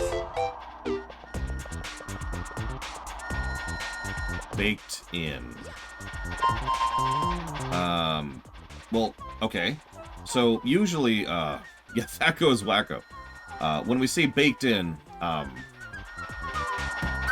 context kind of matters, but the idea is that if you are... Oh, that's why.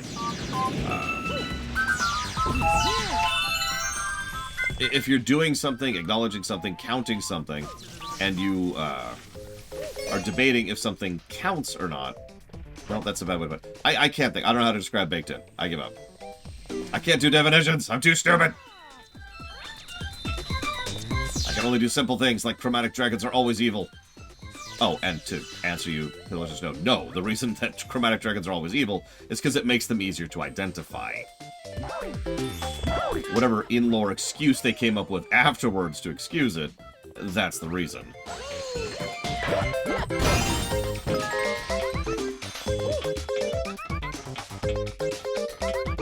Same concept. It's easier. People tend to work better on the idea of things that are quick and easy to understand rather than things that require 20 asterisks. If you have to... The general thought process is if you have to spend more than one sentence explaining something, then it's too complicated. You need to dumb it down a little bit more. I don't agree with that, but that's the general consensus.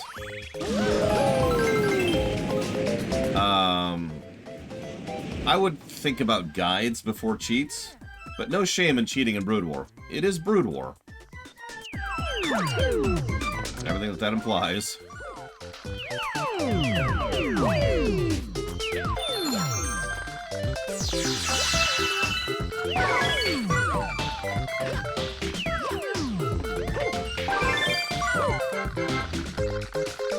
Exactly. You don't have to think about killing Nazis. They're Nazis.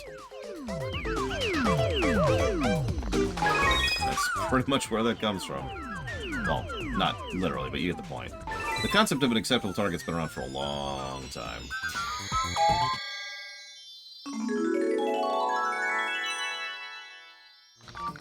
Yep. That just actually a little close. But we're good. No thinking aloud, pillagers, no. Darkseid is evil.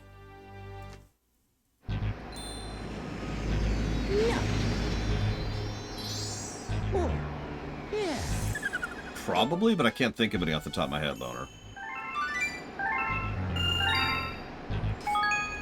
For real, I don't like Thaco. The biggest reason why is I think it's unnecessary. I also think that D&D leans too hard on AC, and should lean a little bit more hard on DR than AC. That's just my opinion. There's nothing wrong with AC, but honestly, AC should just mean dodge. And DR should be DR, damage reduction. Hi, Dr. Winter.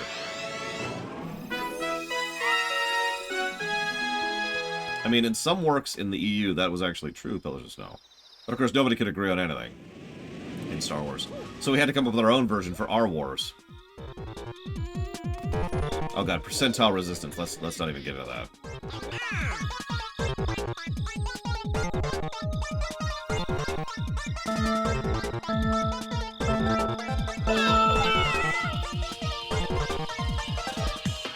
A blade of DR? That's actually an interesting idea.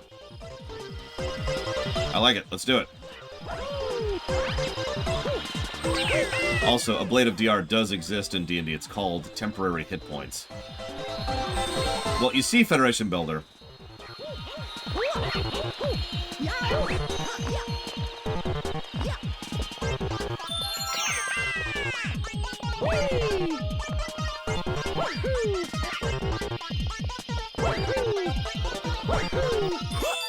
Oh, that was close. Did you see that? Huh.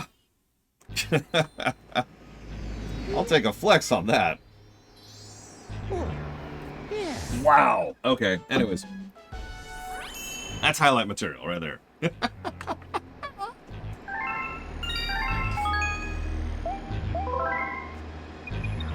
was also a first try.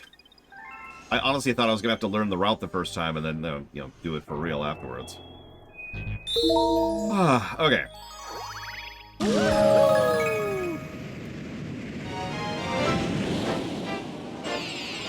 No, Loner. Sorry. You asked me, can you fall to the light side in our wars? And the answer is no, because there is no light side in our wars. Yeah, I would say that qualifies, Loner. To your second question about Stone Skin.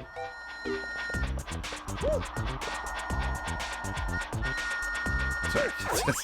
Let me answer your first question and then your second question, but without clarifying which is which.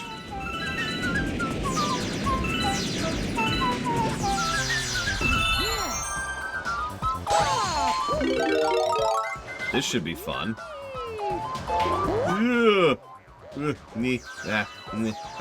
Yeah, okay. No! Okay, we're okay, we're okay. Everything's fine. I'm in the mood for a fruit tart all of a sudden. I don't know why. It's just a vibe. Okay, I need the jump button to be working here.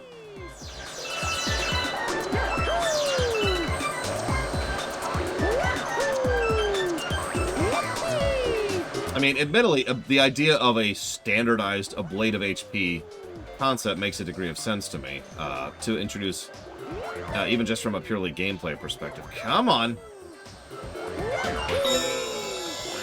Okay.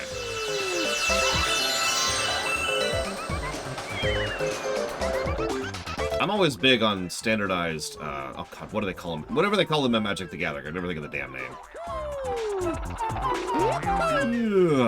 Nope, we're not gonna buy that. Okay. Let that go.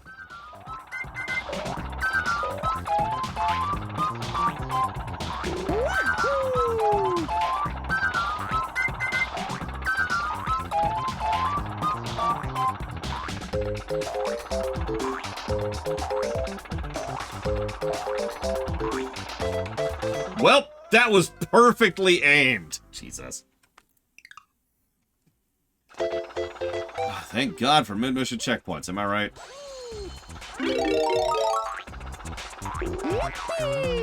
Seriously, this game would suck so hard without mid-mission checkpoints.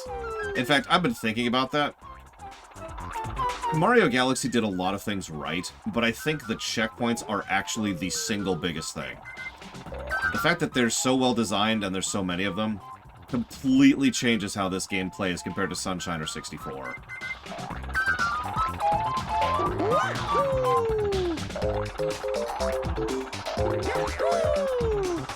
Oh, come what the...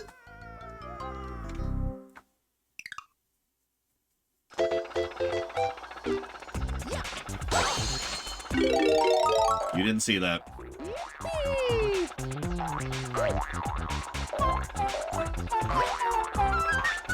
I'm getting really good at golf.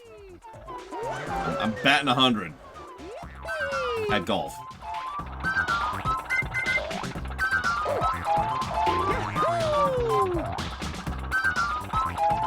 I would eat the ever-living snot out of this cake. I want this cake in my mouth right now.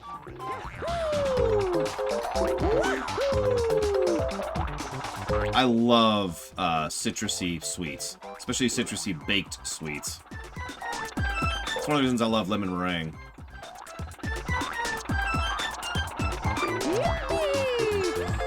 Come on. Oh no. Oh no. Oh no! Ah! Oh my god. Hi. Now that we've successfully done that jump and never failed at it. Well, you can tell we're in the ice cream section now.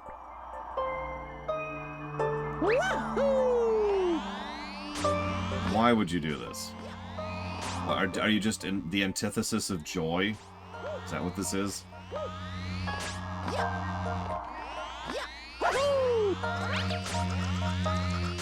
Oh my god. Okay. Okay. Okay.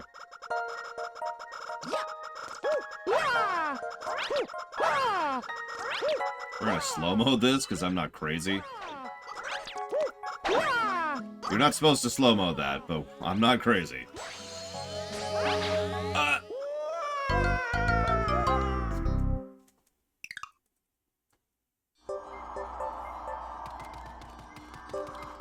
Not a word.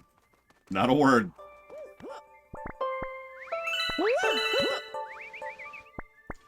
To explain that a little bit, I thought there was a ledge there. So I thought I was safe to spin, which would have caused me to start ice skating, which is what happened. But when you're ice skating, you actually can't stop. That's the downside of ice skating in this game, is once you have started, you are stuck moving.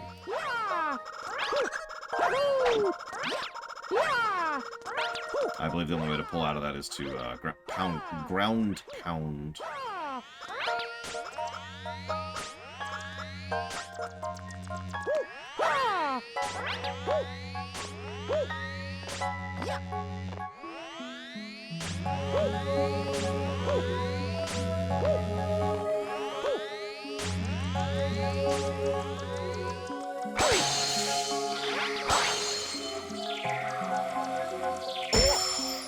You little dick. Die. Star bits are used as ammo. You don't see me do that a lot because I just... That's really more for the co-op mode than for single-player mode.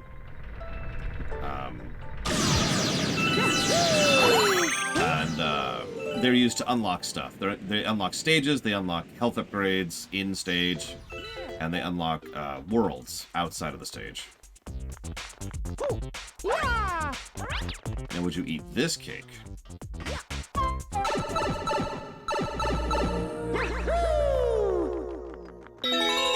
Listen. Listen, Pillars of Snow. You need to eat those ice cream sandwiches, okay?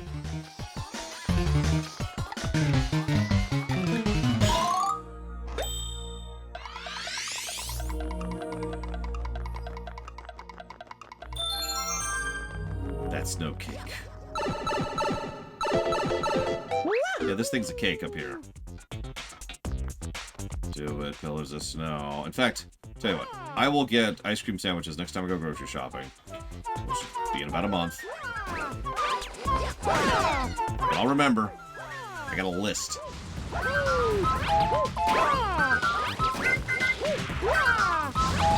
See? Cake. Strawberry cake from the looks of it.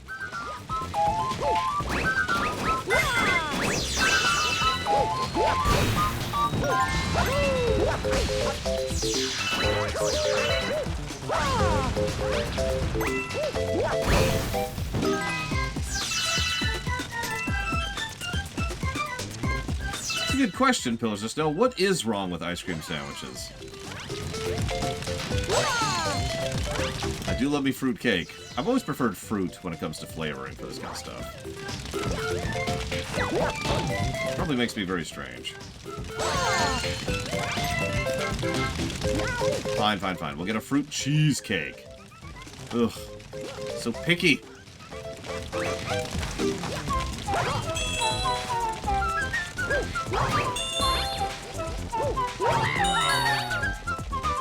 Alright, Ross. You can have the cake.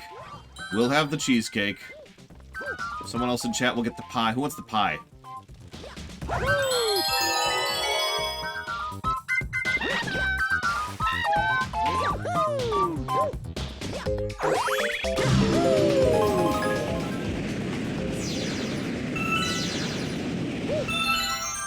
Boss time. Mini boss, anyways.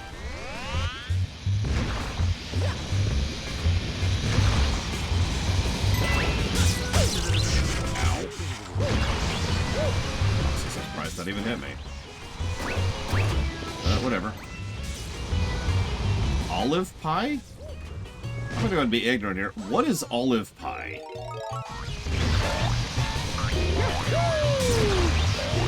So, when me and my friend Gary were doing our 100% run of this game, this was the boss that gave us the most difficulty out of every boss in the entire game.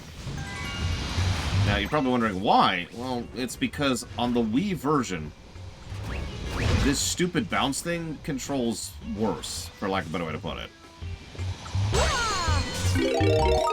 I mean, this thing takes some getting used to anyways, but yeah, Gary had to actually pause playing for a while because of how much pain this was causing him to do.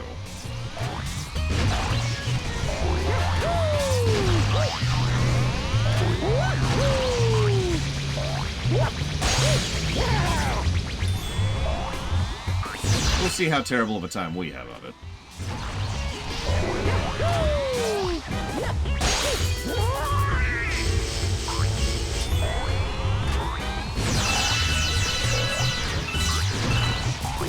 Oh yeah, that's the other thing bits do for you. They give you lives.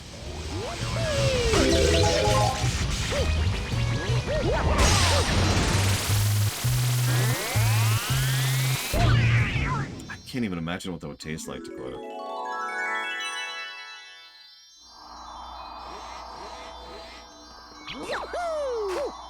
I believe you. I'm confused. Now, a meat pie. A good meat pie? Mm.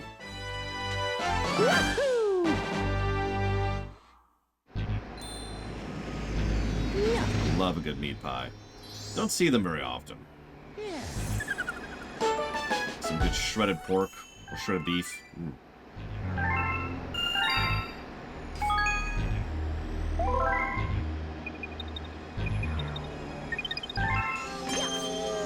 Telling you, if we ever do Loricon, the primary focus is going to be food. There's going to be a whole, there's going to be like, there's just one room where people talk about games. Just one room where people talk about story. There's a third room. It's even smaller for people who like both. And then there's this cafeteria hall for food. Best and worst Mario games in terms of co-op. Well, the best is obvious, 3D World, because it is the only Mario game with proper campaign co-op that is also online. So it wins by default. Now let me think about the rest of that, though, for a second. Give me a minute.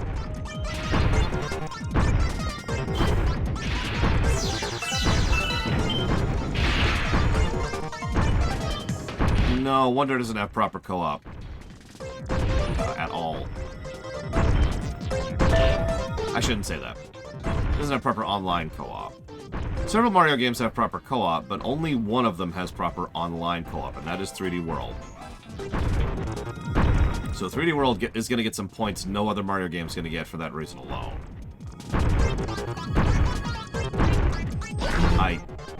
What? What was that? Okay. So yeah, 3D World is going to get the co-op, all the co-op positives. After that, well, we've got New You would probably be next. After that, probably New Wii, and which kind of has antagonistic co-op, but it's still very fun.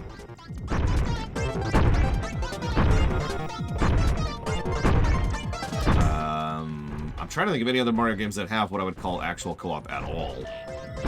Kind of coming up dry. Most Mario games don't, which is funny when you think about it. They have a 2-player mode, but that's not actually co-op. Damn, that's fast. Okay.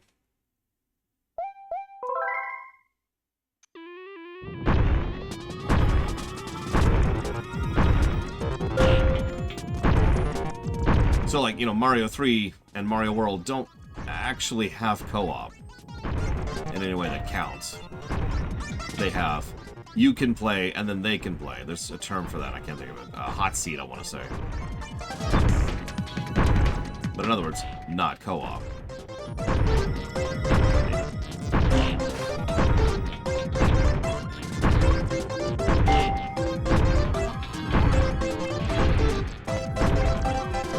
Yeah, 2-player mode isn't co-op, exactly. So yeah, I think I'm going to stop there, but having said all of that, I will say that the game that actually has co-op at all, you know, what I would consider co-op, that has the worst co-op, is probably New Wii. So for those of you who've never played that co-op, the players have collision with each other. I should be able to just stop right there, because that kind of defines everything you need to know about that mode. It is exactly as frustrating as it sounds. Good for weird, janky experiences with your friends. Not very good when you're just trying to play the frickin' game.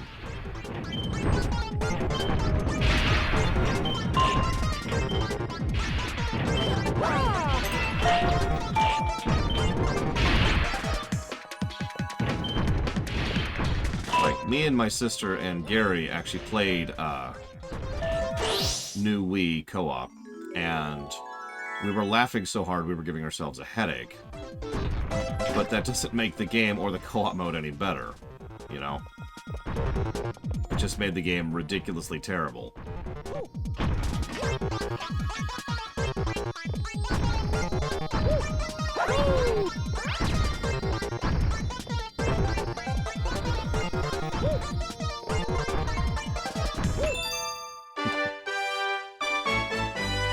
Oh, absolutely, Evo. When we get there, it will probably actually get 2 pluses. But only 2. Whereas 3D World might actually get 4. Possibly 5. We'll see.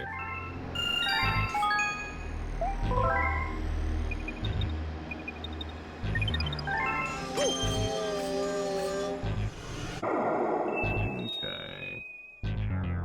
Yeah, we got time. So that was toy time.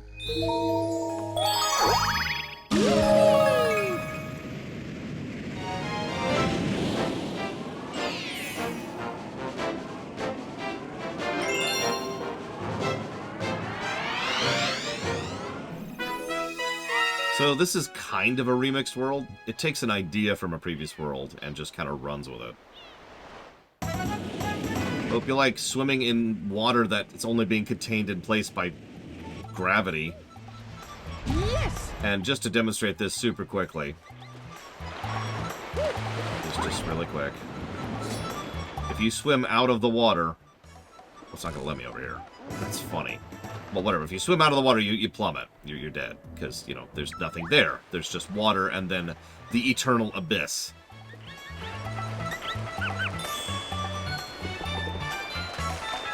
You know what? I should talk to Captain Toad. What's up, Captain Toad?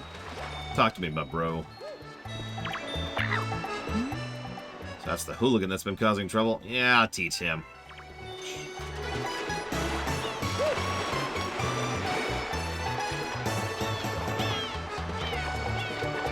I mean, can you imagine you're just chilling on the beach and you take one wrong step and you plummet into the eternal abyss?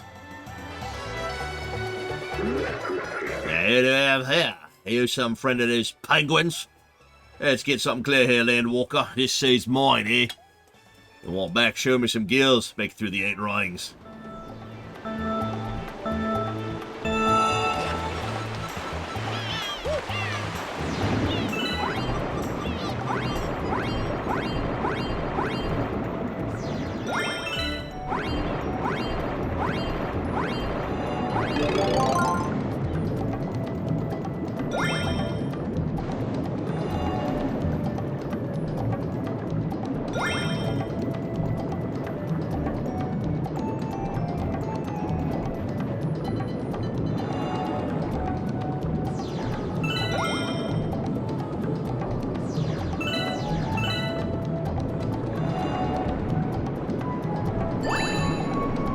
Also, I think I'm wrong.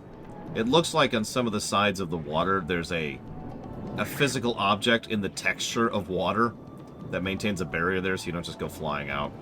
I'm not sure if that's everywhere, but it looks like it's at least partially there. So never mind. It's clearly intended to be water in the infinite abyss, but, you know, whatever. Game. No! Okay, we're okay, we're okay. We were almost extremely dead, but then we weren't. As it should be.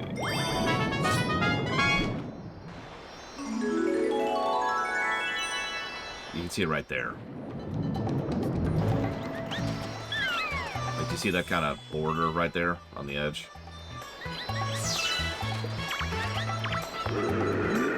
Not bad for a land walker. Well, I'm a fish of me word. Sea is all yours, buddy. I don't want your sea, I want your gold!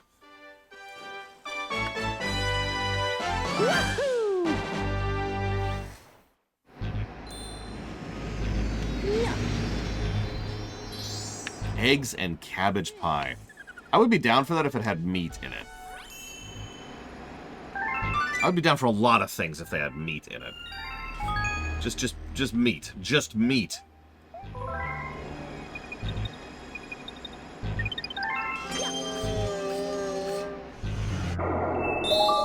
Jeez, we're already got a frickin' comment.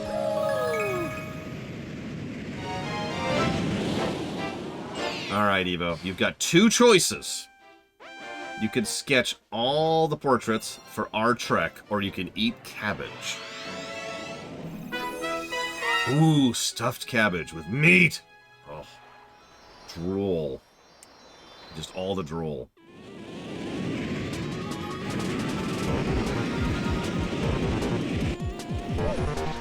Yes! Thousands, Evo. Thousands of them.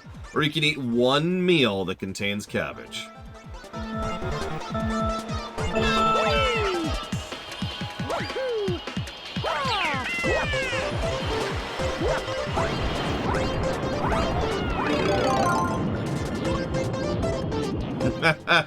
Excellent. I know now exactly how to ensure that you do my bidding. I'll just have to threaten you with cabbages.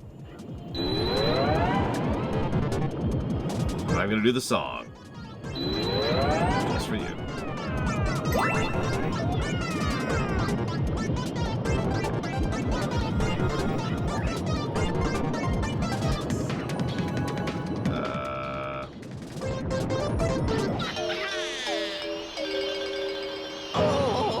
Yeah, I saw the arrows. That's kind of on auto mode. That's my fault. I'm dumb.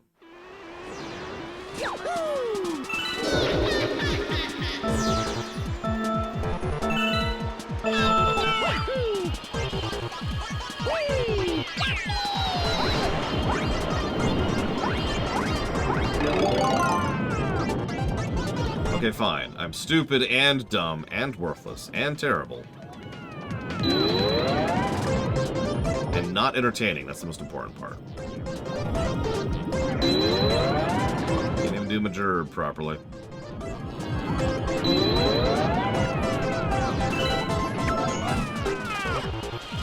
For what is the lore runner if not tortured streams?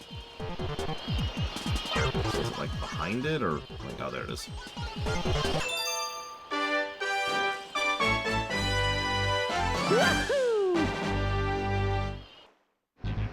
What are video games if not tortured hands? Oh, yes.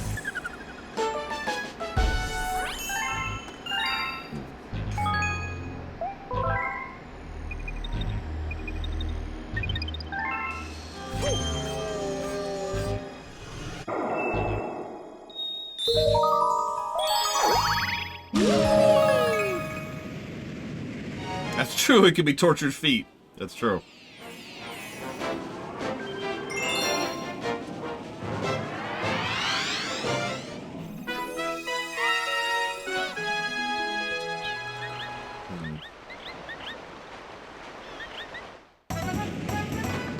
It's fine. Nobody cares, Federation Builder. Yes.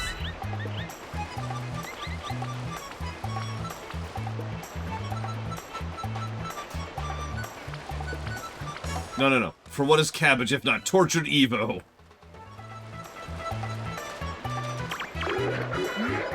There's a tip for you. If you pass through those underwater rings, you'll speed up. Yeah, I know. Thanks.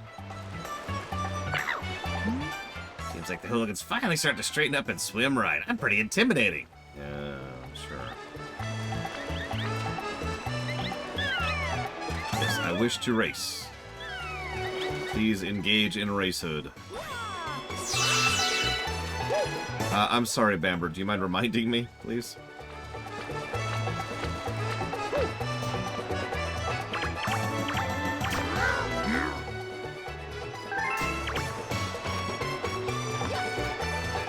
I might have, but it's been a minute. The X distribution one. I don't even see that question. God.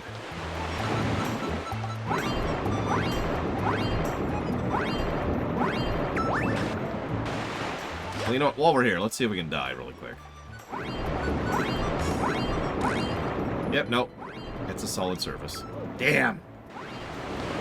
It's this close to plummeting to my death.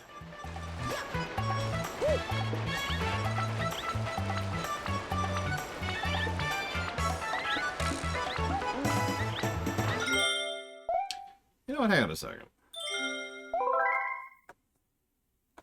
Give me a sec, give me a sec.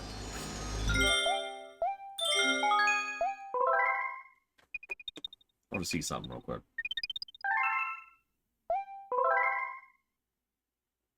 Ah, 2007. Doesn't feel like that long ago, does it? Oh.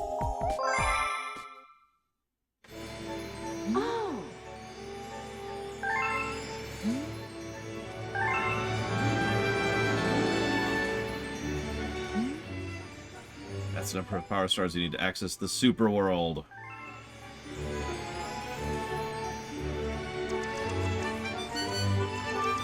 What? Thanks, Peach.